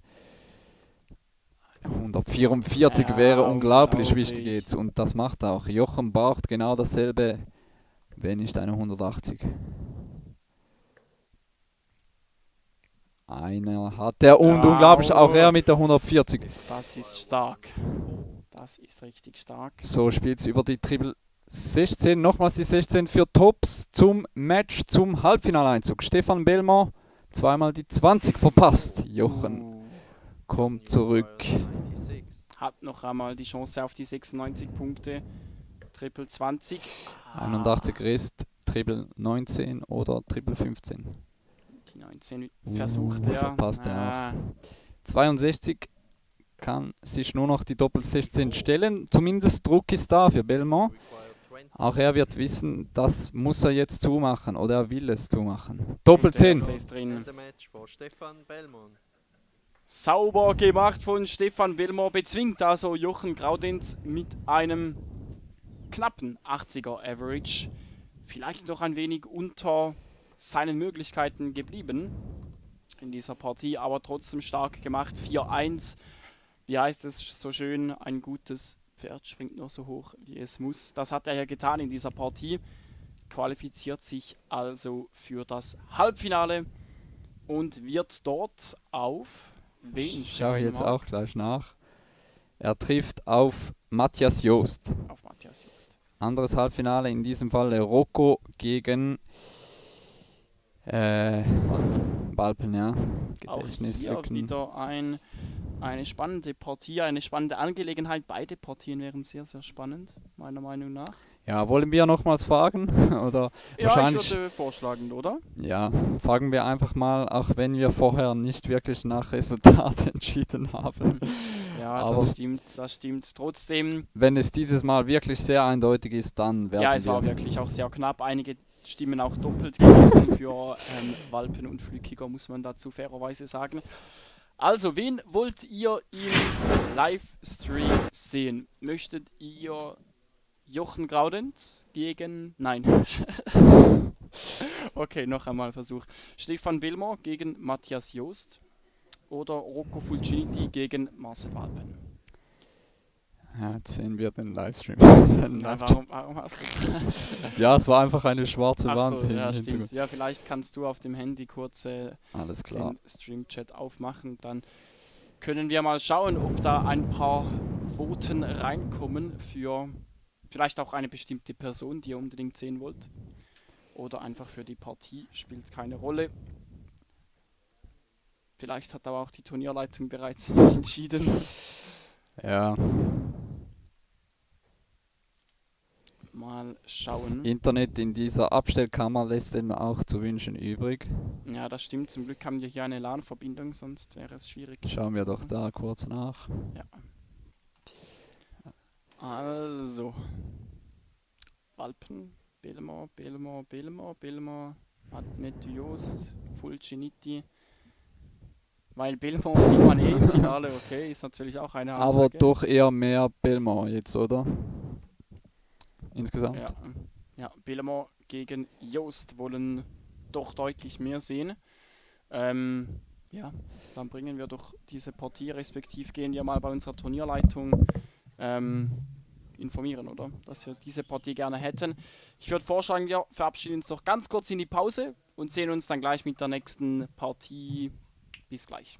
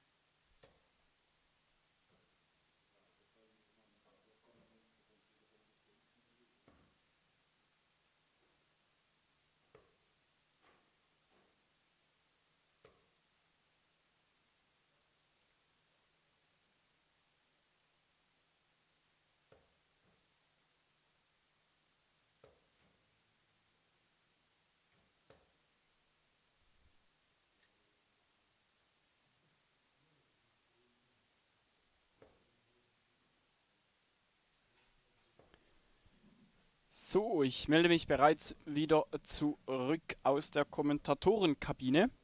Ja, der YouTube-Chat hat entschieden, da waren deutlich mehr Stimmen für Stefan Belmont gegen Matthew Jost zu sehen. Leider können wir nicht beide Partien gleichzeitig oder nacheinander bringen, Entschuldigung, denn das Problem ist, wir befinden uns ja im schönen Weggis in Luzern und wir müssen hier noch alles zurückbauen, also alles abstellen und bis um 22 Uhr alles wieder in unserem Lager versorgt und den Lastwagen zurückgebracht haben, mit dem wir das Ganze transportieren. Darum haben wir leider nicht vorig Zeit, kann man sagen, also Zeit übrig, noch Partien nacheinander laufen zu lassen. Darum entschuldigt bitte, dass wir nicht beide Halbfinalpartien hier nacheinander bringen können im Hintergrund, aber die Partie Walpen gegen Fulciniti auch zu sehen und wir werden euch dann natürlich jeweils auf dem Laufenden halten, wie es dort steht zwischen den beiden Herren. Und ich denke, hier wird es gleich losgehen. Marc auch gleich wieder an meiner Seite. Vielleicht kannst du uns noch kurz die Ansicht hier, dass wir wieder den Vollbildmodus haben. Weil ich habe die Kamera kurz noch einmal neu fokussiert. Perfekt. So, Marc, Matthias Jost wieder im Halbfinale. Zweites Turnier. Bei uns zweites Mal mindestens im Halbfinale. Trifft jetzt auf Stefan Belmont. Was erwartest du dir von dieser Partie? Ein Whitewash. Ein Whitewash. Okay, das ist mal eine Ansage, ohne weiteres Wort. Ja. Wir dürfen gespannt bleiben. Sagt gerne wieder euren Freunden, Freundinnen, Familie Bescheid, dass alle wieder den Stream einschalten können. Es wird gleich weitergehen mit den Halbfinals. Im Hintergrund sehen wir auch bereits Roko gegen Walpen. Marc, jetzt noch einmal realistisch, was können wir erwarten? Ein Whitewash tatsächlich von Belmont? Ja, ich habe ja nicht gesagt für wer. Ach so, okay. Nein, realistisch. Also Belmont ist der Favorit, oder? Definitiv. Also. Aber Jost, ich weiß nicht, okay, das ist einfach seine Art natürlich. Ich habe ihn vorhin noch kurz in der Turnierstätte angetroffen. Macht auf mich einen sehr, sehr ruhigen Eindruck, aber Belmont ja sowieso auch. Also ich glaube keine Nervosität bei beiden. Oder zumindest nicht merklich. Ja, Nervosität glaube ich schon. Oder denkst du? Doch, ich denke schon, jetzt bis zum Halbfinale, jetzt geht es schon langsam richtig um etwas. Aber Jost, ich glaube nicht, dass der nervös ist. Jost. Der ist Berner. Ja, er ist vor allem zu groß für die Kamera. Das stimmt.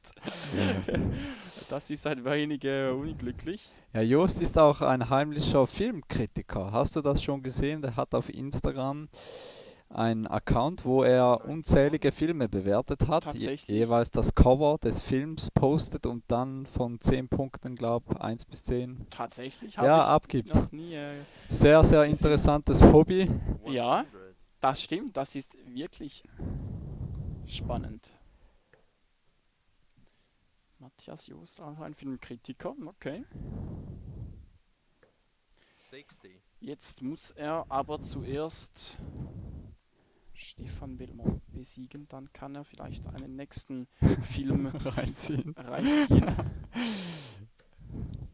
Ja, respektiv seinen eigenen Film vielleicht dann irgendwann. Wenn er hier gegen Belmont gewinnen sollte, ich glaube, dann wird er sich das Ganze gerne noch einmal in der Wiederholung anschauen. Achtung, Belmont. 140. Belmont noch keine 180 gespielt im Stream, oder? Ich glaube nicht. Aber Schon nicht ganz erstaunlich. So, Matthias Jost jetzt bei 200 Punkten angelangt, braucht also ein Triple, um sich das Finish zu stellen. Tut er nicht. Belmont somit 110 Pfeile, mindestens 6 Pfeile Zeit. 110 Punkte natürlich, nicht Pfeile. Ich wollte gerade sagen, 110 Pfeile.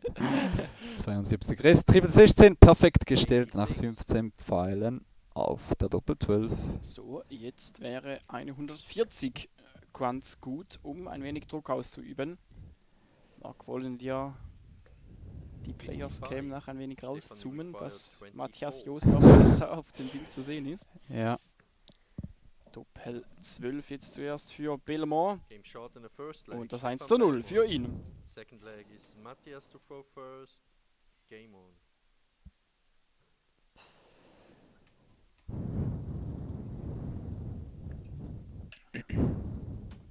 Zum Glück können wir die Kamera von hier aus noch ein wenig steuern. 83. Dann ist vielleicht einfach noch mehr zu sehen. Mal schauen. Ja, sollte so, glaube ich, funktionieren. Schalt's nachher mal auf die. 57. Mache ich gleich selber. Ah nein, man sieht tatsächlich nicht viel mehr im Hintergrund, also passt hier alles. Ich dachte schon, man sieht unseren Sponsoren, der 42. CEO von MyDarts. ach so, Im Hintergrund. steht er hinten am... Ja, als du das so die Kamera neu gerichtet hast, hat man ihn gesehen ganz okay. links, aber man sieht ihn scheinbar nicht auf 100. dieser Ansicht hier. Belmont mit einem richtig guten Start in diese Partie. Fast 90 im Average. 41. Und Joost kann da aktuell noch nicht so richtig mithalten.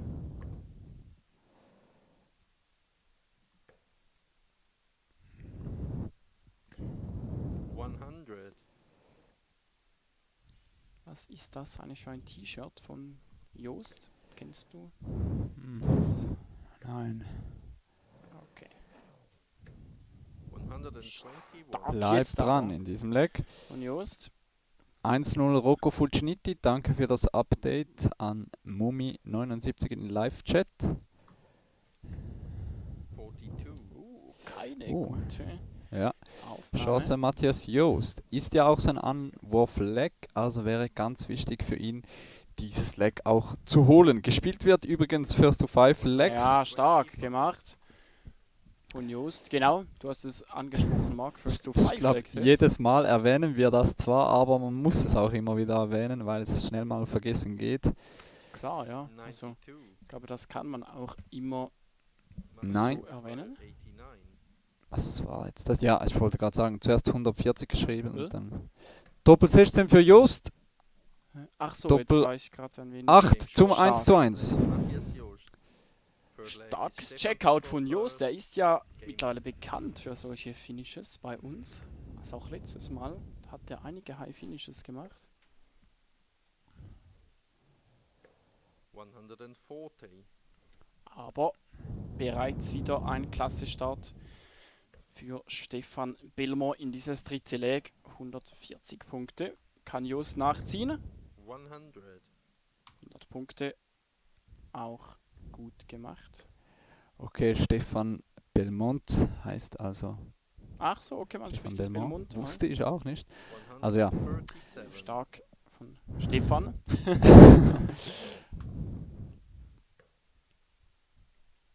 Ja, man spricht es irgendwie automatisch das Französisch aus.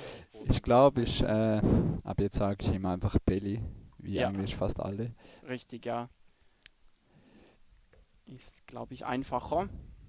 Das ist auf jeden Fall richtig. Wow, 140, Was für ein Lag. 84 Rest nach 9 Pfeilen, könnte ein 9-11 Darter werden. Ja. Joost hat ja keine Chance. Diesem Lag. 85. Ah, Waren 88. nur 85. Dachte auch, dass So, beide- Triple 20, Doppel 12 zum 11 Darter. Ja, muss er selbst kurz. Den wollte er zu fest, fast schon. 76. 8 Aber- Punkte Rest. Immer noch ein klasse Lag. Joost mit einer 180 würde er noch einmal ein wenig Druck ausüben. Ja, wollte Single Bull stehen, war eigentlich ja, eine gute Idee Ja, für den Big Fish. Doppel 4 für Billy. Doppel 2. Aber Jost steht auf keinem Finish. Stimmt, ja.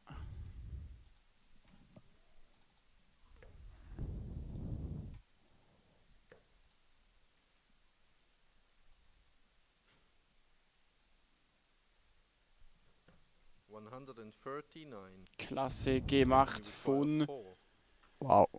Matthew Jost. Viel Druck jetzt auf dieser Doppel 1 von Belmont. Macht ihn der nicht. verpasst. Wow, Oh, dieses okay. Leg habe ich ehrlich gesagt schon ab. Also, ja. Ja, Du weißt, was hatte ich meine. die Chance auf den 11. Und Jost macht geht ihn. 2-1 in Führung. Okay. Wow. Belmont verfehlt 7 Pfeile auf Waren es Doppel, 7? respektive musste sich noch umstellen, Ja. aber hatte ja die Chance Auf auf einen 11. 11 Darter und Jost macht dann den 16 Darter. Natürlich auch ein klasse Leg von ihm. Der Wow. ist eiskalt. Der Berner führt 2-1 mit Break. Und 1-1 steht es im anderen Halbfinale zwischen Rocco Fulciniti und Marcel Walpen. Das wollen wir natürlich nicht vergessen. Richtig. Belmont hier jetzt aber richtig gefordert gegen Matthew Jost. Kann er erneut ins Finale einziehen? Der Berner Ersatzspieler. Ich hoffe, der wird sich nächstes Jahr eine Tourcard holen. Müssen wir ihn mal fragen. Oder hast du Ich schon glaube, mal- er hat es mal angedeutet in Morschach nach seinem ersten Turnier bei uns. Das wäre auf jeden Fall eine Bereicherung für unsere Tour. Ich finde, der spielt wirklich richtig tolle Darts. Ich denke mir immer wieder, es wäre, Entschuldigung für das Wort, es wäre so geil, wenn ich gut Darts spielen könnte Ja, und mit dem Gefühl an unsere Turniere gehen könnte und ich könnte das gewinnen. Das wäre einfach, ich weiß nicht. es wäre schön, oder Marc? Ja. Aber ich glaube, dieses Turnier gestern hat mir auch wieder mal gezeigt, ich mache meine bessere Figur hier am Stream wie an Bord. Ja, ist leider so.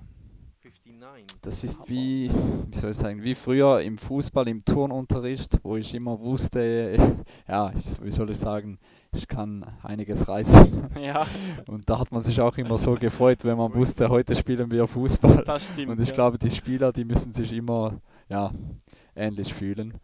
Also wäre ich ein Jost oder Walpen, ich würde mich brutal freuen. Aber das tun sich, glaube ich, auch. Also So wie es sich anhört bei den meisten Spielern, vor allem bei Walpen, mit ihm tauschen wir uns, glaube ich, am meisten aus, habe ich so das Gefühl, oder ich zumindest.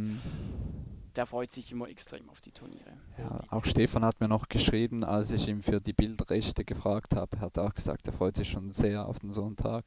So, 170 Achtung! für Belmont. Es ist leider für Belmont, Ja. aber wobei Keine auch, Probleme. Also ja, wieso leider? ja, weil der erste Weil war der erste- perfekt ja. von Just, Ja, aber es der ist- zweite dann wieder nicht. Und auch, Ah, schade. So, nochmals die Triple 19 für die Doppel 18, perfekt gestellt, gemacht. unglaublich. So, Jost wird jetzt auf der 19 beginnen. Einmal braucht er die Triple 19 für das Bullseye. Unlucky. musste da selbst genauer nachschauen. 86 Punkte bleiben übrig. Triple 18. Kann sich nicht perfekt in Position bringen. Doppel 18 jetzt für Belmont zum 2:2. Wie sieht es im anderen Spiel aus? Marcel Walpen, Rocco Fulciniti. Sollte mindestens 2:1 für jemanden stehen, glaube ich. Den Namen extra so langsam ausgesprochen, weil so lange braucht mein Handy, bis es geladen ist. Ja, gerade in diesem Moment hat Marcel Walpen auf 2:1 gestellt. Okay. Also das Traumfinale Belmont gegen Walpen ist immer noch intakt. Möglich, ja. Guter Switch jetzt aber von Jost auf die Triple 19. Was spielen die beiden Herren für einen Average?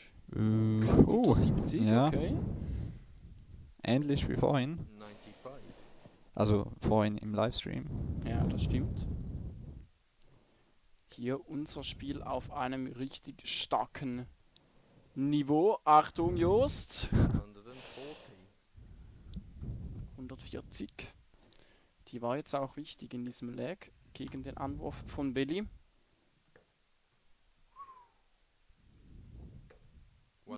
140. Das ist richtig stark. Ist hier weiterhin, hat hier weiterhin die Kontrolle über dieses Lag. 41. Ja, besonders nach nur 41 Punkte von Joost. Sollte also die Möglichkeit bekommen, hier 3-2 in Führung zu gehen. 58. Auch wenn Ja, das, kein Triple für Belmarsh. Ja, Joost jetzt 100 Punkte, um wieder gleich zu ziehen. 2,25 Rest, stark gemacht, 165. Wow, Ja, und dann noch klasse die Triple. gemacht. 19, 108 sind das, ja. Nur in die 1 der erste Pfeil. Okay. Da kommen vielleicht Möglichkeiten auf das Break für Matthias Spielt Joost. Das war sehr wenig von Belmo. 110 Punkte Rest. Triple hat er, 48 Rest. 8 für Tops oder Wow. 16 für Doppel 16. Wow. Also, dass er 16 und die 8 verpasst.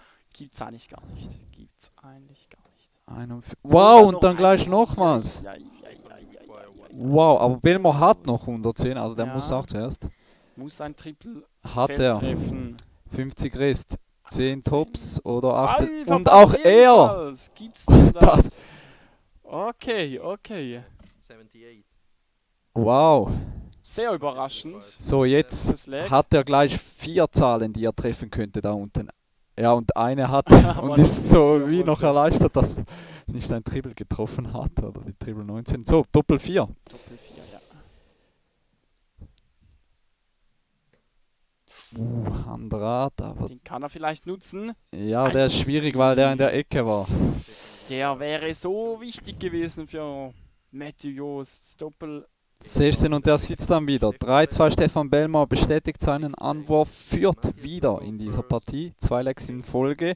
Und Marcel Walpen führt 3-1 im anderen Halbfinale. Das wir im Hintergrund gerade gesehen haben. Genau. Ja, danke Mumi79, der auch den ganzen Live-Chat jeweils mit dem Resultat der anderen Partie informiert. Ganz genau, da sind ja wieder richtig viele mit dabei. Das freut uns natürlich sehr. Auch an dieser Stelle noch einmal der Aufruf, lasst doch sehr gerne alle einen Daumen nach oben da auf dem Stream. Das würde uns sehr helfen. Ja, Und und auch gerne ein Abo. genau, vor allem ein Abo. 56. Würde uns natürlich sehr, sehr freuen. Vielen Dank an euch auch fürs Zuschauen. Walpen mit einem 11-Darter, 4-1 Marcel Wow. Walpen. Klasse, aber hier vielleicht der 180. Der von erste von Belmore. Stefan Belmar, zumindest in unserem Livestream. Hat ein wenig gedauert. Marcel Walpen 4-1 in Führung. Ja, Joost 100. muss hier jetzt alles reinwerfen, wenn er noch eine Chance haben möchte. Belmore sieht so aus, als ob er sich das nicht nehmen lassen möchte. 100. Guter letzter Pfeil.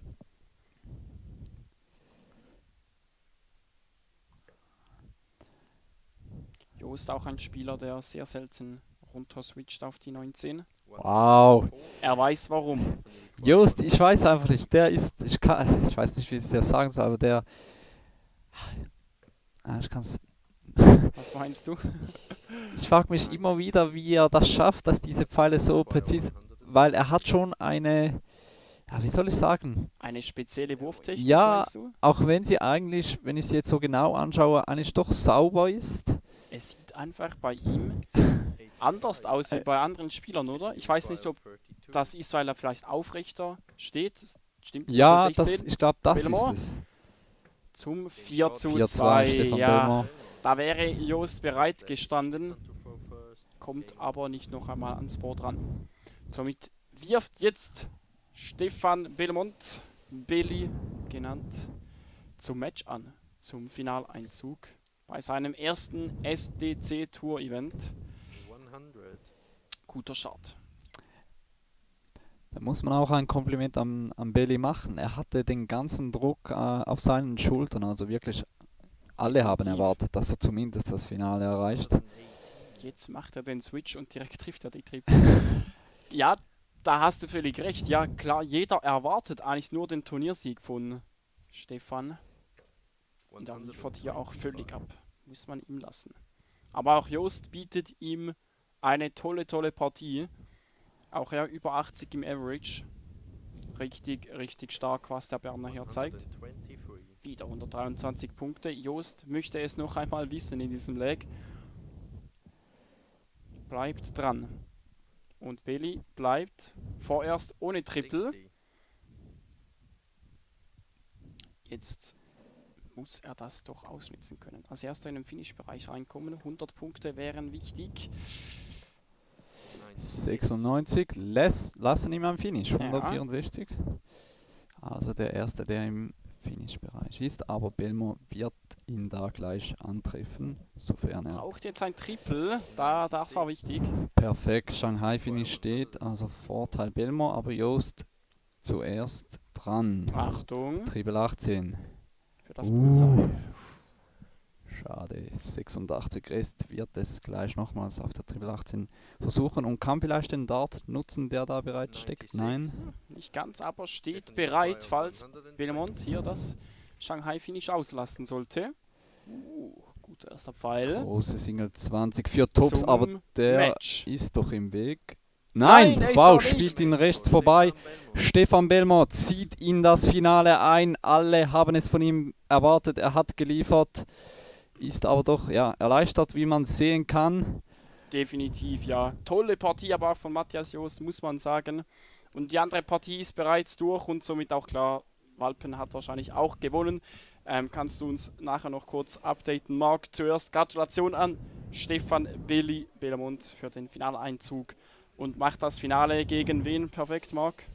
Gegen Marcel Walpen. 5-1 gewonnen gegen Rocco Fulciniti. 78 im Average gespielt. Wow, Okay. Belmont 87 aufs Loch. Ja, das ist mal eine Ansage. 87 ist schon ein sehr guter Average. Ja, auf so einer Distanz umso mehr. Ja, da dürfen wir jetzt doch sehr gespannt sein, Marc, auf diese Finalaffische zwischen Belly und Cello, wie sie genannt werden. Ich denke, wir geben den Spielern noch 10 bis 15 Minuten Pause. Währenddessen blenden wir euch noch ganz kurz einen Werbespot ein, Marc. Und dann sehen wir uns gleich nach der Pause wieder, oder? Ja, hätte ich auch gesagt. Super. Dann bis gleich im großen Finale zwischen Stefan Belmont und Marcel Walpen. Bis gleich. Bring your A game. Bring your A game. Bring your A game. Just bring your A game. Bring your A game. Bring your A game. Bring your A game. Just bring your A game.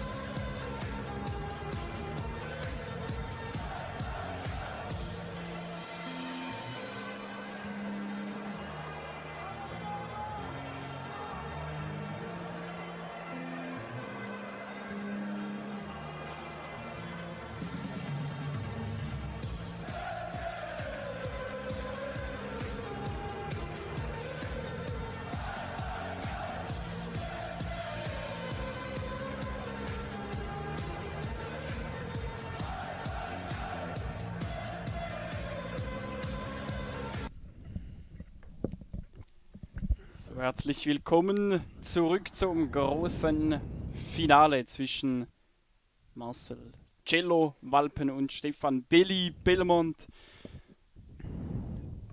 Rechtzeitig zum Ausbullen sind wir direkt wieder hier. Als erster geworfen Belmont, jetzt Walpen. Der ist näher dran und somit erster Minisieg für Marcel Walpen. Geht also mit dem Anwurf in dieses Finale. Marc, die beiden haben sicherlich auch schon einige Male gegeneinander gespielt. Wen siehst du heute vorne oder als Favoriten? Gute Frage. Ich glaube, es ist Marcel Walpen, der es macht. Denkst du? Mhm. Tatsächlich, okay. Dann wette ich doch dagegen, muss ja nicht so sein, setze ich auf Belli Belmont, der hier perfekt reinstartet mit der 180. Aber Achtung, Walpen, 121. unlucky.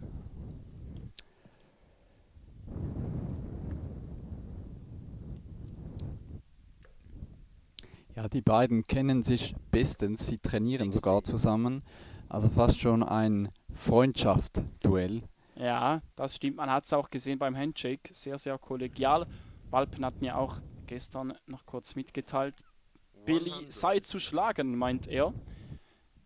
Sie trainieren ab und zu zusammen und er hätte auch in solchen Formaten auch schon gewonnen gegen Belmont. Also, wer weiß, vielleicht macht er es auch hier bei der SDC. Das ist natürlich sein Revier bisher, das will er verteidigen. Ja, es wäre schon unglaublich, wenn er jetzt nochmals gewinnt, dann wäre es der 5. Turniersieg aus 6 Turnieren, die er gespielt hat. Das wäre schon sehr, sehr beeindruckend. Branislav Radovic meint aber, Belli holt das ohne Diskussion. Okay. Das denke ich nicht, dass es ohne Diskussion hier ablaufen wird. 80 Punkte. 20 für die Doppel 20. 60. Verpasst hier. Stefan, requires 62. Beginnt über die Triple 10. Der Versuch. 20 für die Doppel 16 zum 1-0. 46. Wow, Ja, da muss man Ja, fast die Lupe herausholen.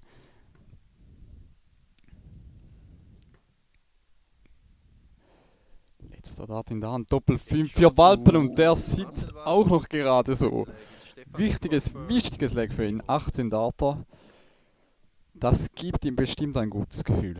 Hat seinen Anwurf halten können und schau dir ihn an, im Hintergrund so fokussiert. 115 von Belmont. Ja, jetzt ist die Kamera fast wieder zu hoch eingestellt, Marc, weil wir vorhin natürlich das Ganze auf Matthew Just anpassen mussten. Achtung, Walpen! Wow, der ist jetzt sind nur 140, 140, aber ja. trotzdem, der ist jetzt in einem Tunnel, Marcel Walpen. Das kann er so gut. Das ist wirklich bemerkenswert. In der Gruppenphase ist er da am Rumscherzeln, kann man sagen. Sieht man ihn sehr, sehr gelassen. Aber dann, wenn es ins Spiel geht, vor allem in der K.O.-Phase, ist der so fokussiert.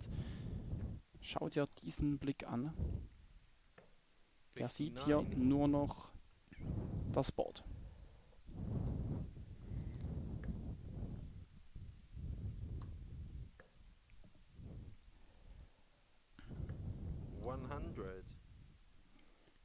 Die Partie bisher wirklich auf einem klasse Niveau geführt. Beide richtig stark begonnen. 98. Auch der letzte wichtig für Walpen. Noch einmal ein Triple mitzunehmen.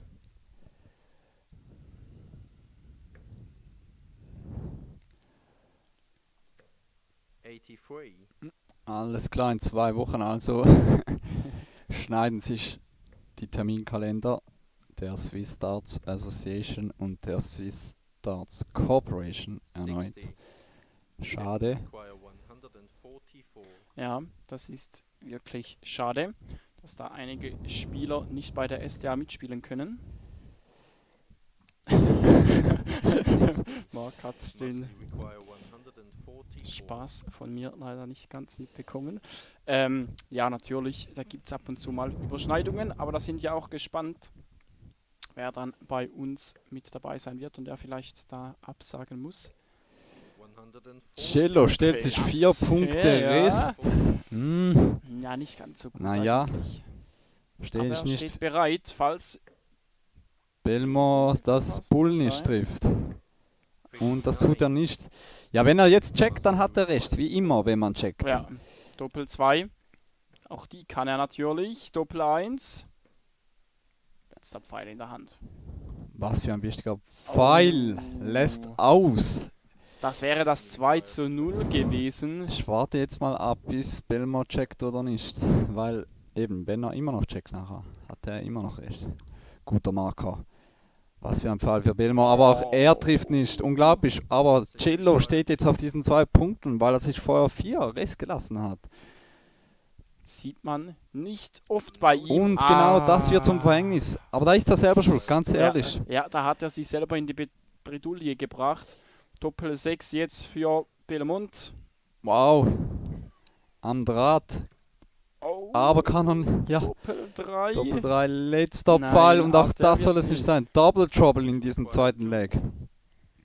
Aber das bessere Doppel, naja, Doppel 3 auch nicht wirklich gut. Und Oh, Cello was macht er erneut denn? auf Da- der Doppel 1. Da muss er doch von außen anspielen. Ja, Der war wirklich verhältnismäßig weit im Feld drin.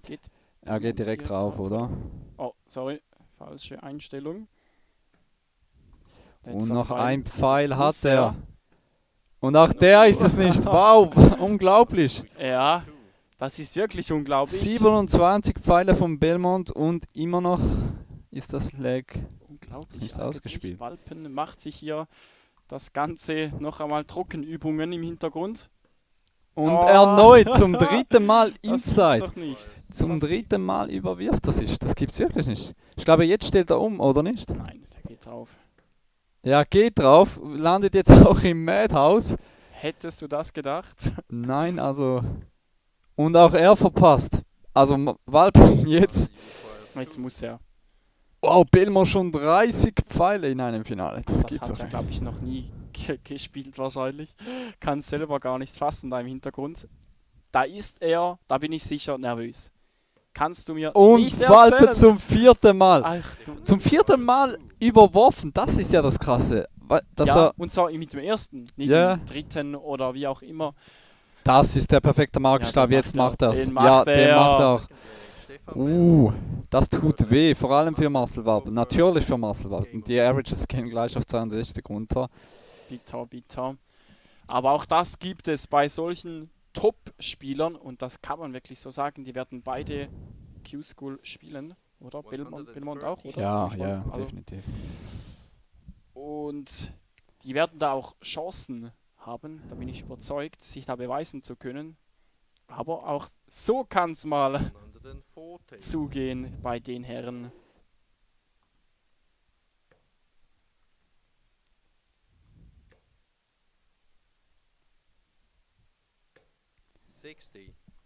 Kein Triple für Walpen.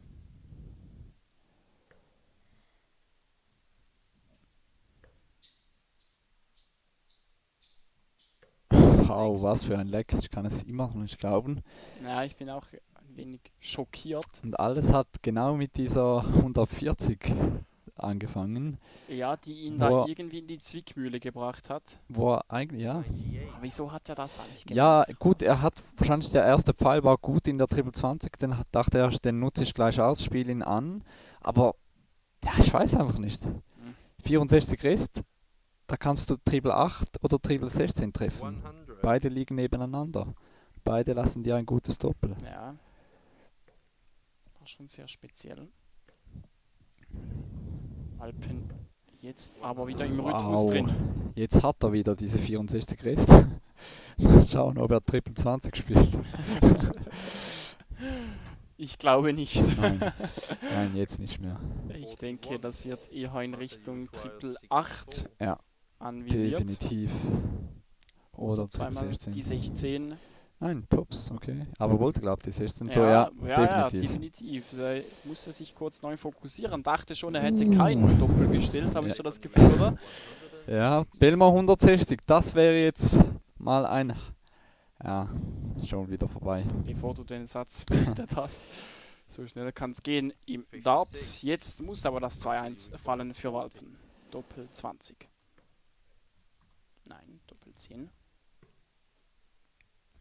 Letzter Marker. Pfeil. Kann er nicht nutzen. Er verfehlt zu viele Chancen. Aber Da könnte schon 104, 3-0 stehen. Ja, 104, ich glaube nicht, dass er das macht. Triple 16, wieder wie letztes Mal. 16 Tops. Wichtiger Pfeil für Belmar, aber auch er lässt das. Also die Doppel, die lassen zu wünschen übrig in diesem Finale. Ja, Im Hintergrund sehr. unsere Helfer, Turnierleiter Stefan Hechler, Mitinhaber Exxon Oluri der Swiss Darts Corporation. Doppel 10 für Doppel 5. Letzter Dart. Und auch in diesem Leg, gibt es Double Troubles. Was ist hier los? Was ist hier denn los?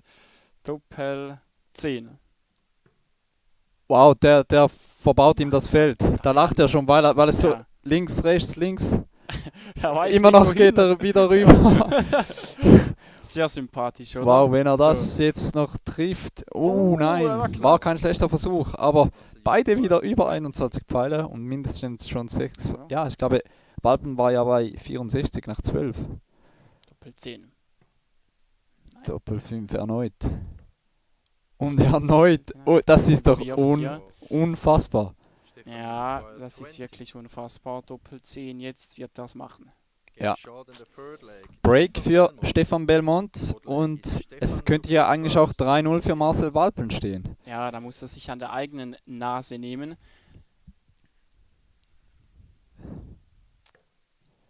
Ja, die Qualität unserer Kameras in dem Finale irgendwie auch nicht mehr ganz so gut, oder wie sonst. Jeweils auf die Spieler zum Beispiel und auf den Raum, habe ich so das Gefühl. Ist nicht perfekt, aber Ich weiß nicht. ist auch nur ein Gefühl von mir. Der Spieler, glaube ich, passt, oder? Ja, die vor allem. Ja, die ist einfach nicht. Fokus ist draußen. Nicht so schlimm. Ich hoffe, die beiden finden den Fokus auf die Doppel wieder ein wenig besser. Wir haben sie ja im Vorfeld sehr, sehr gelobt, die beiden. Im Finale noch ein wenig den Erwartungen zurück, aber ich glaube, 135. das wird noch eine richtig gute Partie.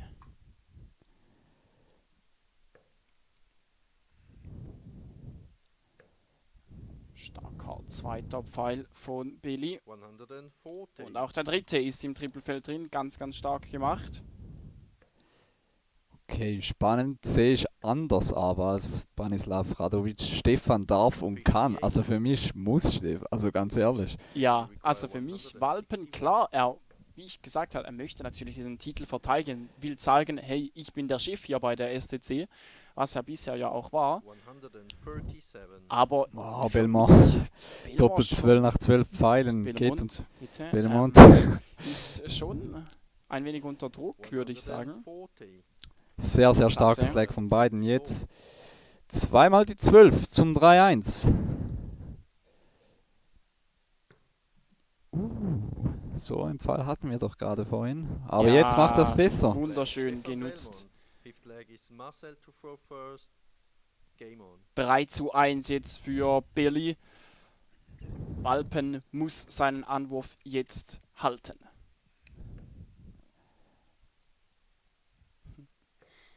60. Branislav Radovic scheinbar auch ein Dartspieler, wie hier im Chat diskutiert wird.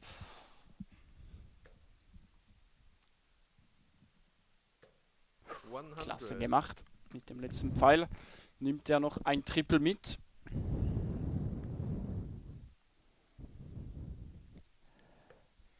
Ja, tatsächlich das Finale wirklich sehr offen bis zu diesem 100. Zeitpunkt hin. Da kann noch alles passieren. Den Walpen eigentlich gefühlt der bessere Spieler, könnte zumindest 3 Legs schon gewonnen haben. Könnte auch 3-1 für Walpen stehen, Stand jetzt. Sehr schöner erster Pfeil, den kann er bestimmt anspielen. zumindest noch eine 114. 100. Nein. Der war nicht wirklich sehr sauber im Triplefeld drin. Kann er vielleicht auch runtersetzen. Ja, wunderschön gemacht von Billy. Ganz stark, 140. So wird wieder Druck für Cello. Dieses Leck ist ein Muss für ihn. 4-1, da wäre einfach die Hypothek zu groß, meiner Meinung nach. 85. Definitiv. Ich glaube auch nicht, dass er dann noch das Comeback schaffen könnte. So, wie viel Druck kann Belmont ausüben? 180 würde ihm die Doppel-12 überlassen, die er, glaube ich, sehr gerne spielt. Die hat er sich schon einige Male gestellt, ja. Braucht dieses Triple jetzt Triple 19. Jawohl, hat er. 122. Hat sich somit zwar auf 118, da habe ich mich verzählt. So, Doppel 8. Doppel 8. Wow. Wirft sich Überworfen. Marcel, you require 38. Ein so wichtiges Leg jetzt. hier. Ging direkt rauf. Doppel 8. Und auch er am Draht. Genau wie Belmont Okay, vorhin. okay. Aber Belmont steht wieder bei 64. Hättest du da nicht umgestellt, Marc? Bei Doppel 19? Ich weiß nicht. Vielleicht hat er ein gutes Gefühl. Ja, vielleicht. Doppel 16 jetzt. Der wäre schon fast eine Vorentscheidung gewesen, der Pfeil. Ich glaube, jetzt macht das. Muss er. Walpen. Mit viel Druck hier. Doppel 2.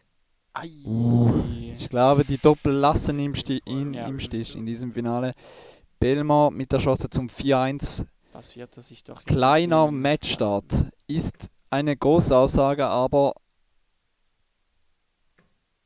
Die sind nicht drin, oder? Auch der letzte nicht. was ist die Doppelquote in diesem Finale? Also unter 10%. Unterirdisch auf jeden Fall. Oder? Für diese beiden Spieler muss man natürlich immer... Doppel 1 jetzt. Kann er den anspielen? Ja, Jawohl! kann er nicht, aber er findet das Doppel trotzdem. 3-2. Da macht er ihn durch. Cello Walpen. First. Game on. Ja, das freut mich jetzt schon ein wenig, dass er sich jetzt da belohnen kann, muss man schon sagen. Ja. Und Alexander Zivanovic mit einem lustigen Beitrag noch. Wenn Cello wieder gewinnt, dann könnte man aus der SDC die Cello Darts Corporation machen. Stark von Belmont. Startet perfekt in dieses 6. Leg hinein. CDC würde noch ein guter Name machen. Das stimmt. 82. Klasse Switch hier von Walpen.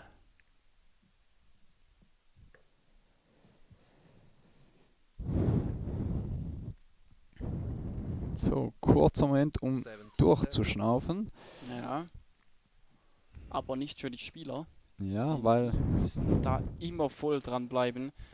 Belmont schon wieder fast im Finish-Bereich nach nur 100. 6 Pfeilen. Das ist unglaublich. Also das Scoring, das haben die beiden auf jeden Fall mitgebracht ins Finale. Die Doppelquote, naja, 140. nach 9 Pfeilen bereits wieder auf knapp 100 Punkten Rest. Das ist bemerkenswert von Belmont, was er hier mit den Pfeilen zeigt. 85. Stefan, you require 104. Alle sind gespannt am Zuschauen. Wollen sich das Ganze nicht entgehen lassen.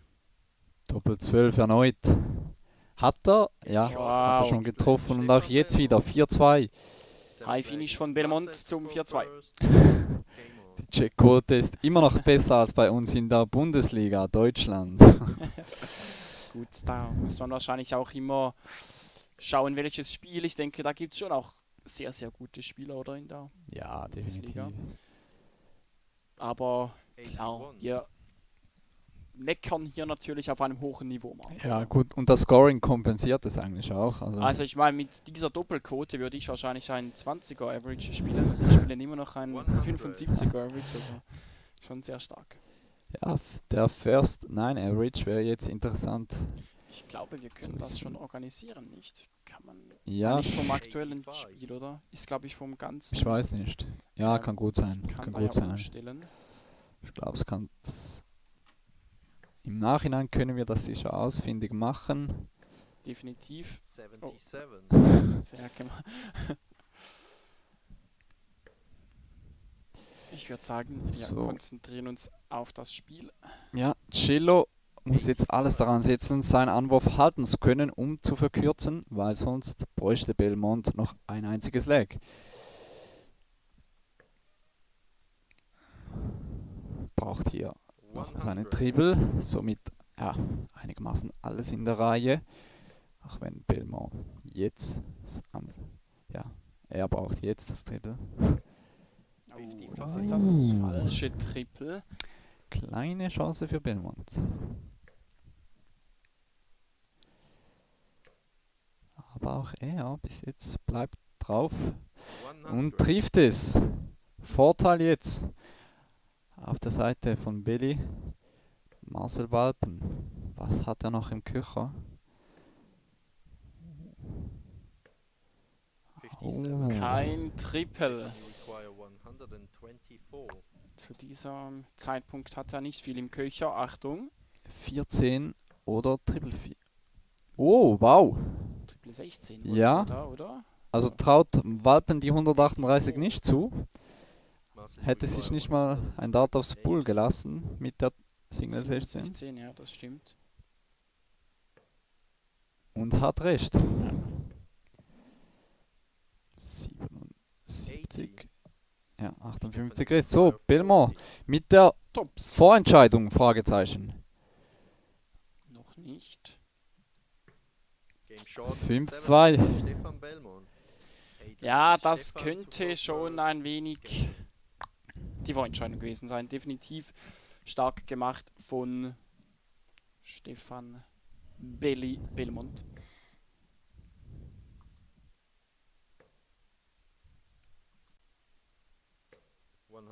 Ja, und der will das jetzt klar machen. Walpen versucht sich noch einmal zu fokussieren, aber ich weiß nicht, ob er von dieser Ausgangslage her noch das Comeback schaffen kann.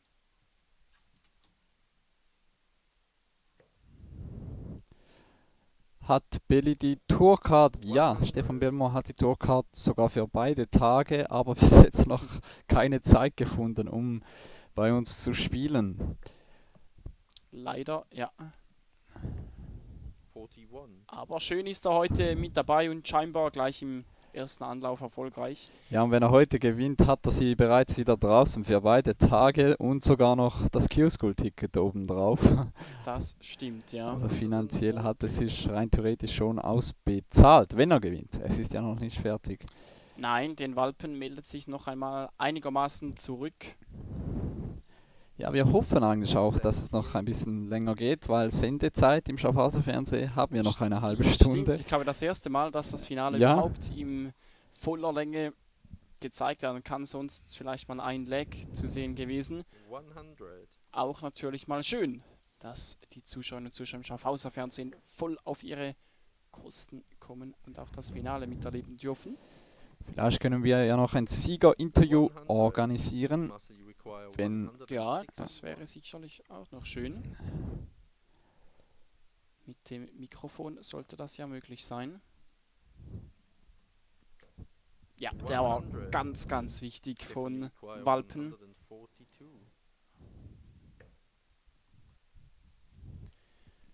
Belmont keine Chance, hier das auszuchecken. Somit wichtige Aufnahme jetzt für Marcel Walpen. 61 Punkte.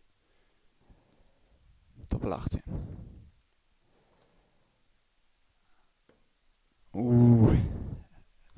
Die Doppel kommen einfach nicht. Nein, Sie nein, kommen nein. einfach nicht.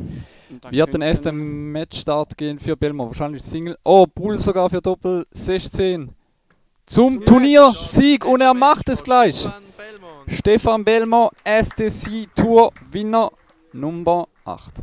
Nummer 8, du hast es völlig richtig gesagt. Und sein erster Turniersieg im ersten Anlauf. Herzliche Gratulation an Billy. Stefan Belmont gewinnt die SDC Tour 08. An dieser Stelle herzliches Dankeschön für alle Zuschauerinnen und Zuschauer auf YouTube. Aktuell knapp 140 Personen haben das Finale mitverfolgt. Das freut uns natürlich sehr. Ja, noch einmal gerne die Aufforderung, lasst doch sehr gerne einen Daumen nach oben da. Folgt uns auf YouTube, damit ihr auch die nächsten Turniere nicht verpasst. Ja, Hat uns sehr gefreut, dass ihr mit dabei wart, Marc. Ja, ich würde sagen, Stefan Felder macht jetzt noch das Siegerinterview mit seinem Ja. Spieler Stefan Belmont. Ich denke, das wäre eigentlich ganz cool. Wir Willst du müssen, das kurz ja, organisieren? wir müssen noch herausfinden, welches das Caller-Mikrofon ist. Also der Ton. Stimmt eigentlich. Ja, wir können einfach beide hochstellen, oder? Spielt eigentlich keine Rolle. Eigentlich schon, oder? Ja, sollte keine Rolle spielen.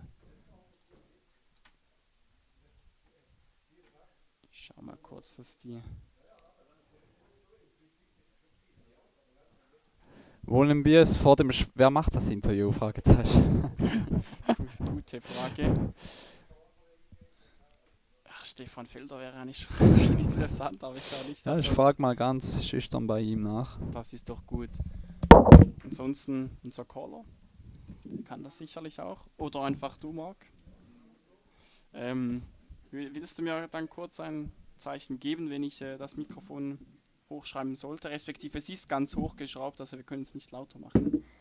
Also ihr könntet einfach anfangen. Ich würde eigentlich direkt hier sagen. Also bleibt doch noch ganz kurz dran im Stream, währenddem Marc in die Turnierstätte reinkommt. Die Abbauarbeiten sind schon im vollen Gange, wie ihr seht. Ja, am Schluss wird es nur noch der Livestream sein, der wahrscheinlich steht. Gleich wird natürlich zuerst das Siegerfoto gemacht von Belly und dann auch gleich noch das Siegerinterview, hoffentlich. Mal schauen, ob das klappen wird. Wir würden natürlich sehr gerne noch hören, was Belly dazu zu sagen hat, zu seinem Turniersieg.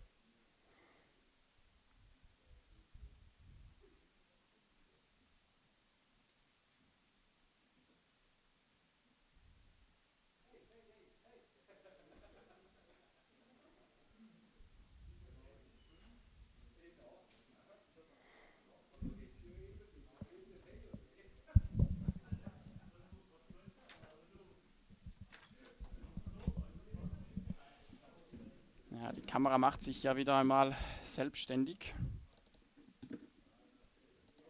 Ich denke, es könnte schon noch so 5 Minuten dauern, bis das Siegerinterview starten würde. Aber wir bleiben doch einfach mal dran und schauen, ob Stefan Belmont hier noch an einem Interview interessiert ist. Ich hoffe einmal, Marc kann das Ganze organisieren. Kommt jetzt gleich zurück. Mal schauen, was er dazu meint. Ob daraus etwas wird.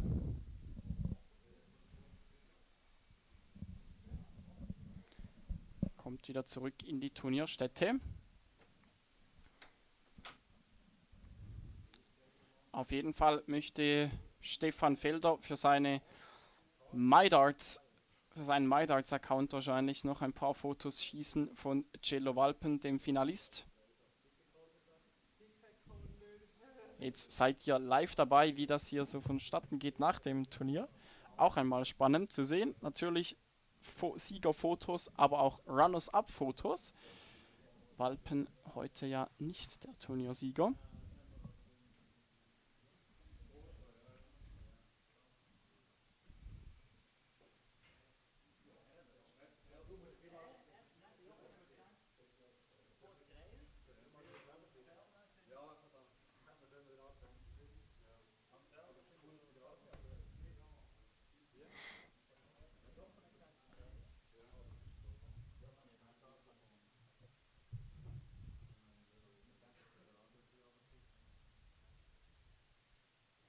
Also ich schalte mich da mal aus und sobald das Siegerinterview beginnen sollte, dann werdet ihr noch live mit dabei.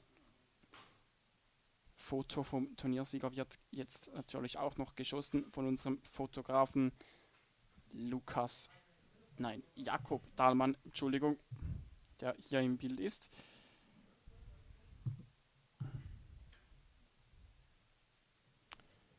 ja, mal schauen, ob das noch etwas wird. Ich verabschiede mich schon mal an dieser Stelle und Marc, vielleicht bringt ja das Siegerinterview so noch hin. Und ansonsten wünsche ich euch einen ganz schönen Abend und ich freue mich auf den nächsten Stream. Bis zum nächsten Mal.